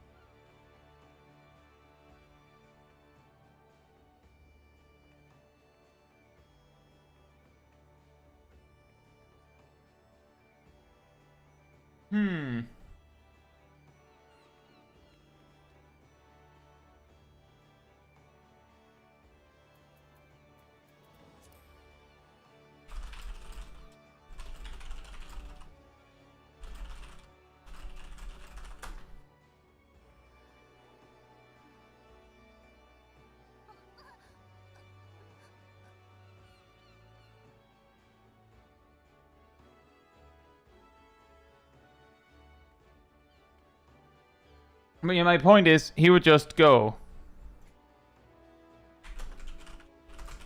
And it turns out Sip did say something, but he said it so fast that I hadn't even exited the instance yet.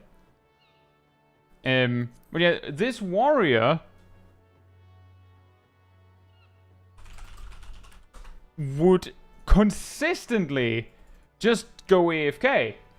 And then, like, sometimes he'd come up back, like, 5 minutes later and be like, I'm back, guys. And we're like,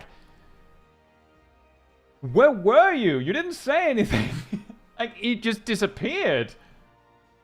And just 5 minutes later, I'm back. Welcome back. You didn't say anything. Like, you didn't say you left.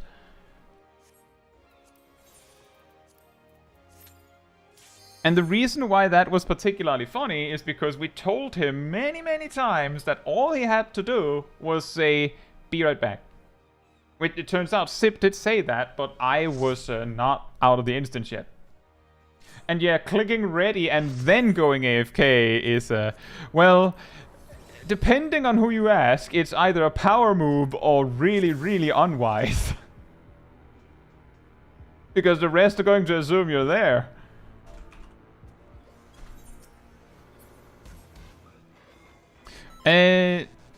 Graham, or Ham, you're ranged 1. I hope that's alright.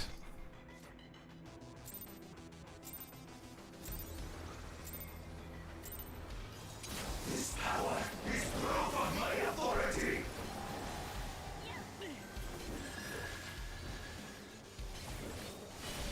Yeah, exactly, Ogni. I was ready when you asked.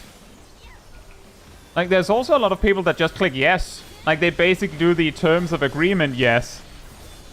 A button appears saying press yes. So you press yes. You don't, like, process what it's asking. You just press yes.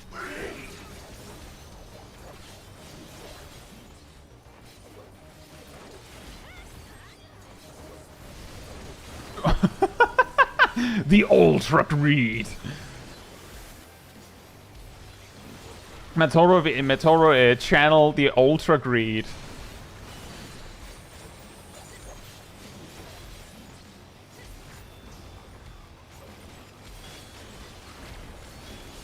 The I was ready when you asked is pretty funny. Like, yeah, but you weren't ready immediately after, so you have to say that you're not ready. Well, you didn't ask. I was ready when you asked. Then I stopped being ready. And you didn't ask again. So, that's clearly your fault.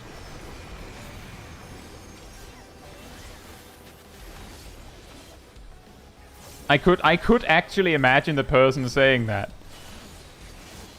Whew. I would be pretty angry if they did that.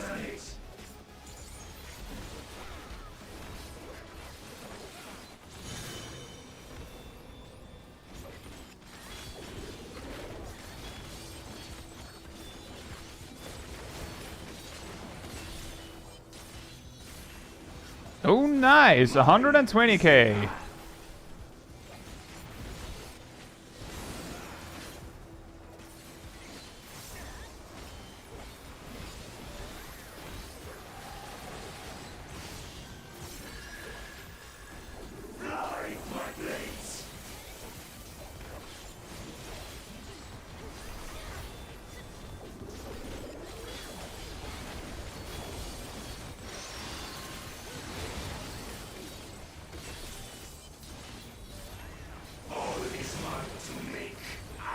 Uh-oh.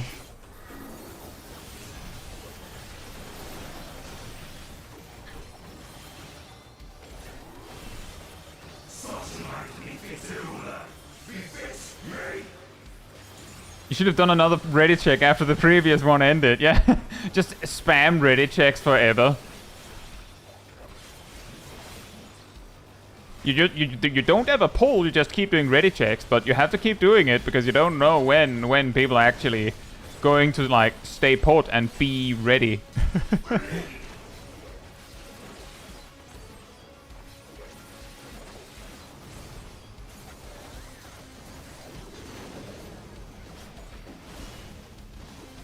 That configuration is so mean. So mean. Like, such a weird spot. Oh.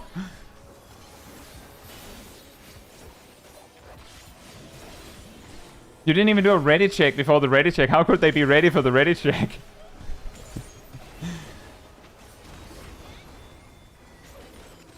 First I'll check that everyone's ready for a ready check. Then I'll do a ready check.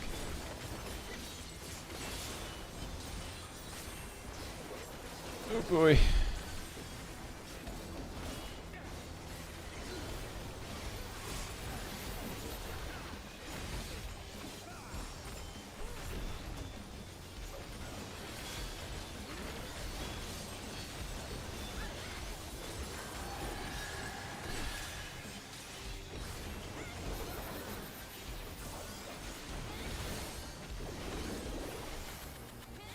That was really close. And yeah, also that. The Pixelman's ley lines are huge.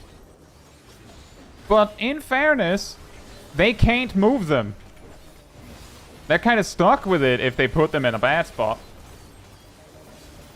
Hey Ridian, hope you're doing well. Excellent point, Mr. President.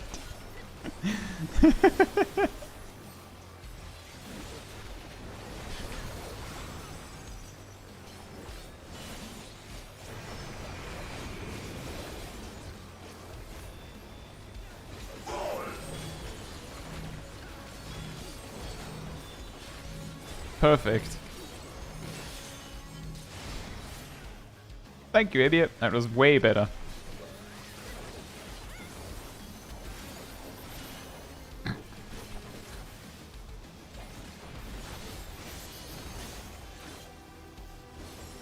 will resonates with reality.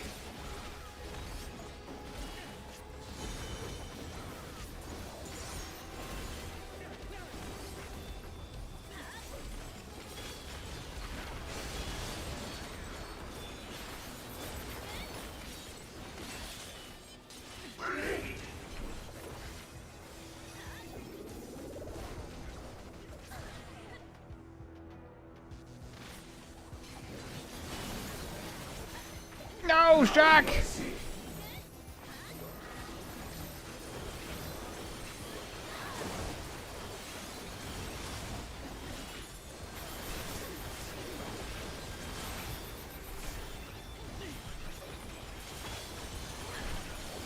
Right, that means the supports have to jump for the chains. That means the supports have to jump for the chains.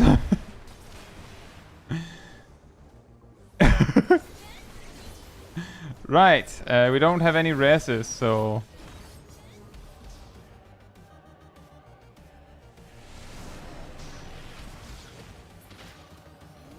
That's totally fair, by the way, Sib. Is that the first time or second time?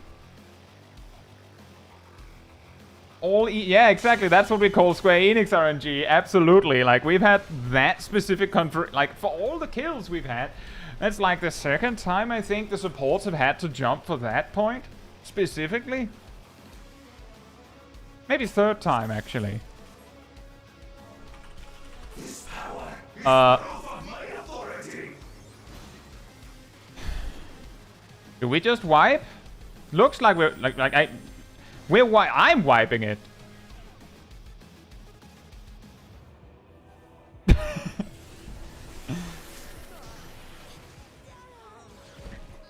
You're mine.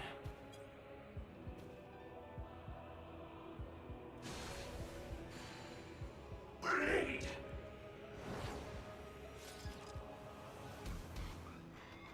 That sounds pretty rough, right?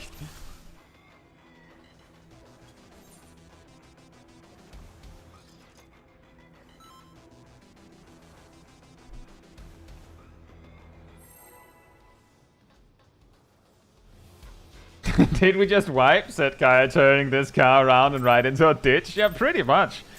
Right? Raid leader says we wipe, I guess.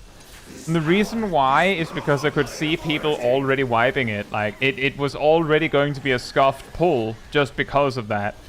Like, if people are already starting to go, wiping it up, then there's no point. It's too late to turn the car around at that point.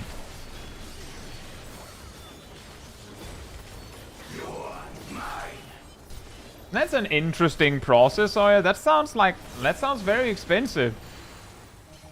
Because I'm pretty sure that a lot of people will simply refuse to buy the normal quality stuff.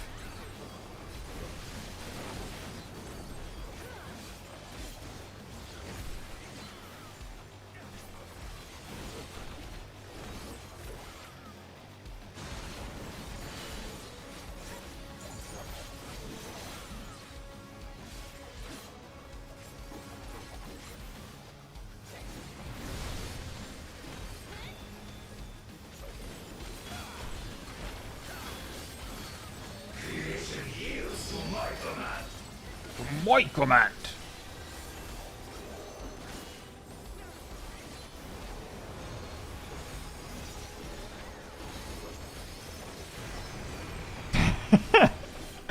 I agree, Obama. It's also even funnier when it's totally normal, right?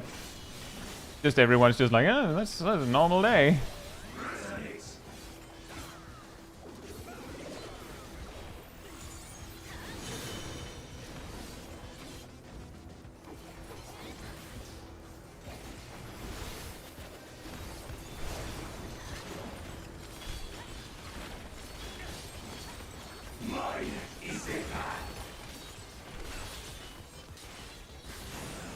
No, 120k again. Why? I'm pretty sure I don't have raid buffs at that moment. Why?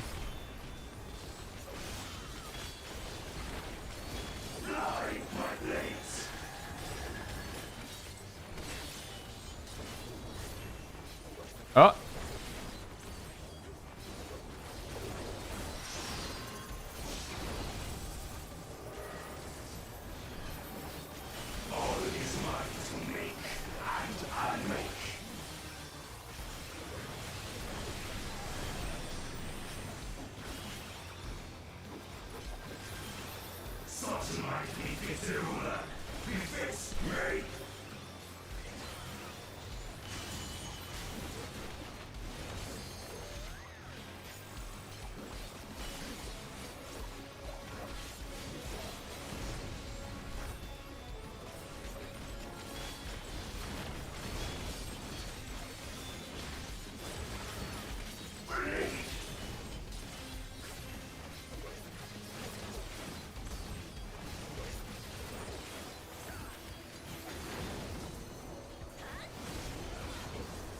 An easier configuration, at least to me.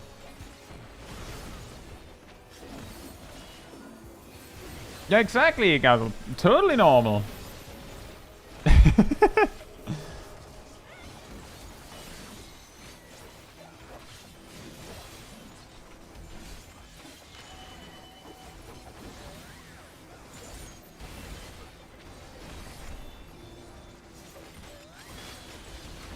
Ley lines, ley lawns. That's an interesting comparison. To a lawn.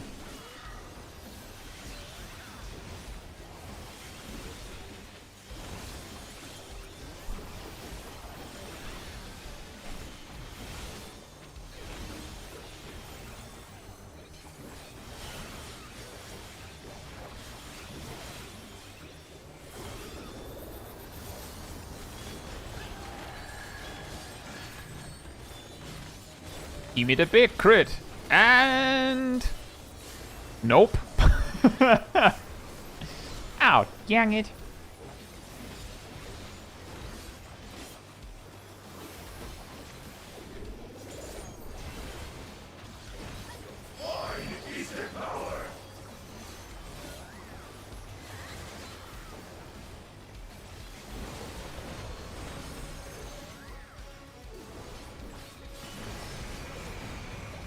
That... I actually find that extremely likely, Gazel. That the, like, next expansion, they'll give Pictomancers well, maybe they'll not give them that. Maybe they'll give them, between the lawns. And they should, like, hop back to your lawn. And then, like, several expansions down the line, they'll give you a relawn. Which, moves your lawn.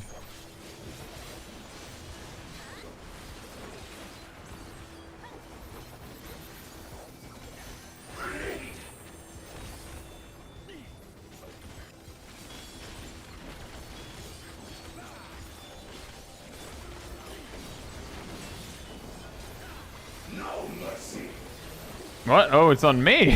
What? That's weird. That feels really awkward.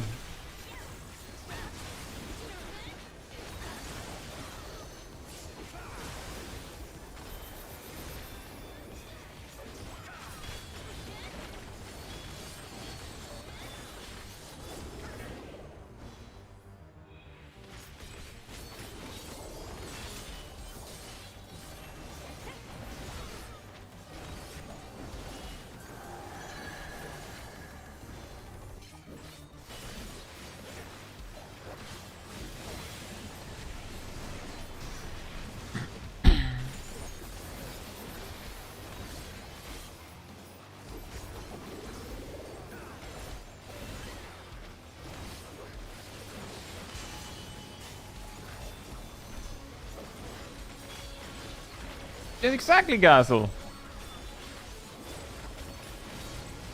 It's actually, that actually sounds really overpowered, doesn't it?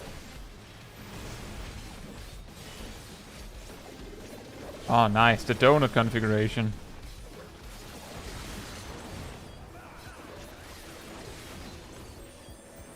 Uh-oh. We have a dead tank for the tethers.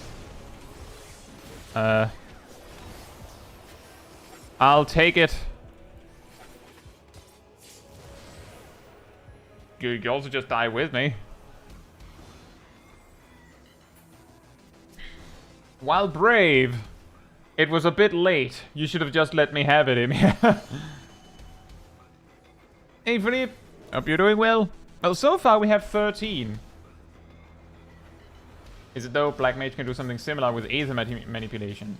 You're right, but I feel like Smudge is a little, like, the huge flexibility of Smudge is a little more overpowered. By the way, we need some people to help Matoro up there.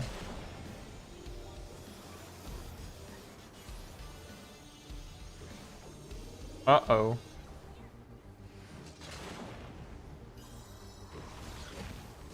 You have 2 left.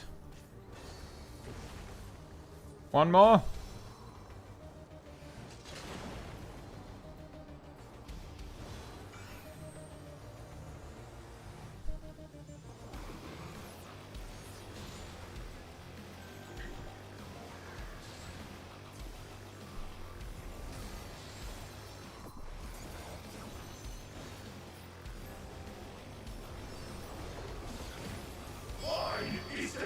True, exactly. Smudge with a 20-second cooldown, totally balanced.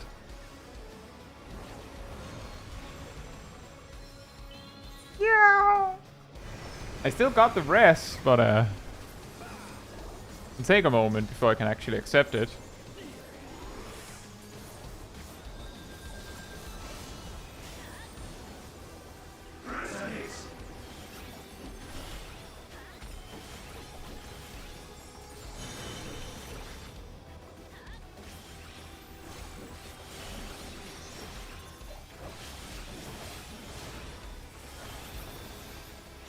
No mercy.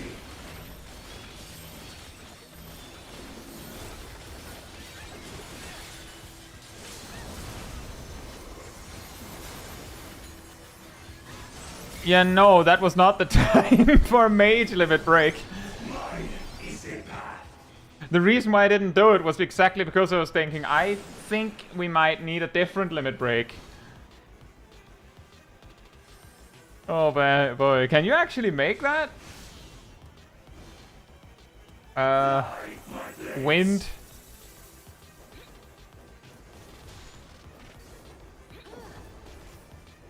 Well, looks like you're good.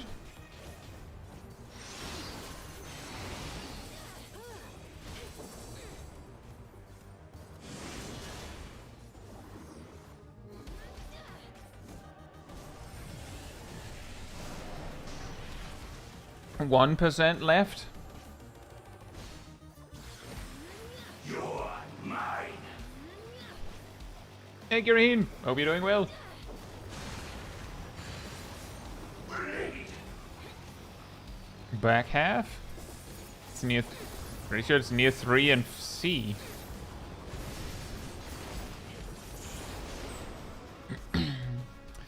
I mean.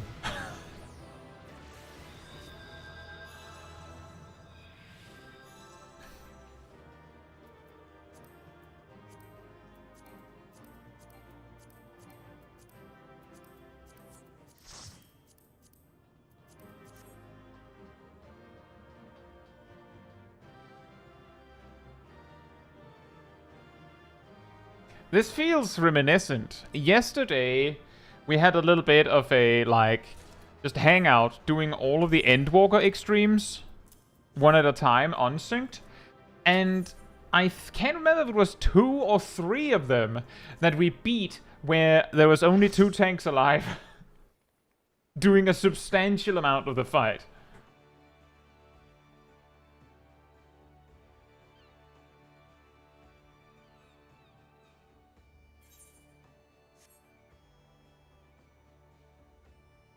Yeah, so far we have 14 kills.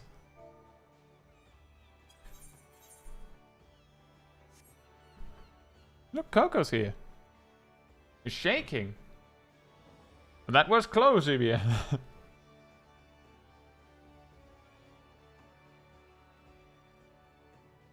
Yeah, 14 kills on this stream specifically. And that also includes that we had like a 40-minute set where we had Ymir like learning the fight. Just go with 8 warriors and ignore everything. I don't think that would work, but that would be extremely funny.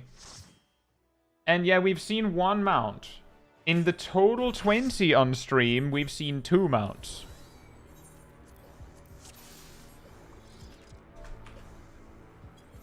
Right, food check.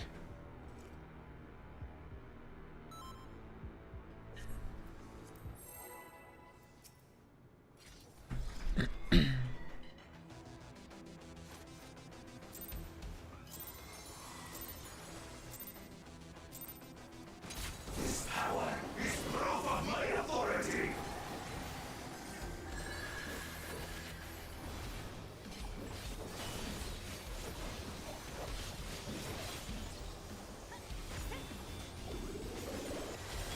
Yeah, exactly, Rag. That is kind of the reason why, for the most part, I'm like, well, if you get 99 totems and you don't need anything else, maybe that's like a good time to call it for your sanity.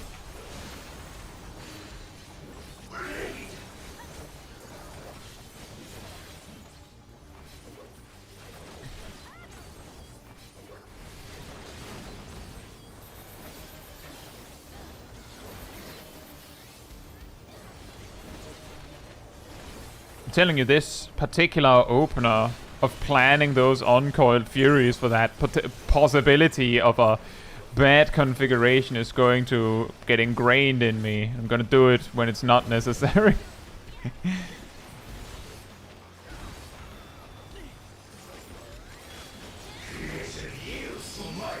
It would be even sadder if you had 99 totems and you were still missing some pieces, wouldn't it? Which is absolutely possible. Like if you're not going with a static,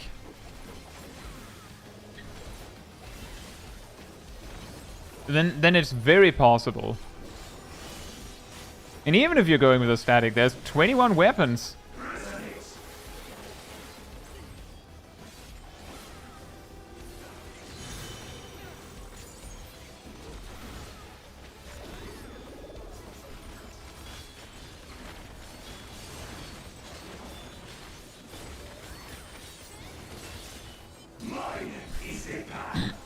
Just go trade it when it is available. Oh, yeah, I mean... Exactly.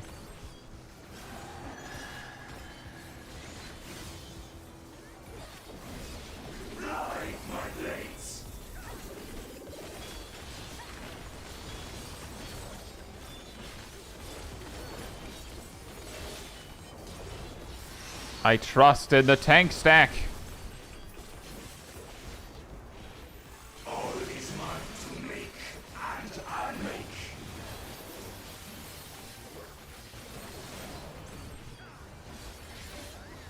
And that's a good point, Matthew. There's probably a lot of people that are like so focused, laser focused on getting the mount now, that they're like way past 100. They don't need anything. They don't even care about like they have the cover, but they like there's no more jobs they care about playing. Like they have everything they want, so there's very little competition. That makes sense to me at least. But I'm just saying the possibilities. The possibilities are that it isn't that easy.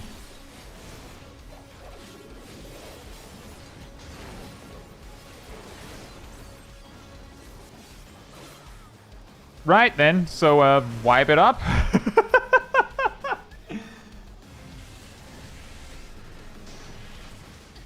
That's the saddest thing.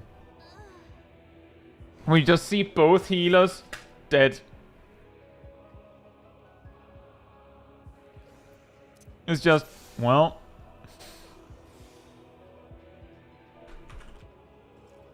Wait, are you still talking about the horizontal sword, Simir?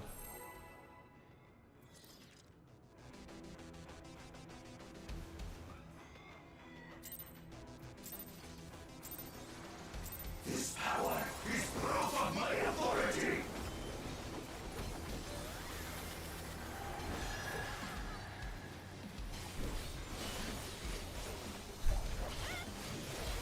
I mean, you have to be more specific. There's a lot of mechanics that are a sword.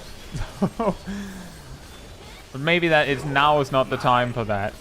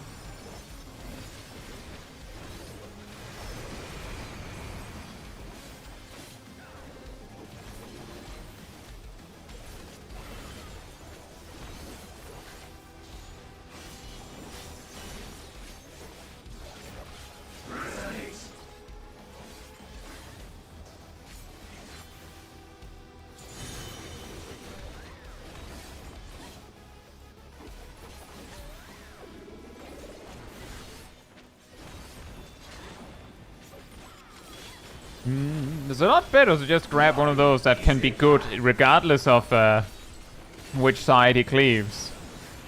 It's pretty nice. Should have realized that way sooner, by the way. Oh well.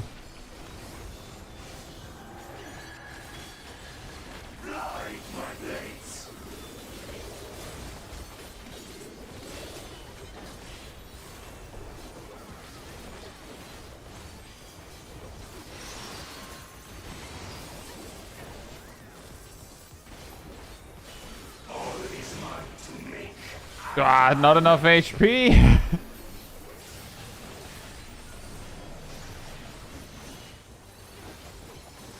Because you have more or less swords than Innocence and Emerald. He has 4. He has 4 swords, but sometimes he just makes more, it seems like. No, now he has 20 swords right now. So, I mean, do you count it like that? How do you count it?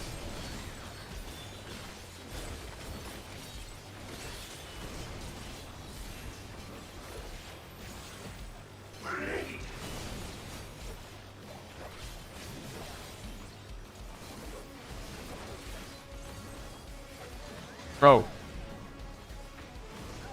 Ah.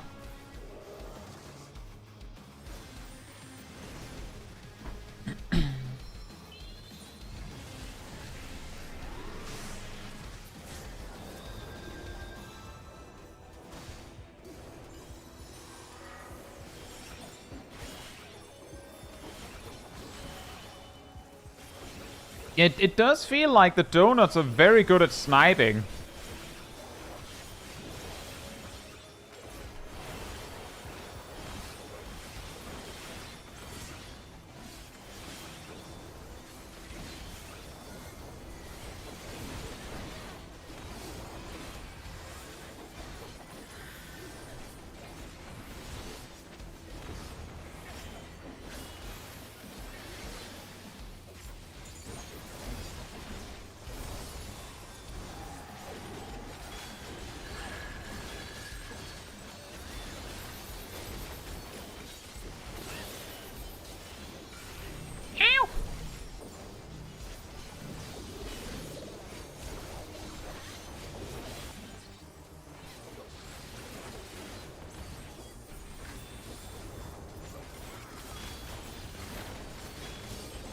Ah, yes. The follow-up OGCD does the direct crit.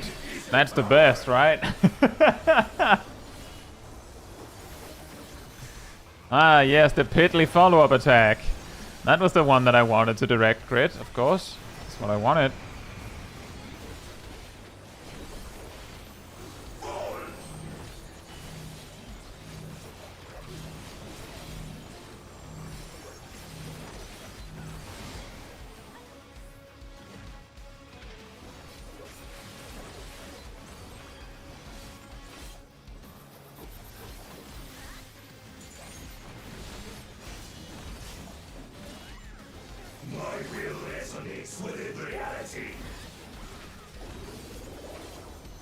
That's true, Giraheen. If I had the choice between having no directed and a directed, I'd rather have it.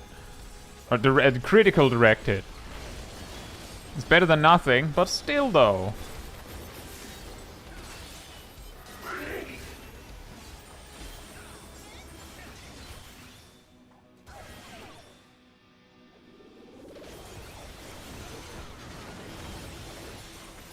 No mercy.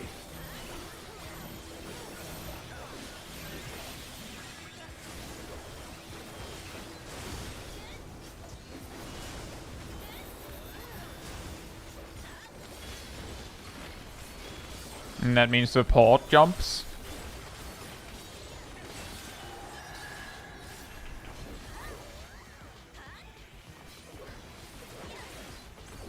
Supporty jump? Don't do it again.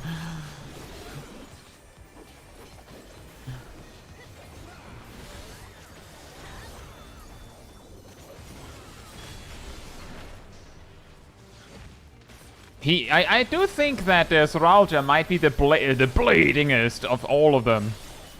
He has a lot of blades. Like, it's like he just keeps inventing more of them. He's like, oh, I have 16 here.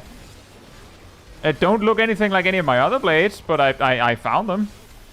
Just added them to my collection.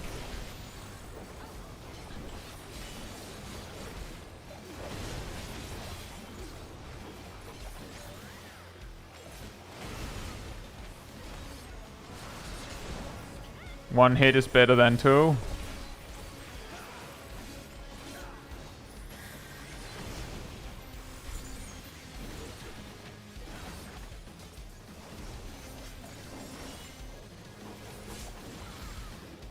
No, Ardell! No! Not the elf!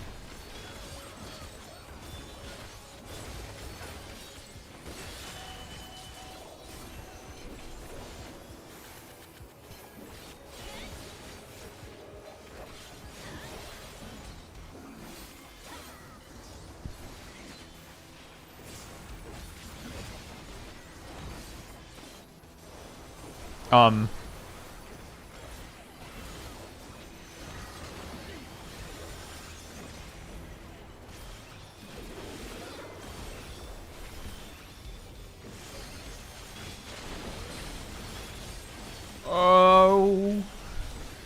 It's actually really painful, suddenly.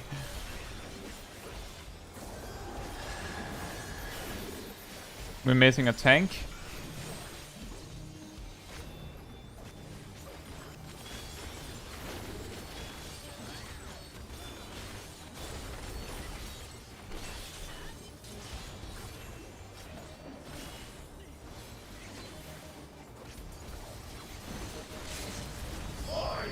Ugh, not there. That would have been a funny way to die. Limit break.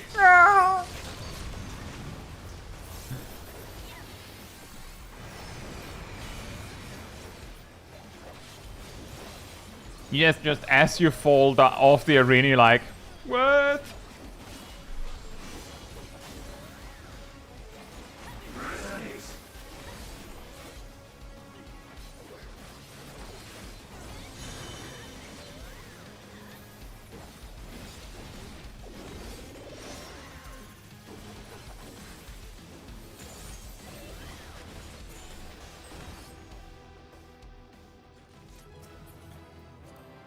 No mount.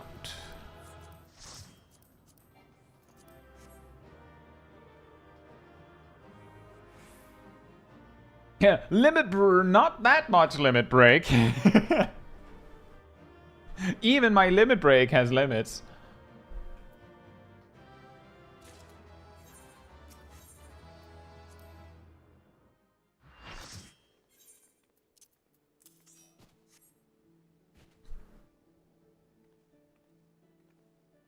Blade connoisseur Zoralja showing off his collection while trying to beat you up.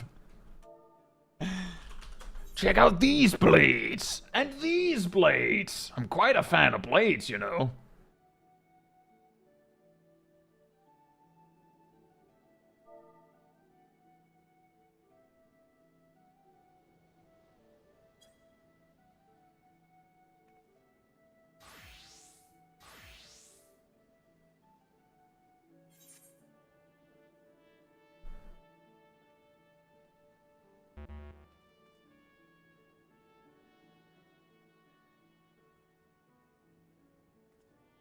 Is worst dad a community member? Who? Huh?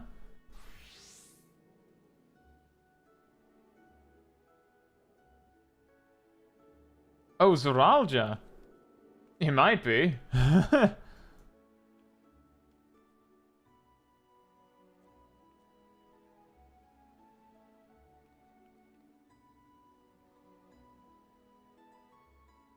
Does he wear pink though? Nope.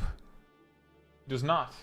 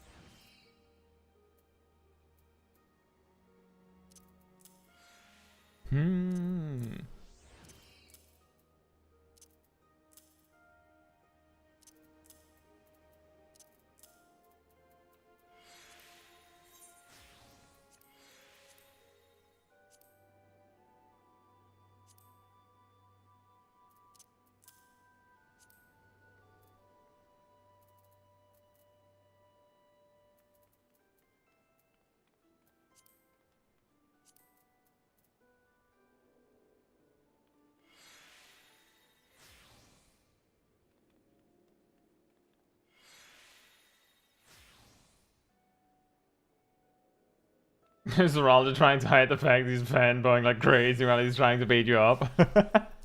Well, that would be pretty funny.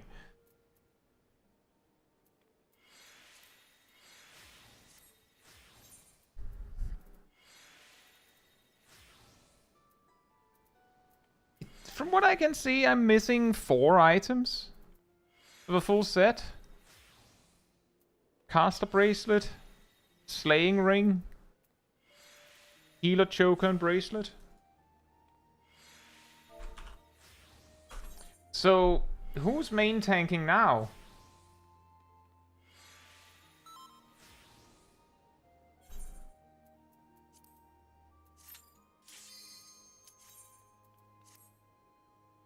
Ymir is, alright.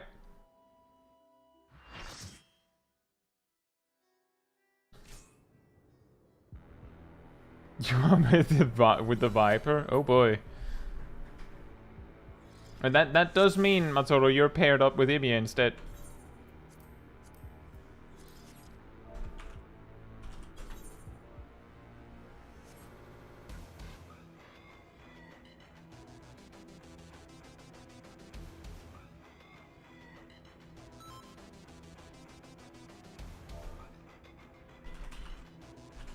You're ranged 1.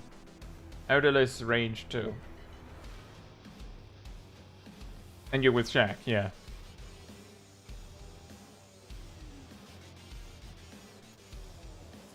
Right.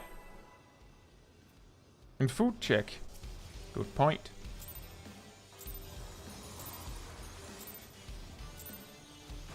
This power is proof of my authority.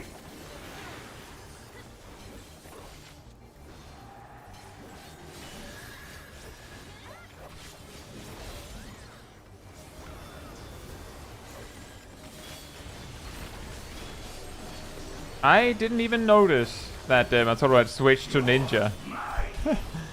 See the Dokomori like, wait a minute, what?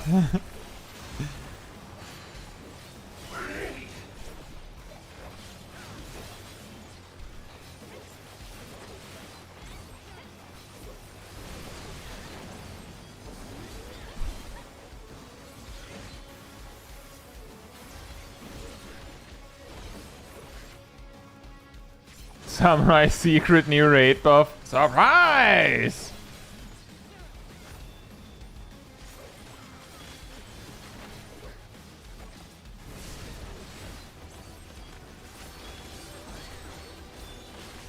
The hive mind has failed.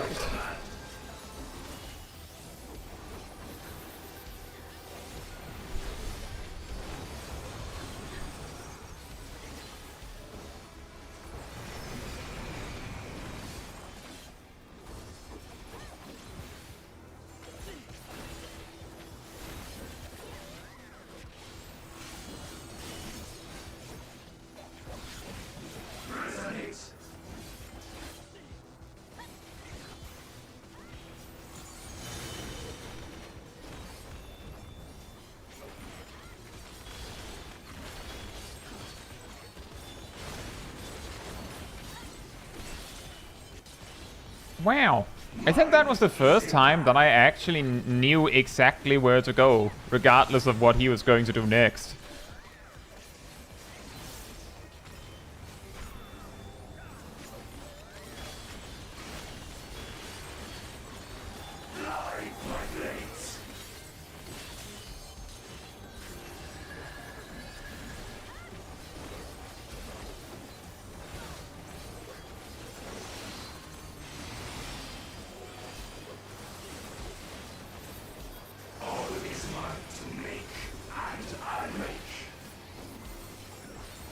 And unmake.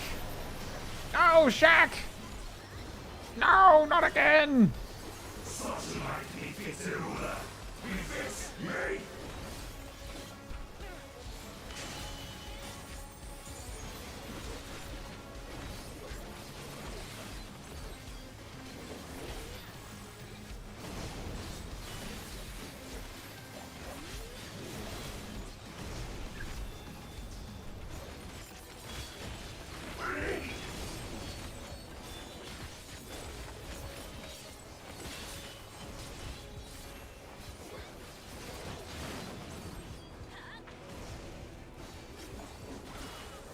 Uh-oh. Oh. Hopefully that doesn't cause any problems.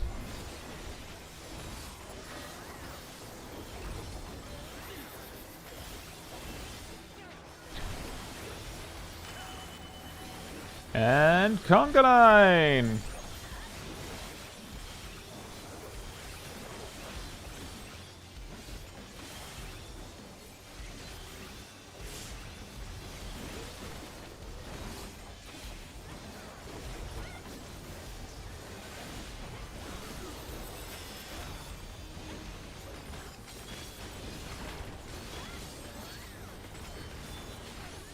Uh-oh.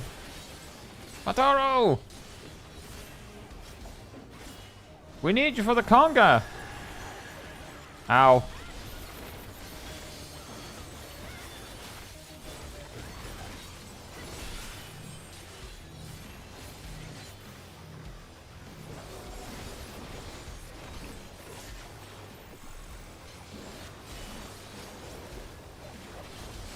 What? What happened? We have an aggro rip in the middle?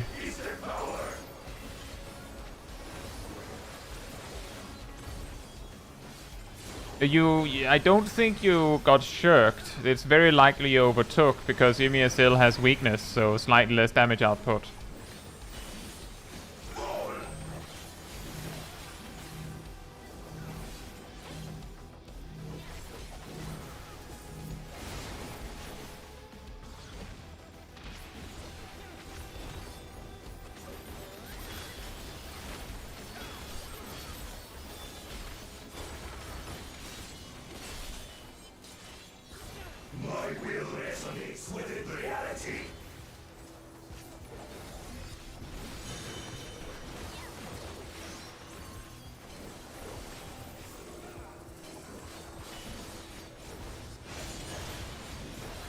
What?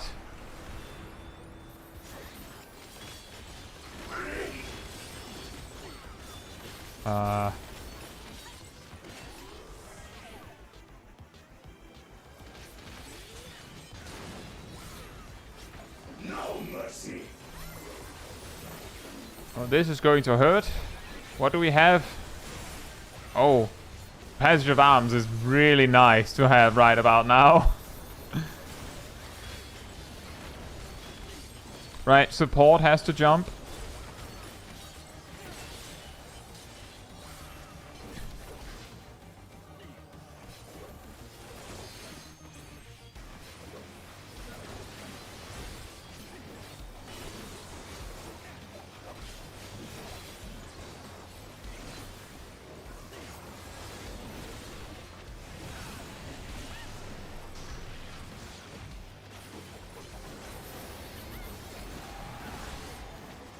I think we're kind of still keeping pace, sort of.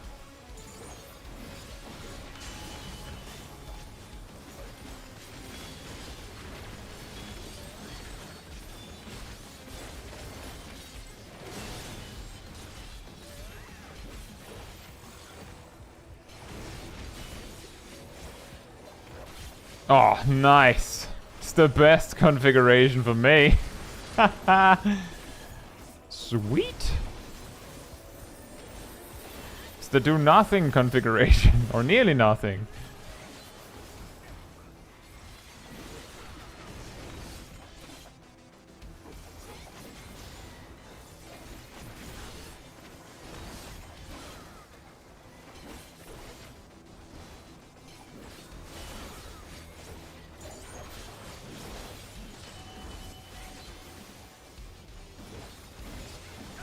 Okay, actually we are sort of behind, I think.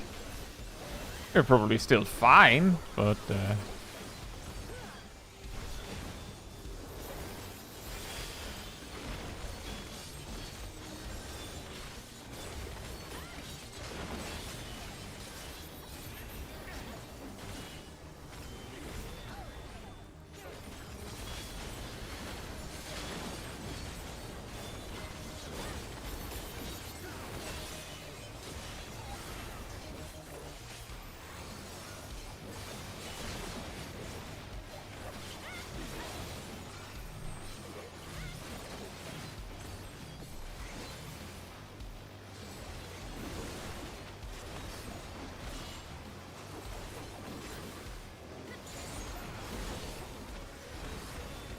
Mine is the power.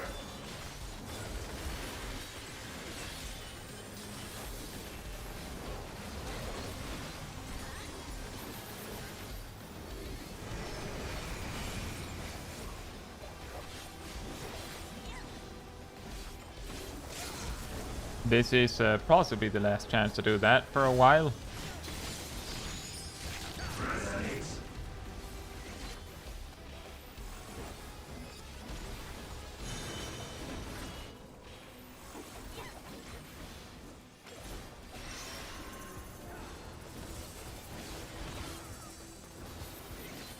No mercy.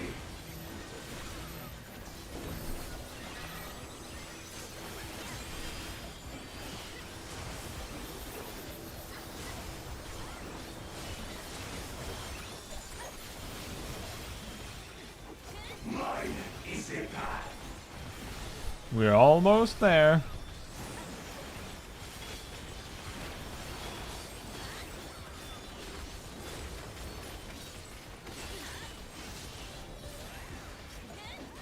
Fly, my blades.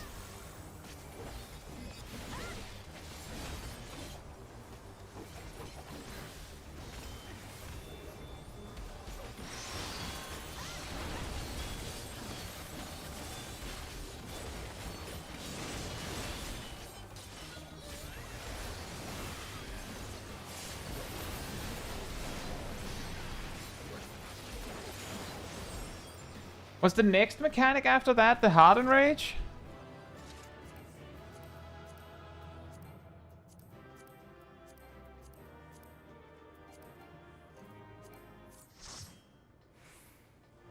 Yes, the Green says, all's mine to make and unmake. He says, and then not just unmaking the raid, wiping the group. Yeah, he might lack the imagination too. He means that there's a Harden Rage? Yeah. I think shortly after that, he will cast Actualize one last time, and that time you just die. Like, he actually produces the animation to wipe you. Like, he actually finally goes, oh, right. I just actualized that you're dead. And then you die.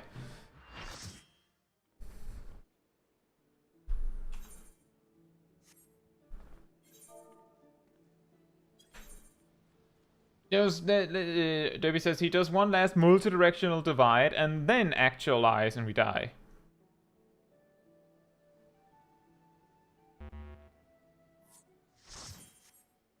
That's all I had to go. Do we have a replacement?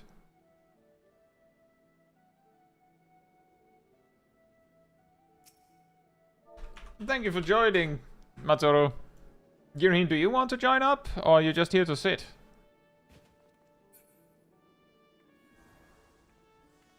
Hey, Sam too. Hope you're doing well.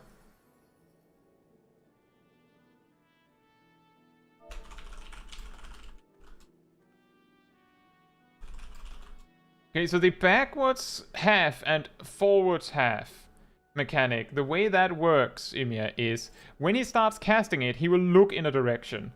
Backwards half means that he jumps backwards and then he cleaves in front of him. But the glowing blade on his back will also cleave that side of the room. So if he says backwards half and the right sword is glowing, he'll jump back, cleave everything in front of him and everything to the right of him. If it's the left one is glowing, he'll jump backwards, cleave in front and on the left. If he does forward half, again, remember he's looking somewhere. He will jump forward, turn 180 degrees, which means that the blade on his back also, like, follows as he flips. Then he cleaves in front of him, which is essentially behind where he was before. And the sword on the appropriate side cleaves. So if he has the sword on the right and he does forward half, he will jump forward, turn, so the sword is now on the left, on your left, and then he'll cleave, like, towards where he wasn't looking. And the side that, like, the opposite of what the sword said. That's the mechanic, really. Does that make sense?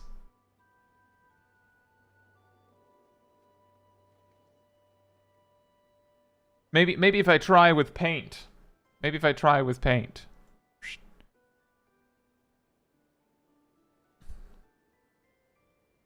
If the boss... So, let's say that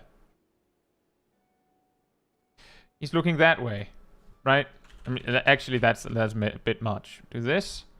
We have the arena.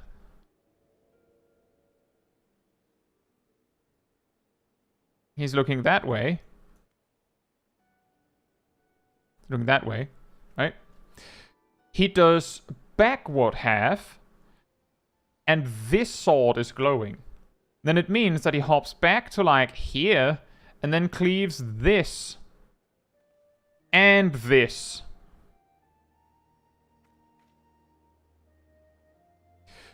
If he does backwards half, and this sword is glowing, he jumps back to like here, cleaves this, and this. Then the confusing one is if he does forward half and this sword is glowing, he'll jump over here, look this way, like he'll look this way now, right? Downward, cleave this, and because the sword turned with him, he's also cleaving this. And if he does forward half and this sword is glowing, then he jumps over here, cleaves this, and this. Does that make sense? Because, of course, proportions are not accurate. He might not actually cleave like 90% of the arena. He cleaves a lot of it.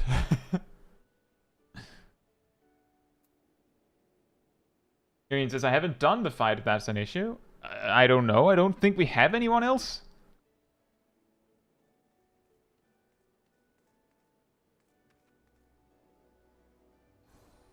What about when he makes both swords glow and leaps nowhere? You mean like the multi-directional one? No, you mean the mechanic that doesn't exist.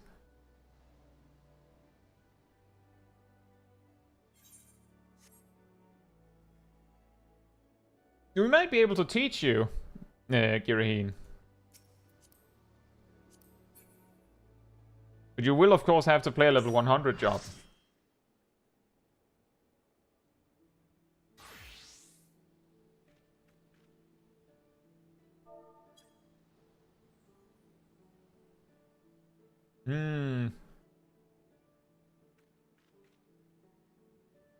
Sure, I'm assuming that you only have a dancer.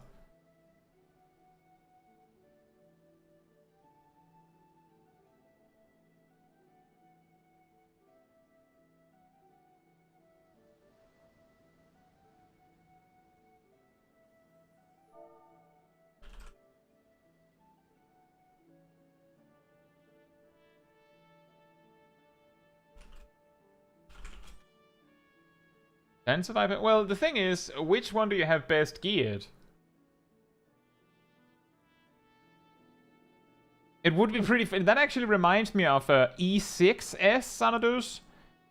Like somewhere around halfway through the fight, the boss does like a 280-degree cleave. You just stand behind him. For the Hardened Rage, the boss just goes, wait a minute, what if I just did that cleave from the edge of the arena?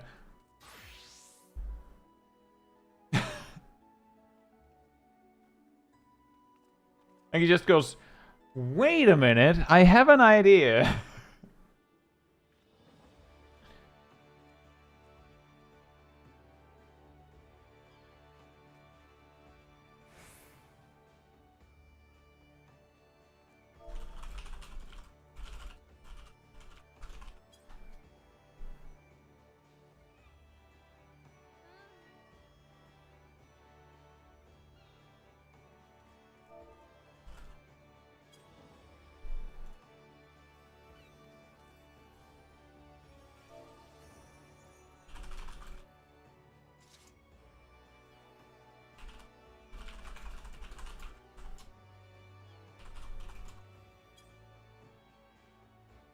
Then says, any plans for Monk vid guide soonish? Yeah. Don't know. Like, soonish, probably not. Like, I have it on a list, but because of all the weirdness with Monk, it got pushed back. Because of, like, that, there's no point making a guide, because it'll be outdated in a week. But I think I planned it in, like, earlier than some other jobs, but because of its weirdness, it's a little difficult. But I could imagine that does sound strange.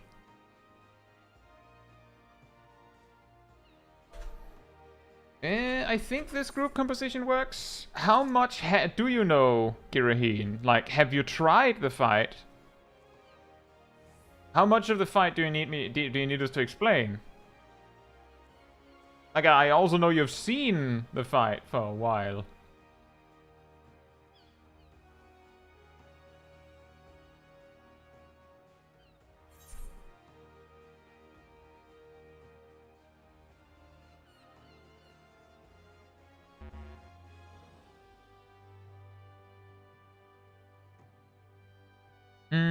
In that case, Garina, are there any particular mechanics you'd like us to go over? Like mechanics you're not sure about? Or do you just want to try it? You would be ranged 1, which means you're paired with Shaq.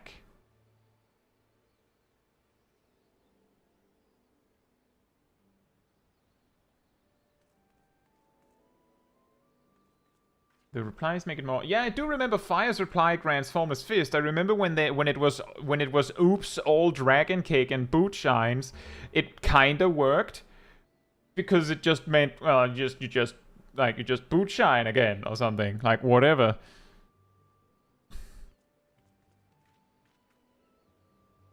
But now that it starts to be like a little like there's a little sense in it again, it might be difficult.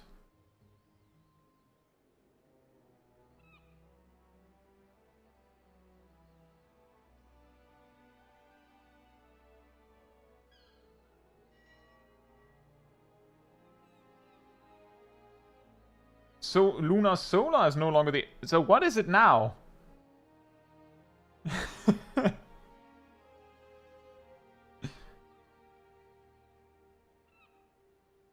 I mean, give it a week or two.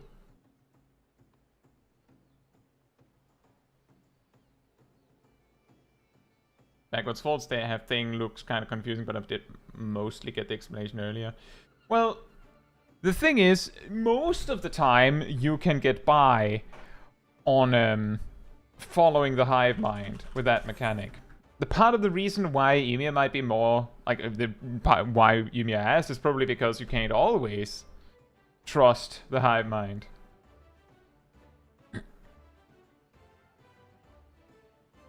Solo Solar, that sounds pretty... Like, imagine if there was a point where the optimal opener for Monk was... Don't do 2 perfect balance. That would be weird.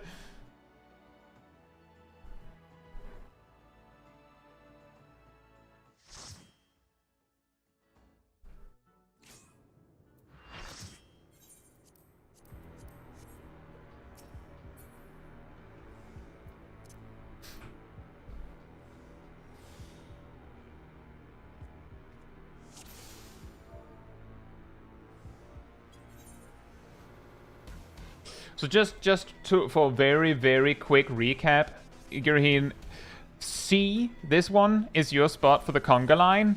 You don't have to stand on it for the entire conga line, but you have to make sure your stack marker resolves here. For the enumerations, you have to pair up with Shaq, who will be on like one of the outer perimeters.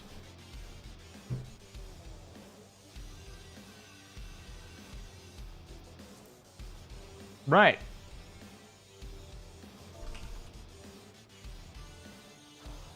Derby, you're M1. You're melee 1. I've been melee 2 the entire evening, so you're taking Matoro's spot.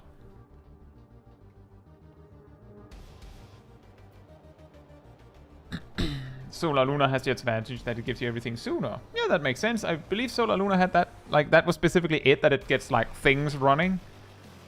That makes sense with, like, the Fury feature.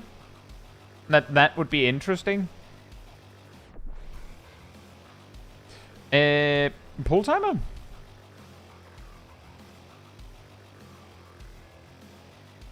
You can start the pull with a pull timer, yes.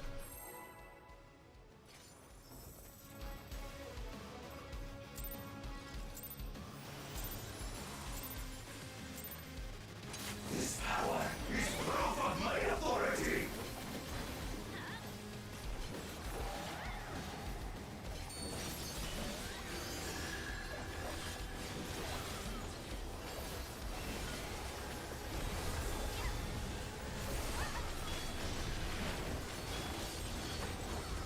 You're mine.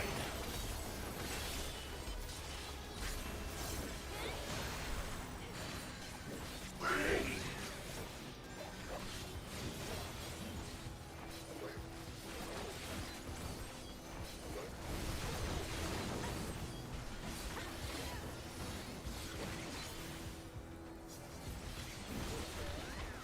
Very nice. So far.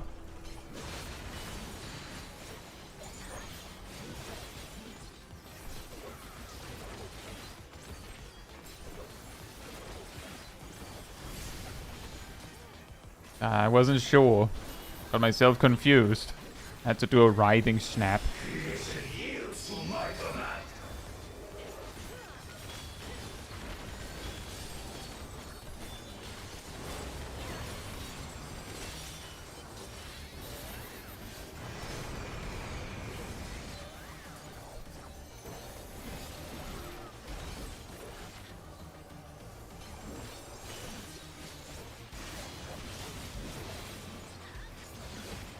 Resonates.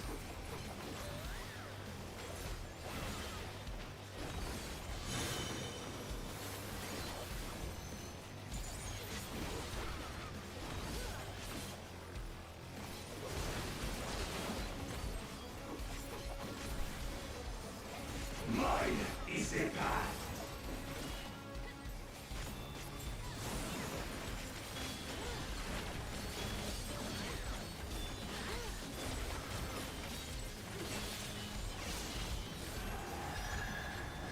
Fly, my blades.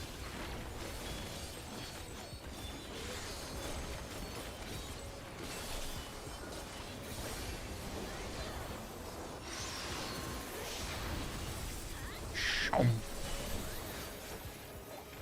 is mine to make and unmake.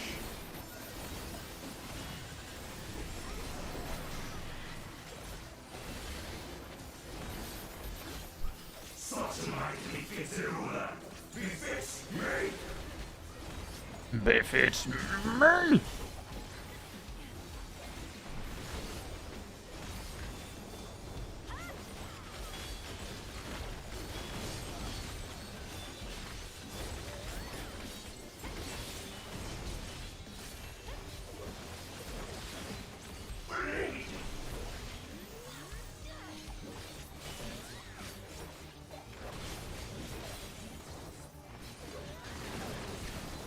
Well.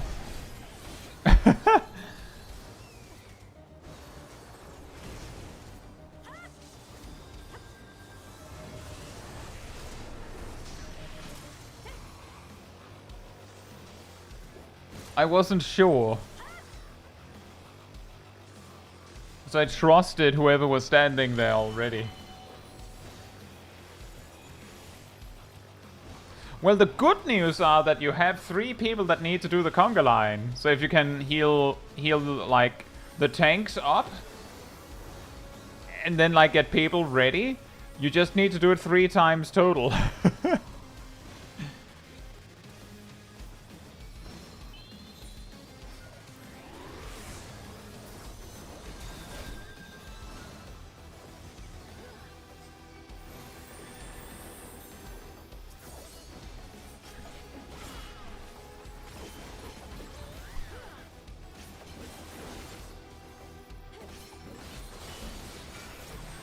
Here come the tank buster.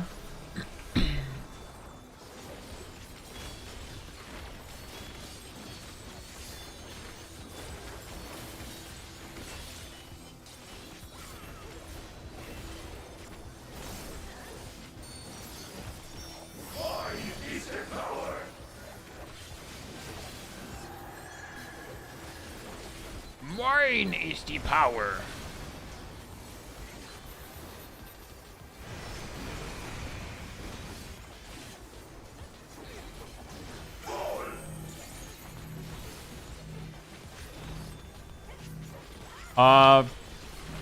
Healer tank tank healer tank.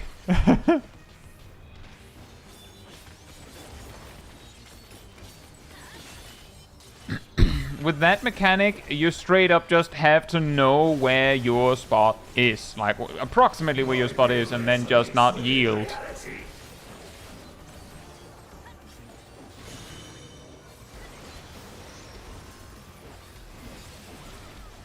There's a problem there.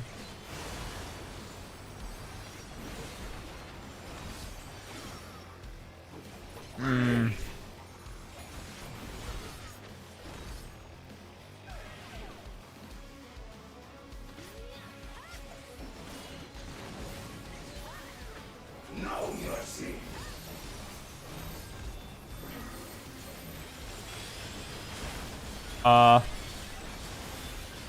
We're going to need everything we have.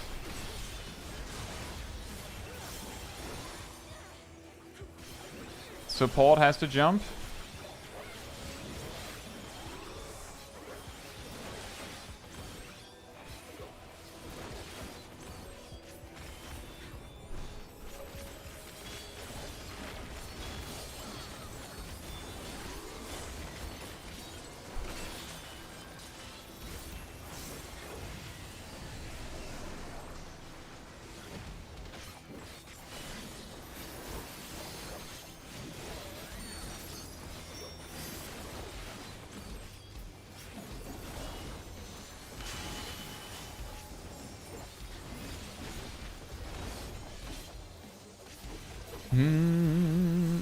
Kinda recovered.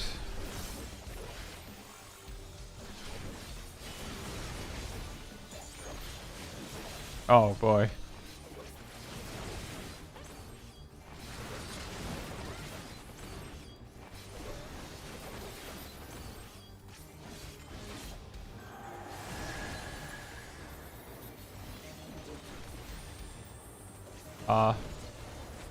Yep.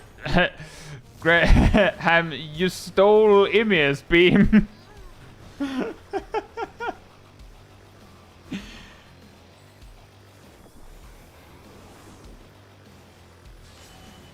We can still recover, but this is getting a little tight. I'm pretty sure we're actually really far behind on damage.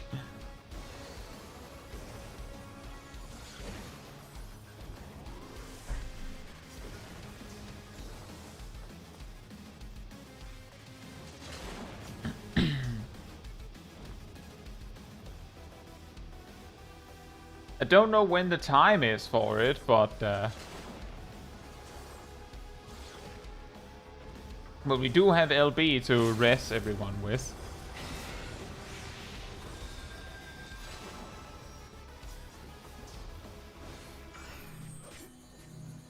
I guess that wasn't the time.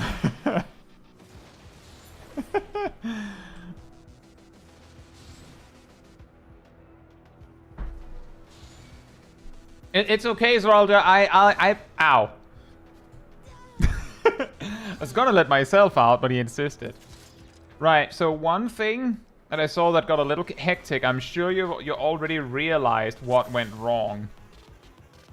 On the enumerations, that's the pairs. The way we've been doing it is healer, tank, tank, healer.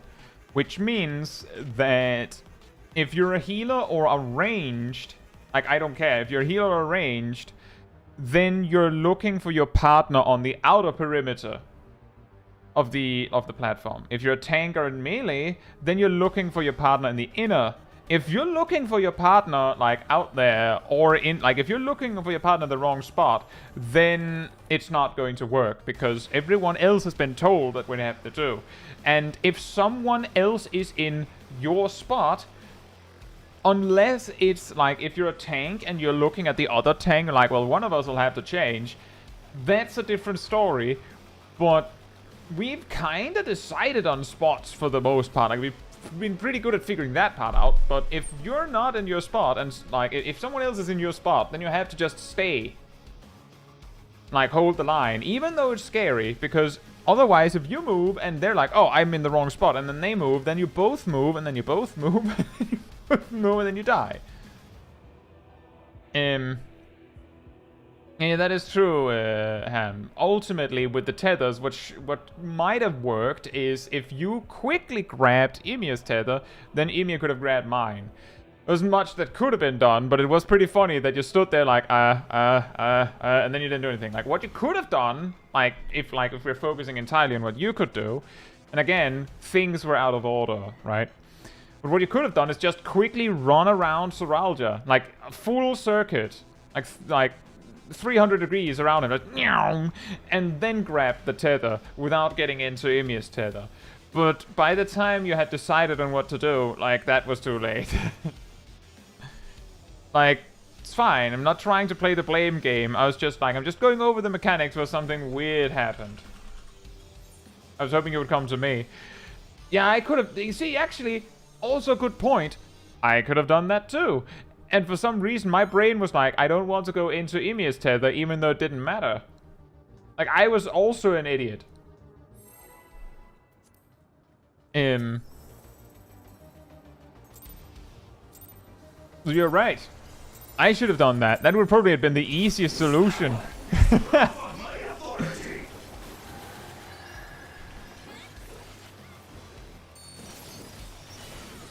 Yeah, key thing is if there's a strict positioning plan, then you can't suddenly change it because someone else isn't following it.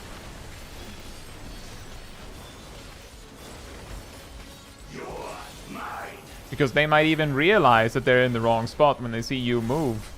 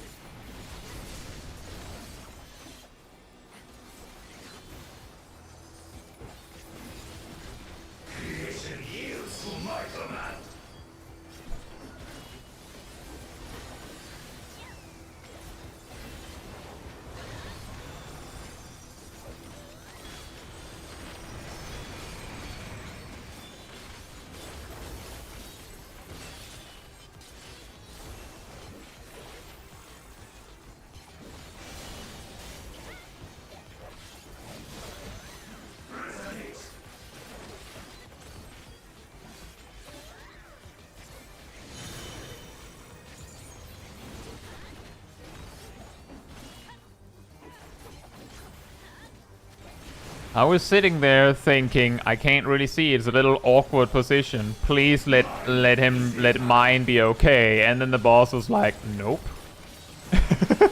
Nope. No can do, buddy.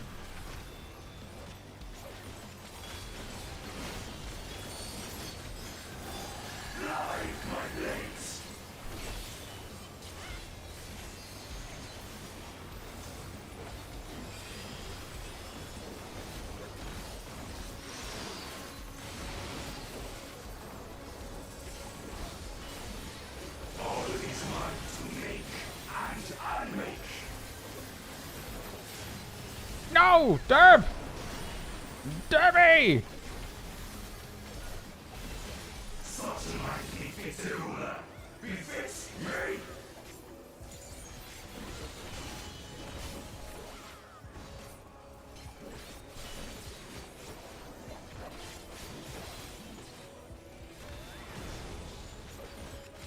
Yeah, this extreme does drop the mount, Jake. It's just very unlikely. We've seen 2 so far on stream.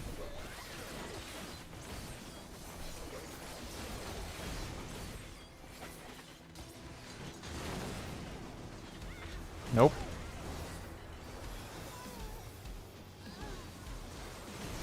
Two out of 22 clears. It's very unlikely. Others have said about 10 mounts in like 99 runs, so it seems to be like maybe like 1 in 10 chance. Somewhere around that. Hey Zeros, hope you're doing well.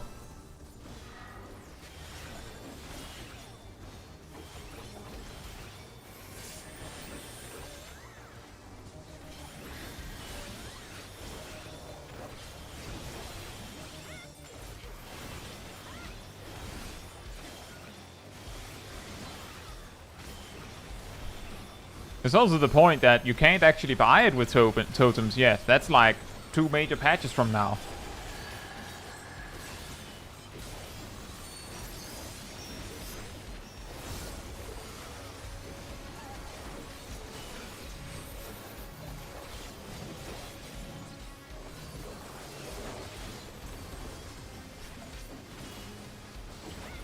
Nice one, Zeros.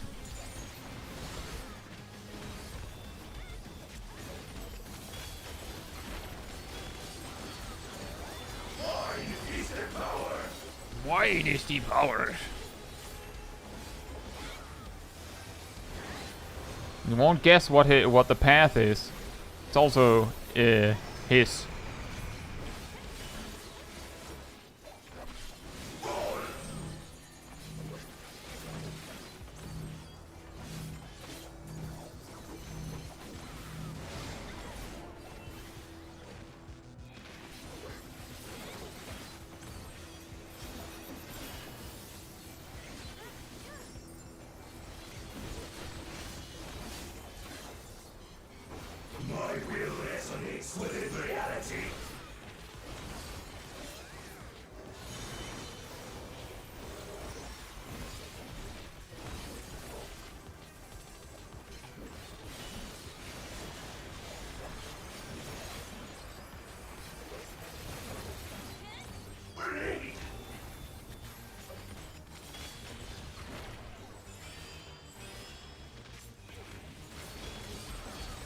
The tiny little safe spot. No mercy.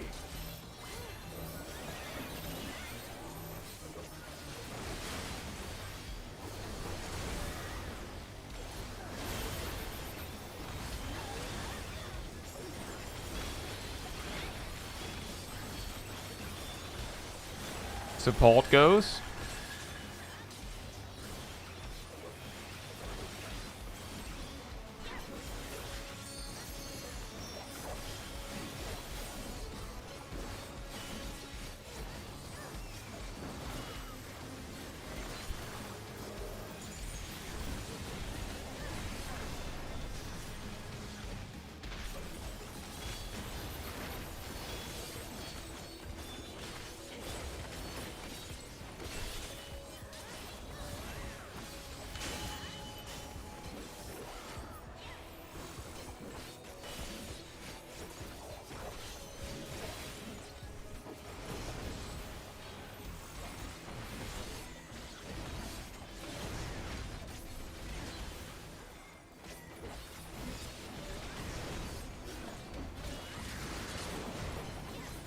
And then we have the tank tethers.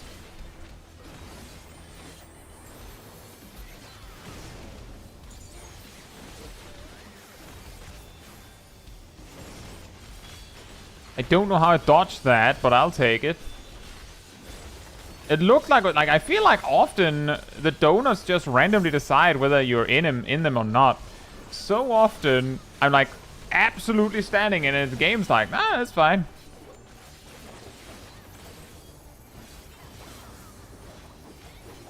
We'll remember it for later, but this time it's good.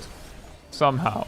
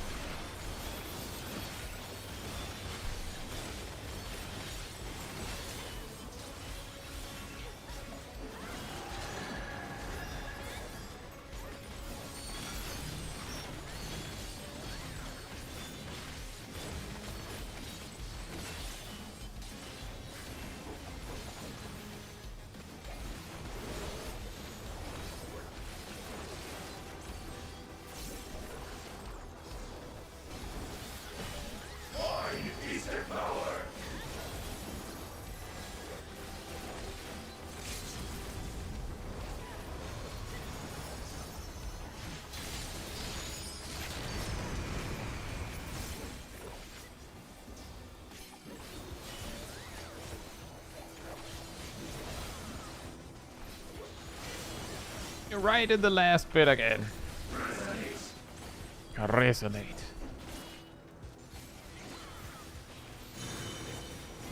Oof. Pretty sure this one's good. No mercy.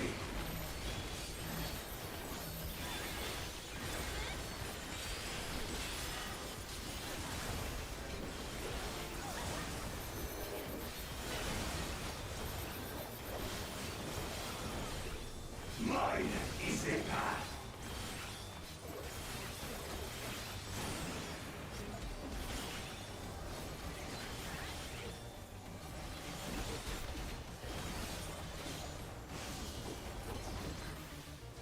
Glide my blades.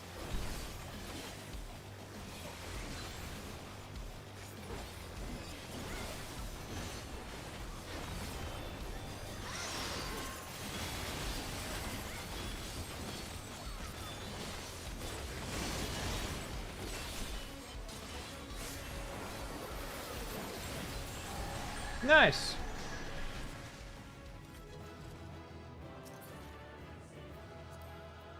But still no mount. I think that's the first time that I couldn't use any of the loot. Congratulations, Ceres. Mostly blind.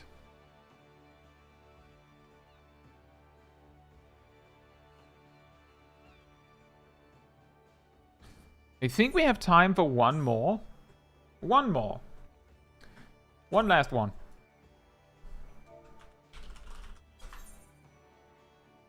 Senator says, excuse me, should have asked if you had gotten any mounts before you... Yeah, you should. The last time that a mount dropped, it was when Cole came in and was like, any mount drops?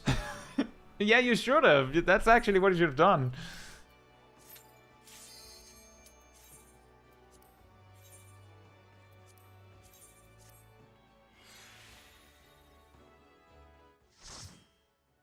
Planning on farming Extreme 1 on stream? Yeah, eventually. Just not, like, tonight.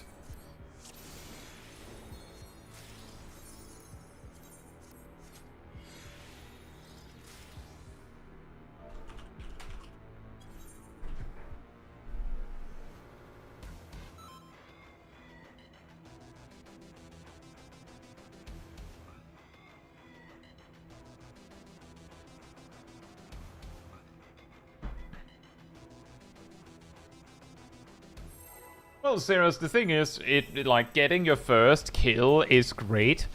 I wasn't going to, like, start judging, like, how blind was your clear? Like, you're proud of it, that's great. This power is proof of my authority. So don't worry. Congratulations.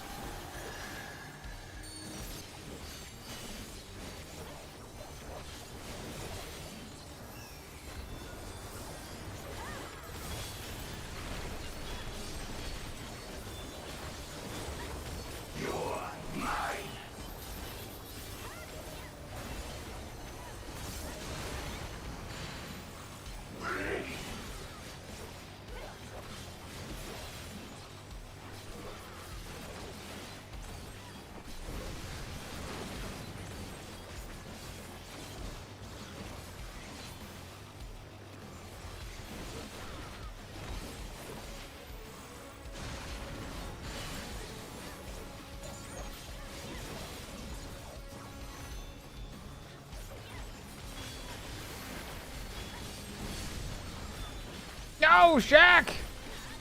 You didn't trust the hive mind! No!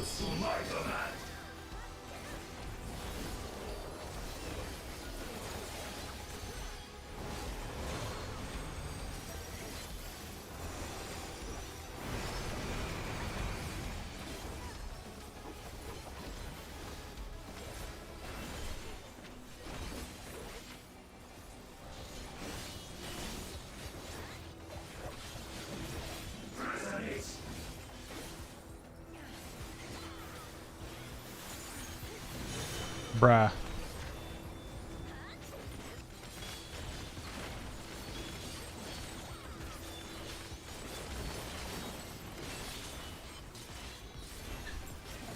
It's like he's adapting to the spot that I want.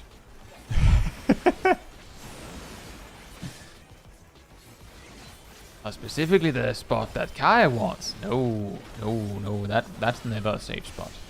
Never.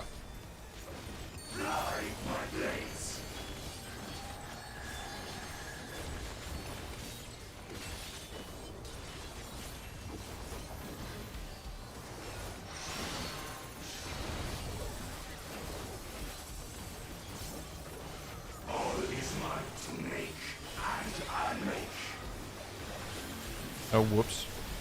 Order. Order.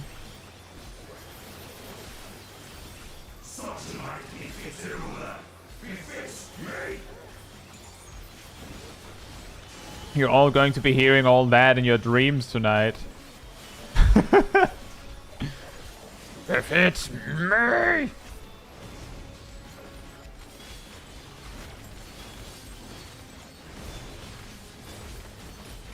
Maybe your nightmares. That's like a... anything's possible, I guess.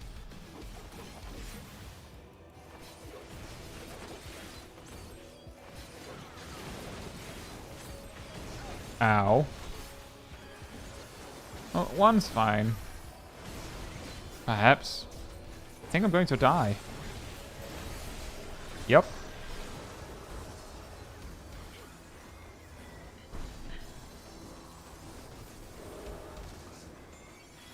Actualize hurts. I can report. Actualize with a bone stack hurts.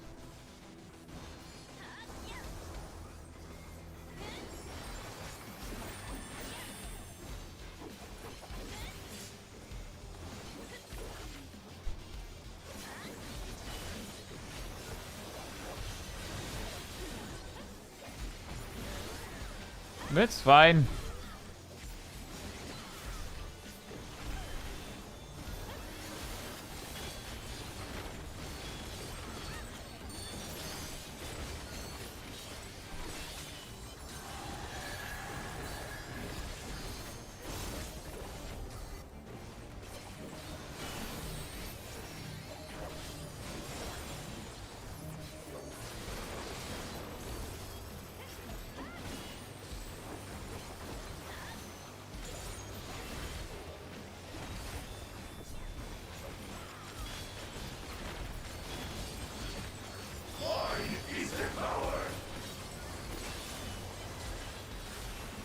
Yes, if the thing is, the reason why I needed the extra healing was because I got hit by a mechanic.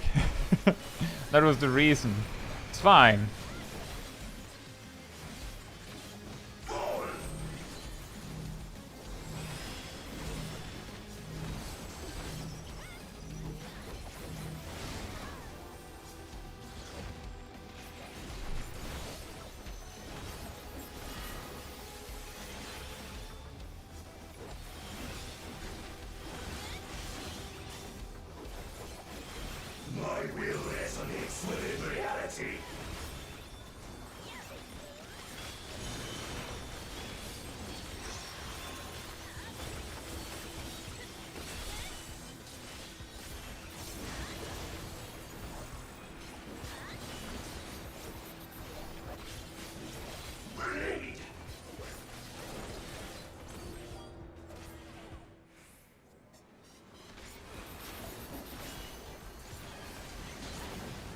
Ooh, that was close.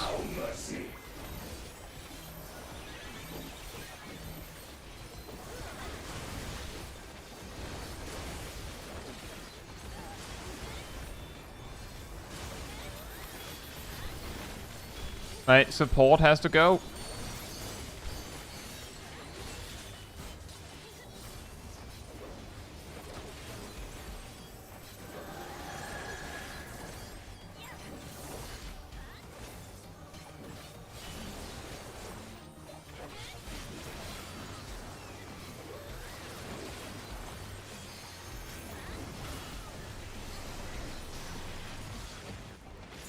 Oh, perfect. He just dumped me into the positional that I needed.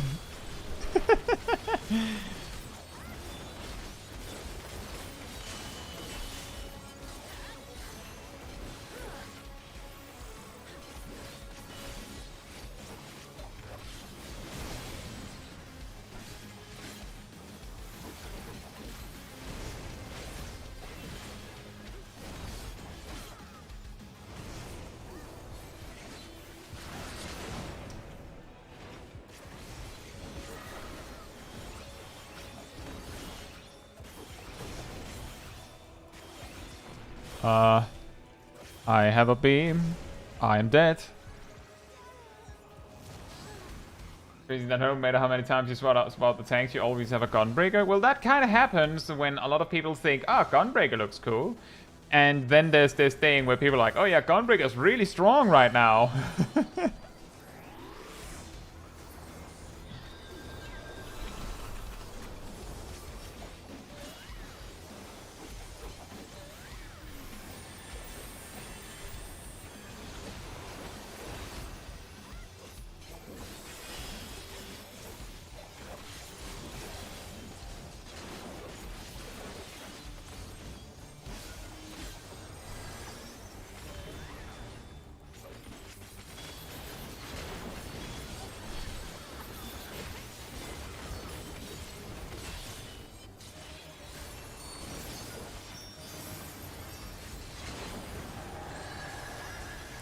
I completely goofed my combo there. I just wasted Dreadwinder.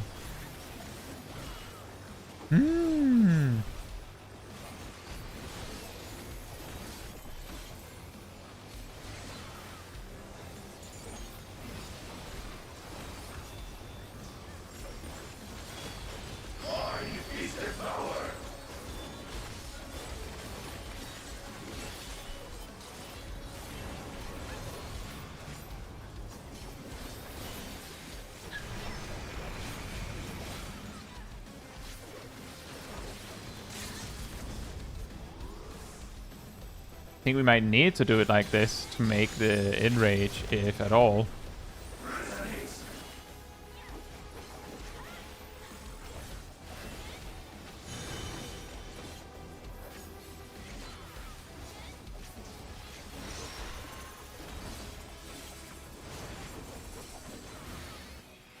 No mercy. Oh boy.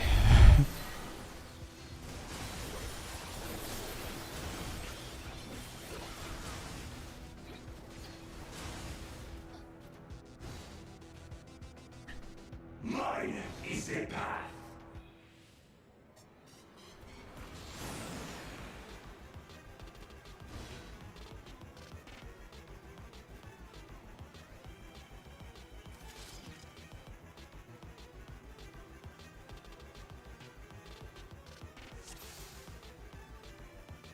I can see that it is getting harder. There's a lot of people here that are exhausted. Don't worry, we'll only give it a couple more tries. And if we beat it, then it's over. Then like we don't go in again. Ardell?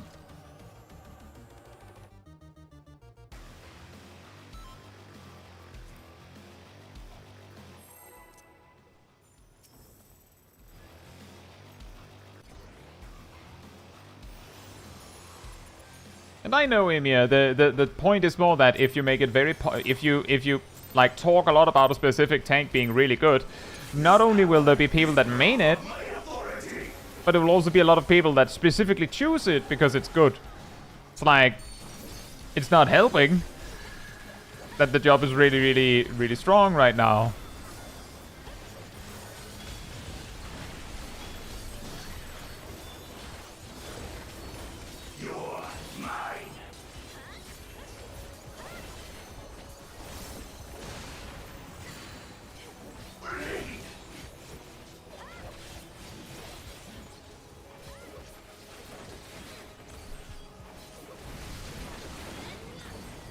DSRs is some part of the problem. Oh, yeah, actually, you also had Gunbreaker, yeah? But you also had other tanks, right?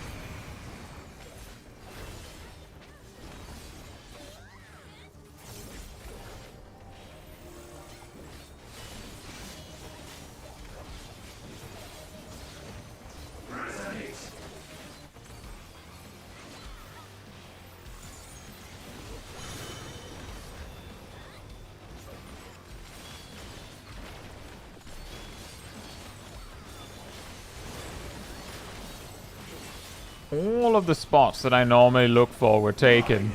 Or were bad. It's rough.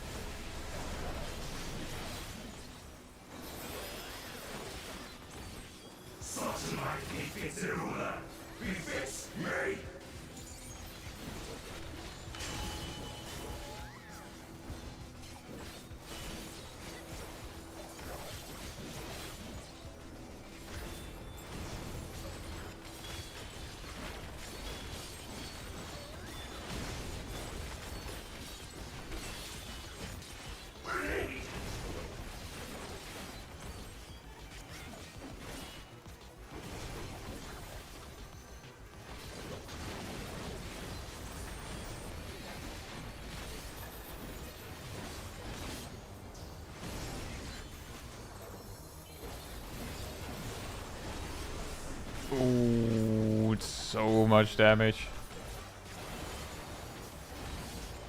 Ugh.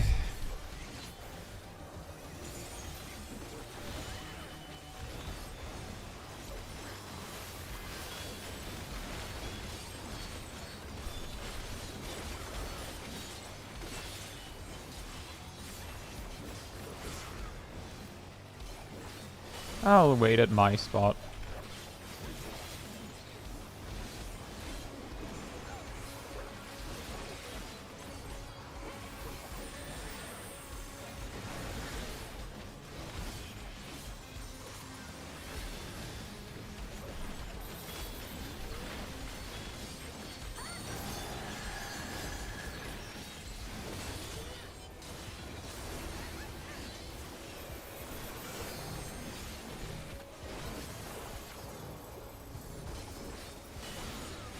Nice one, Cyanide.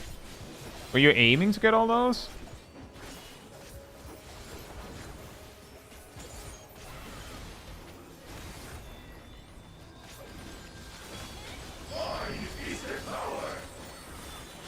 Void is the power.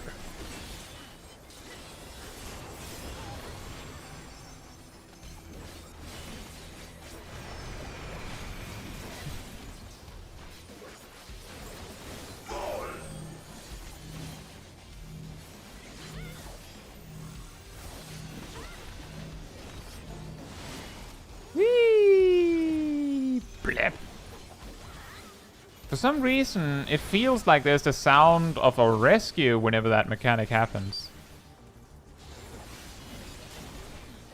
Maybe it just sounds similar.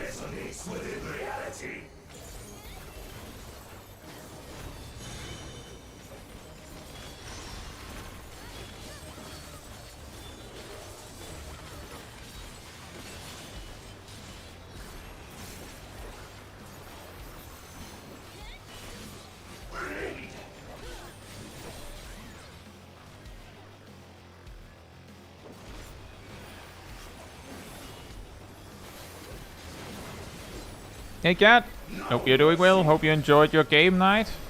This is our last go, by the way, like this is our last kill, assuming we get a kill. The plan is to get a kill. So hopefully don't need to go multiple times with that. Support has to jump.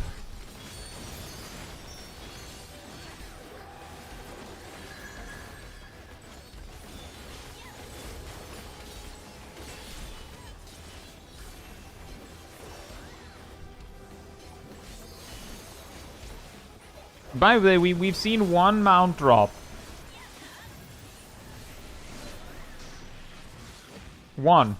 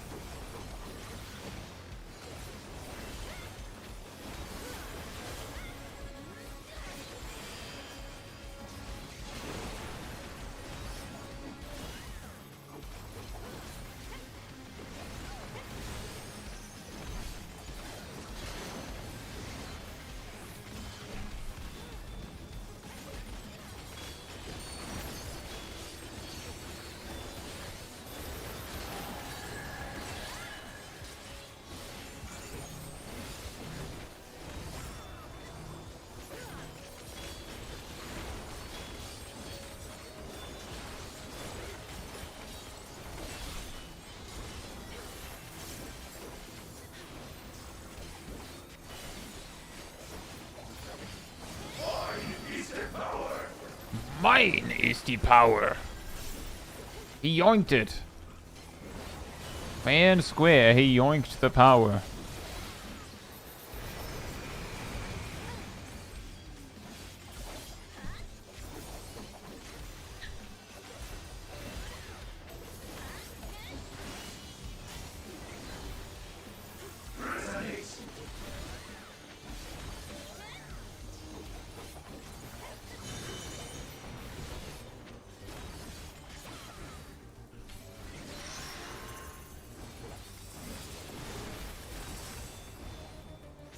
No mercy.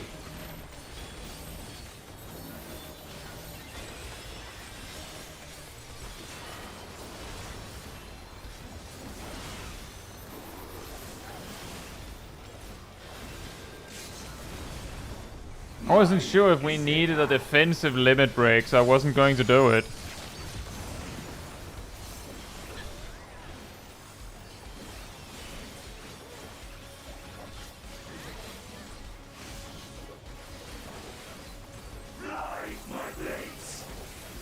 No, die! Finish him! No amount.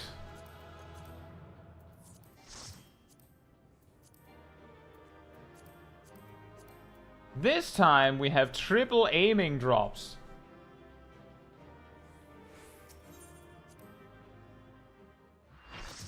Yeah. Right, so that was 18 clears. That's like... That's 3 clears per hour? That's about 3 clears per hour, right? Yep, 3 clears per hour. Slightly more, because the full 6 hours haven't passed, and we also had breaks and stuff, but...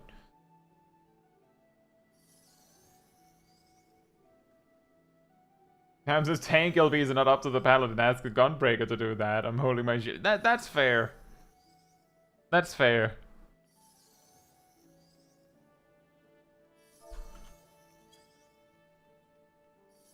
Like if you suddenly lowered it, then we're kind of like we still get the LB, but then like it pulls in the other direction as well. Get 2 more for a clean 20. I feel like some of these people have been in the group for the full 6 hours. And some of those people actually include me. I don't think I would ever set out to do something like this, where I'm like, we go until we have 20 clears.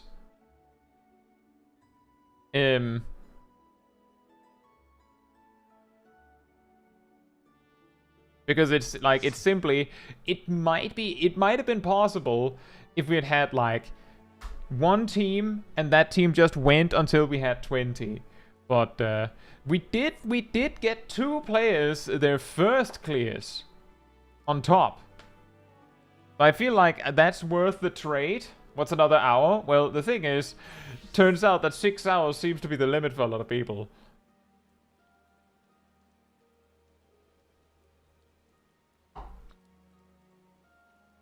Oh yeah, that's a good point, Ham. I have the tokens needed to buy the remaining accessories I don't have. So I could just do that and say, whatever, I'm not doing 99. Not in Dawntrail.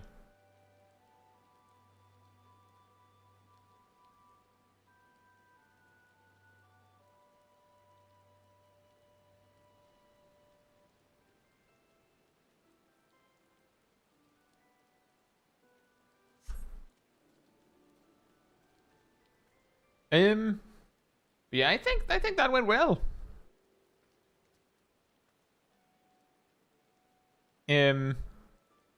I still felt, I felt, the funny thing is that the hardest mechanics at this point wasn't like a specific mechanic. It was a specific, like it was specific configurations of specific mechanics. Like,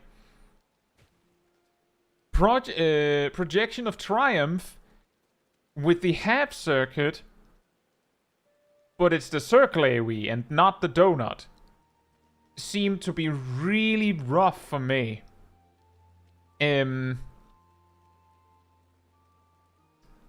Like, that one in particular. Other than that... Actually, also Projection of Triumph with, like, forward half. Like, that one also sucks. Or, like, some awkward positioning with backward half. So, yeah, for some reason, like, I remember when I watched the guide for this that the two platforms... the two platforms was described as the most annoying part. I'm pretty sure. But I felt the Projection of Triumph was the it wasn't the scariest mechanic. It was just the mechanic where you're like, oh, this is kind of fine, and then the boss does the configuration you don't want. You're like, ah. He says, I don't know what you're talking about. That was easy. All the times I died. Oh. Also, the fact that there's the tethers on top also sometimes made it scary because, like, if one of the tanks die to the Projection of Triumph, then someone else will also die. Just like as a bonus, we'll kill off another player in your party. Just really to hammer it home that you're wiping now. And you know, after that, the swords in the 5 platform, like, they were rough. Like, more times than not, did I rely on someone else for the horizontal swords. Specifically the not elementally charged swords. Like the fire or wind one is weirdly the easy one. Like if you just did 2 of those, then like 2 elemental swords that basically each close in and go, well, there's only one spot on this angle. That would be very easy. Weirdly, what makes it hard is that it's the easy, simple swords and the complicated sword. The complicated sword is really the easy one, to me. Because it covers so much that it's like, well, this is the line that is safe. Whereas the 2 swords mean you have to, like, watch 2 beams. And I did feel that the vertical swords got easier.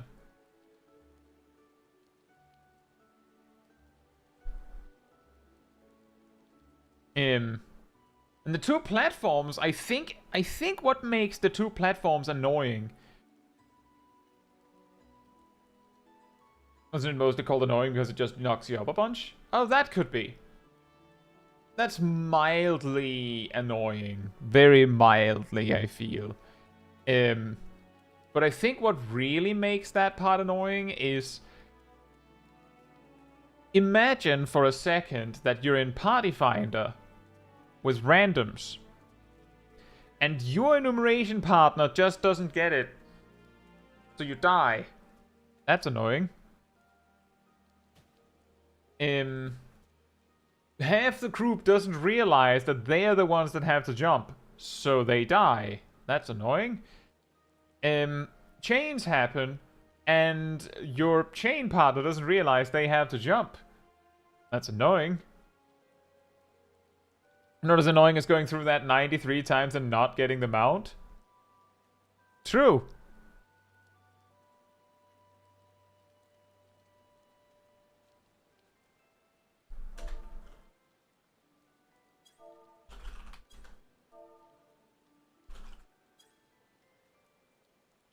Very true. But that is also the reason why I'm saying, like, if you've done 99, like, if you have 99 totems, for your own sanity, just stop. And yeah, okay, some people are lucky and get the mount, and some don't. But here's a weird thought, actually. If you've done 99 runs, you see the mount drop, you know, like up to 10 times or so, given the perceived drop rate, or even less than that, but you don't have the mount yet. Doesn't that indicate that you're really unlucky? Are you sure you're going to get it in 200? Is there any point in playing the lottery when the game has decided that you're unlucky? The game has just decided, nope.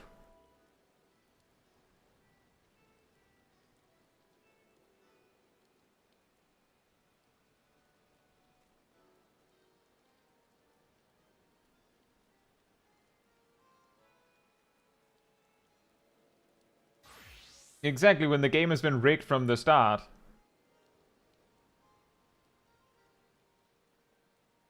It's quicker to do 200 runs and get it than wait 8 months to buy it. It's quicker in terms of how soon you get it, assuming you get it in 200 runs. Time efficiency-wise, it's actually a complete waste of time to keep going after 99. Because after the 99th run, you can just buy it.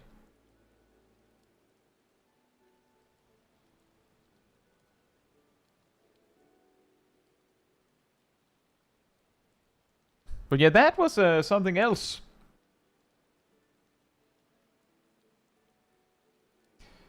$18 in 6 hours is actually, I would say that's pretty good for like, considering you also like taught to get it the first time.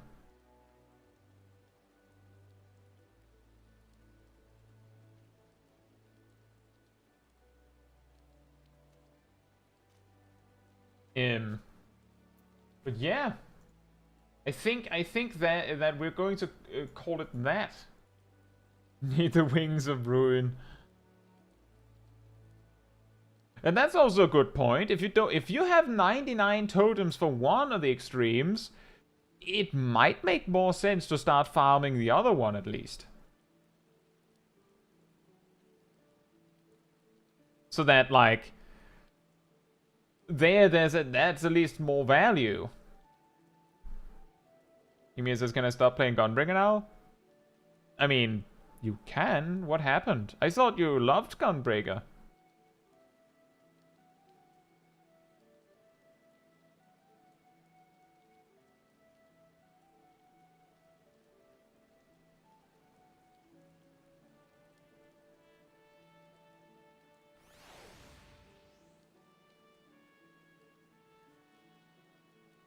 You're not enjoying it right now. Well, take a break.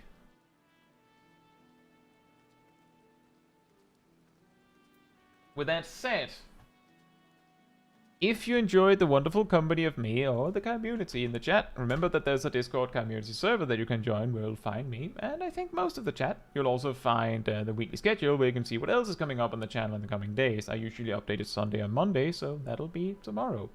You can also find the announcement room where you'll see links to videos or streams when they come out. And if you go to the role assignments room and grab the reminder role, you can grab you will get notified when I post a video or stream, and an additional time around 15 minutes before stream starts, so you don't miss a second. And if you enjoyed this particular stream, it helps me a lot if you leave a like on it in the YouTube stuff. That tells the algorithm that this was a very enjoyable stream and you'd like other people to enjoy it as well. So thank you so much in advance.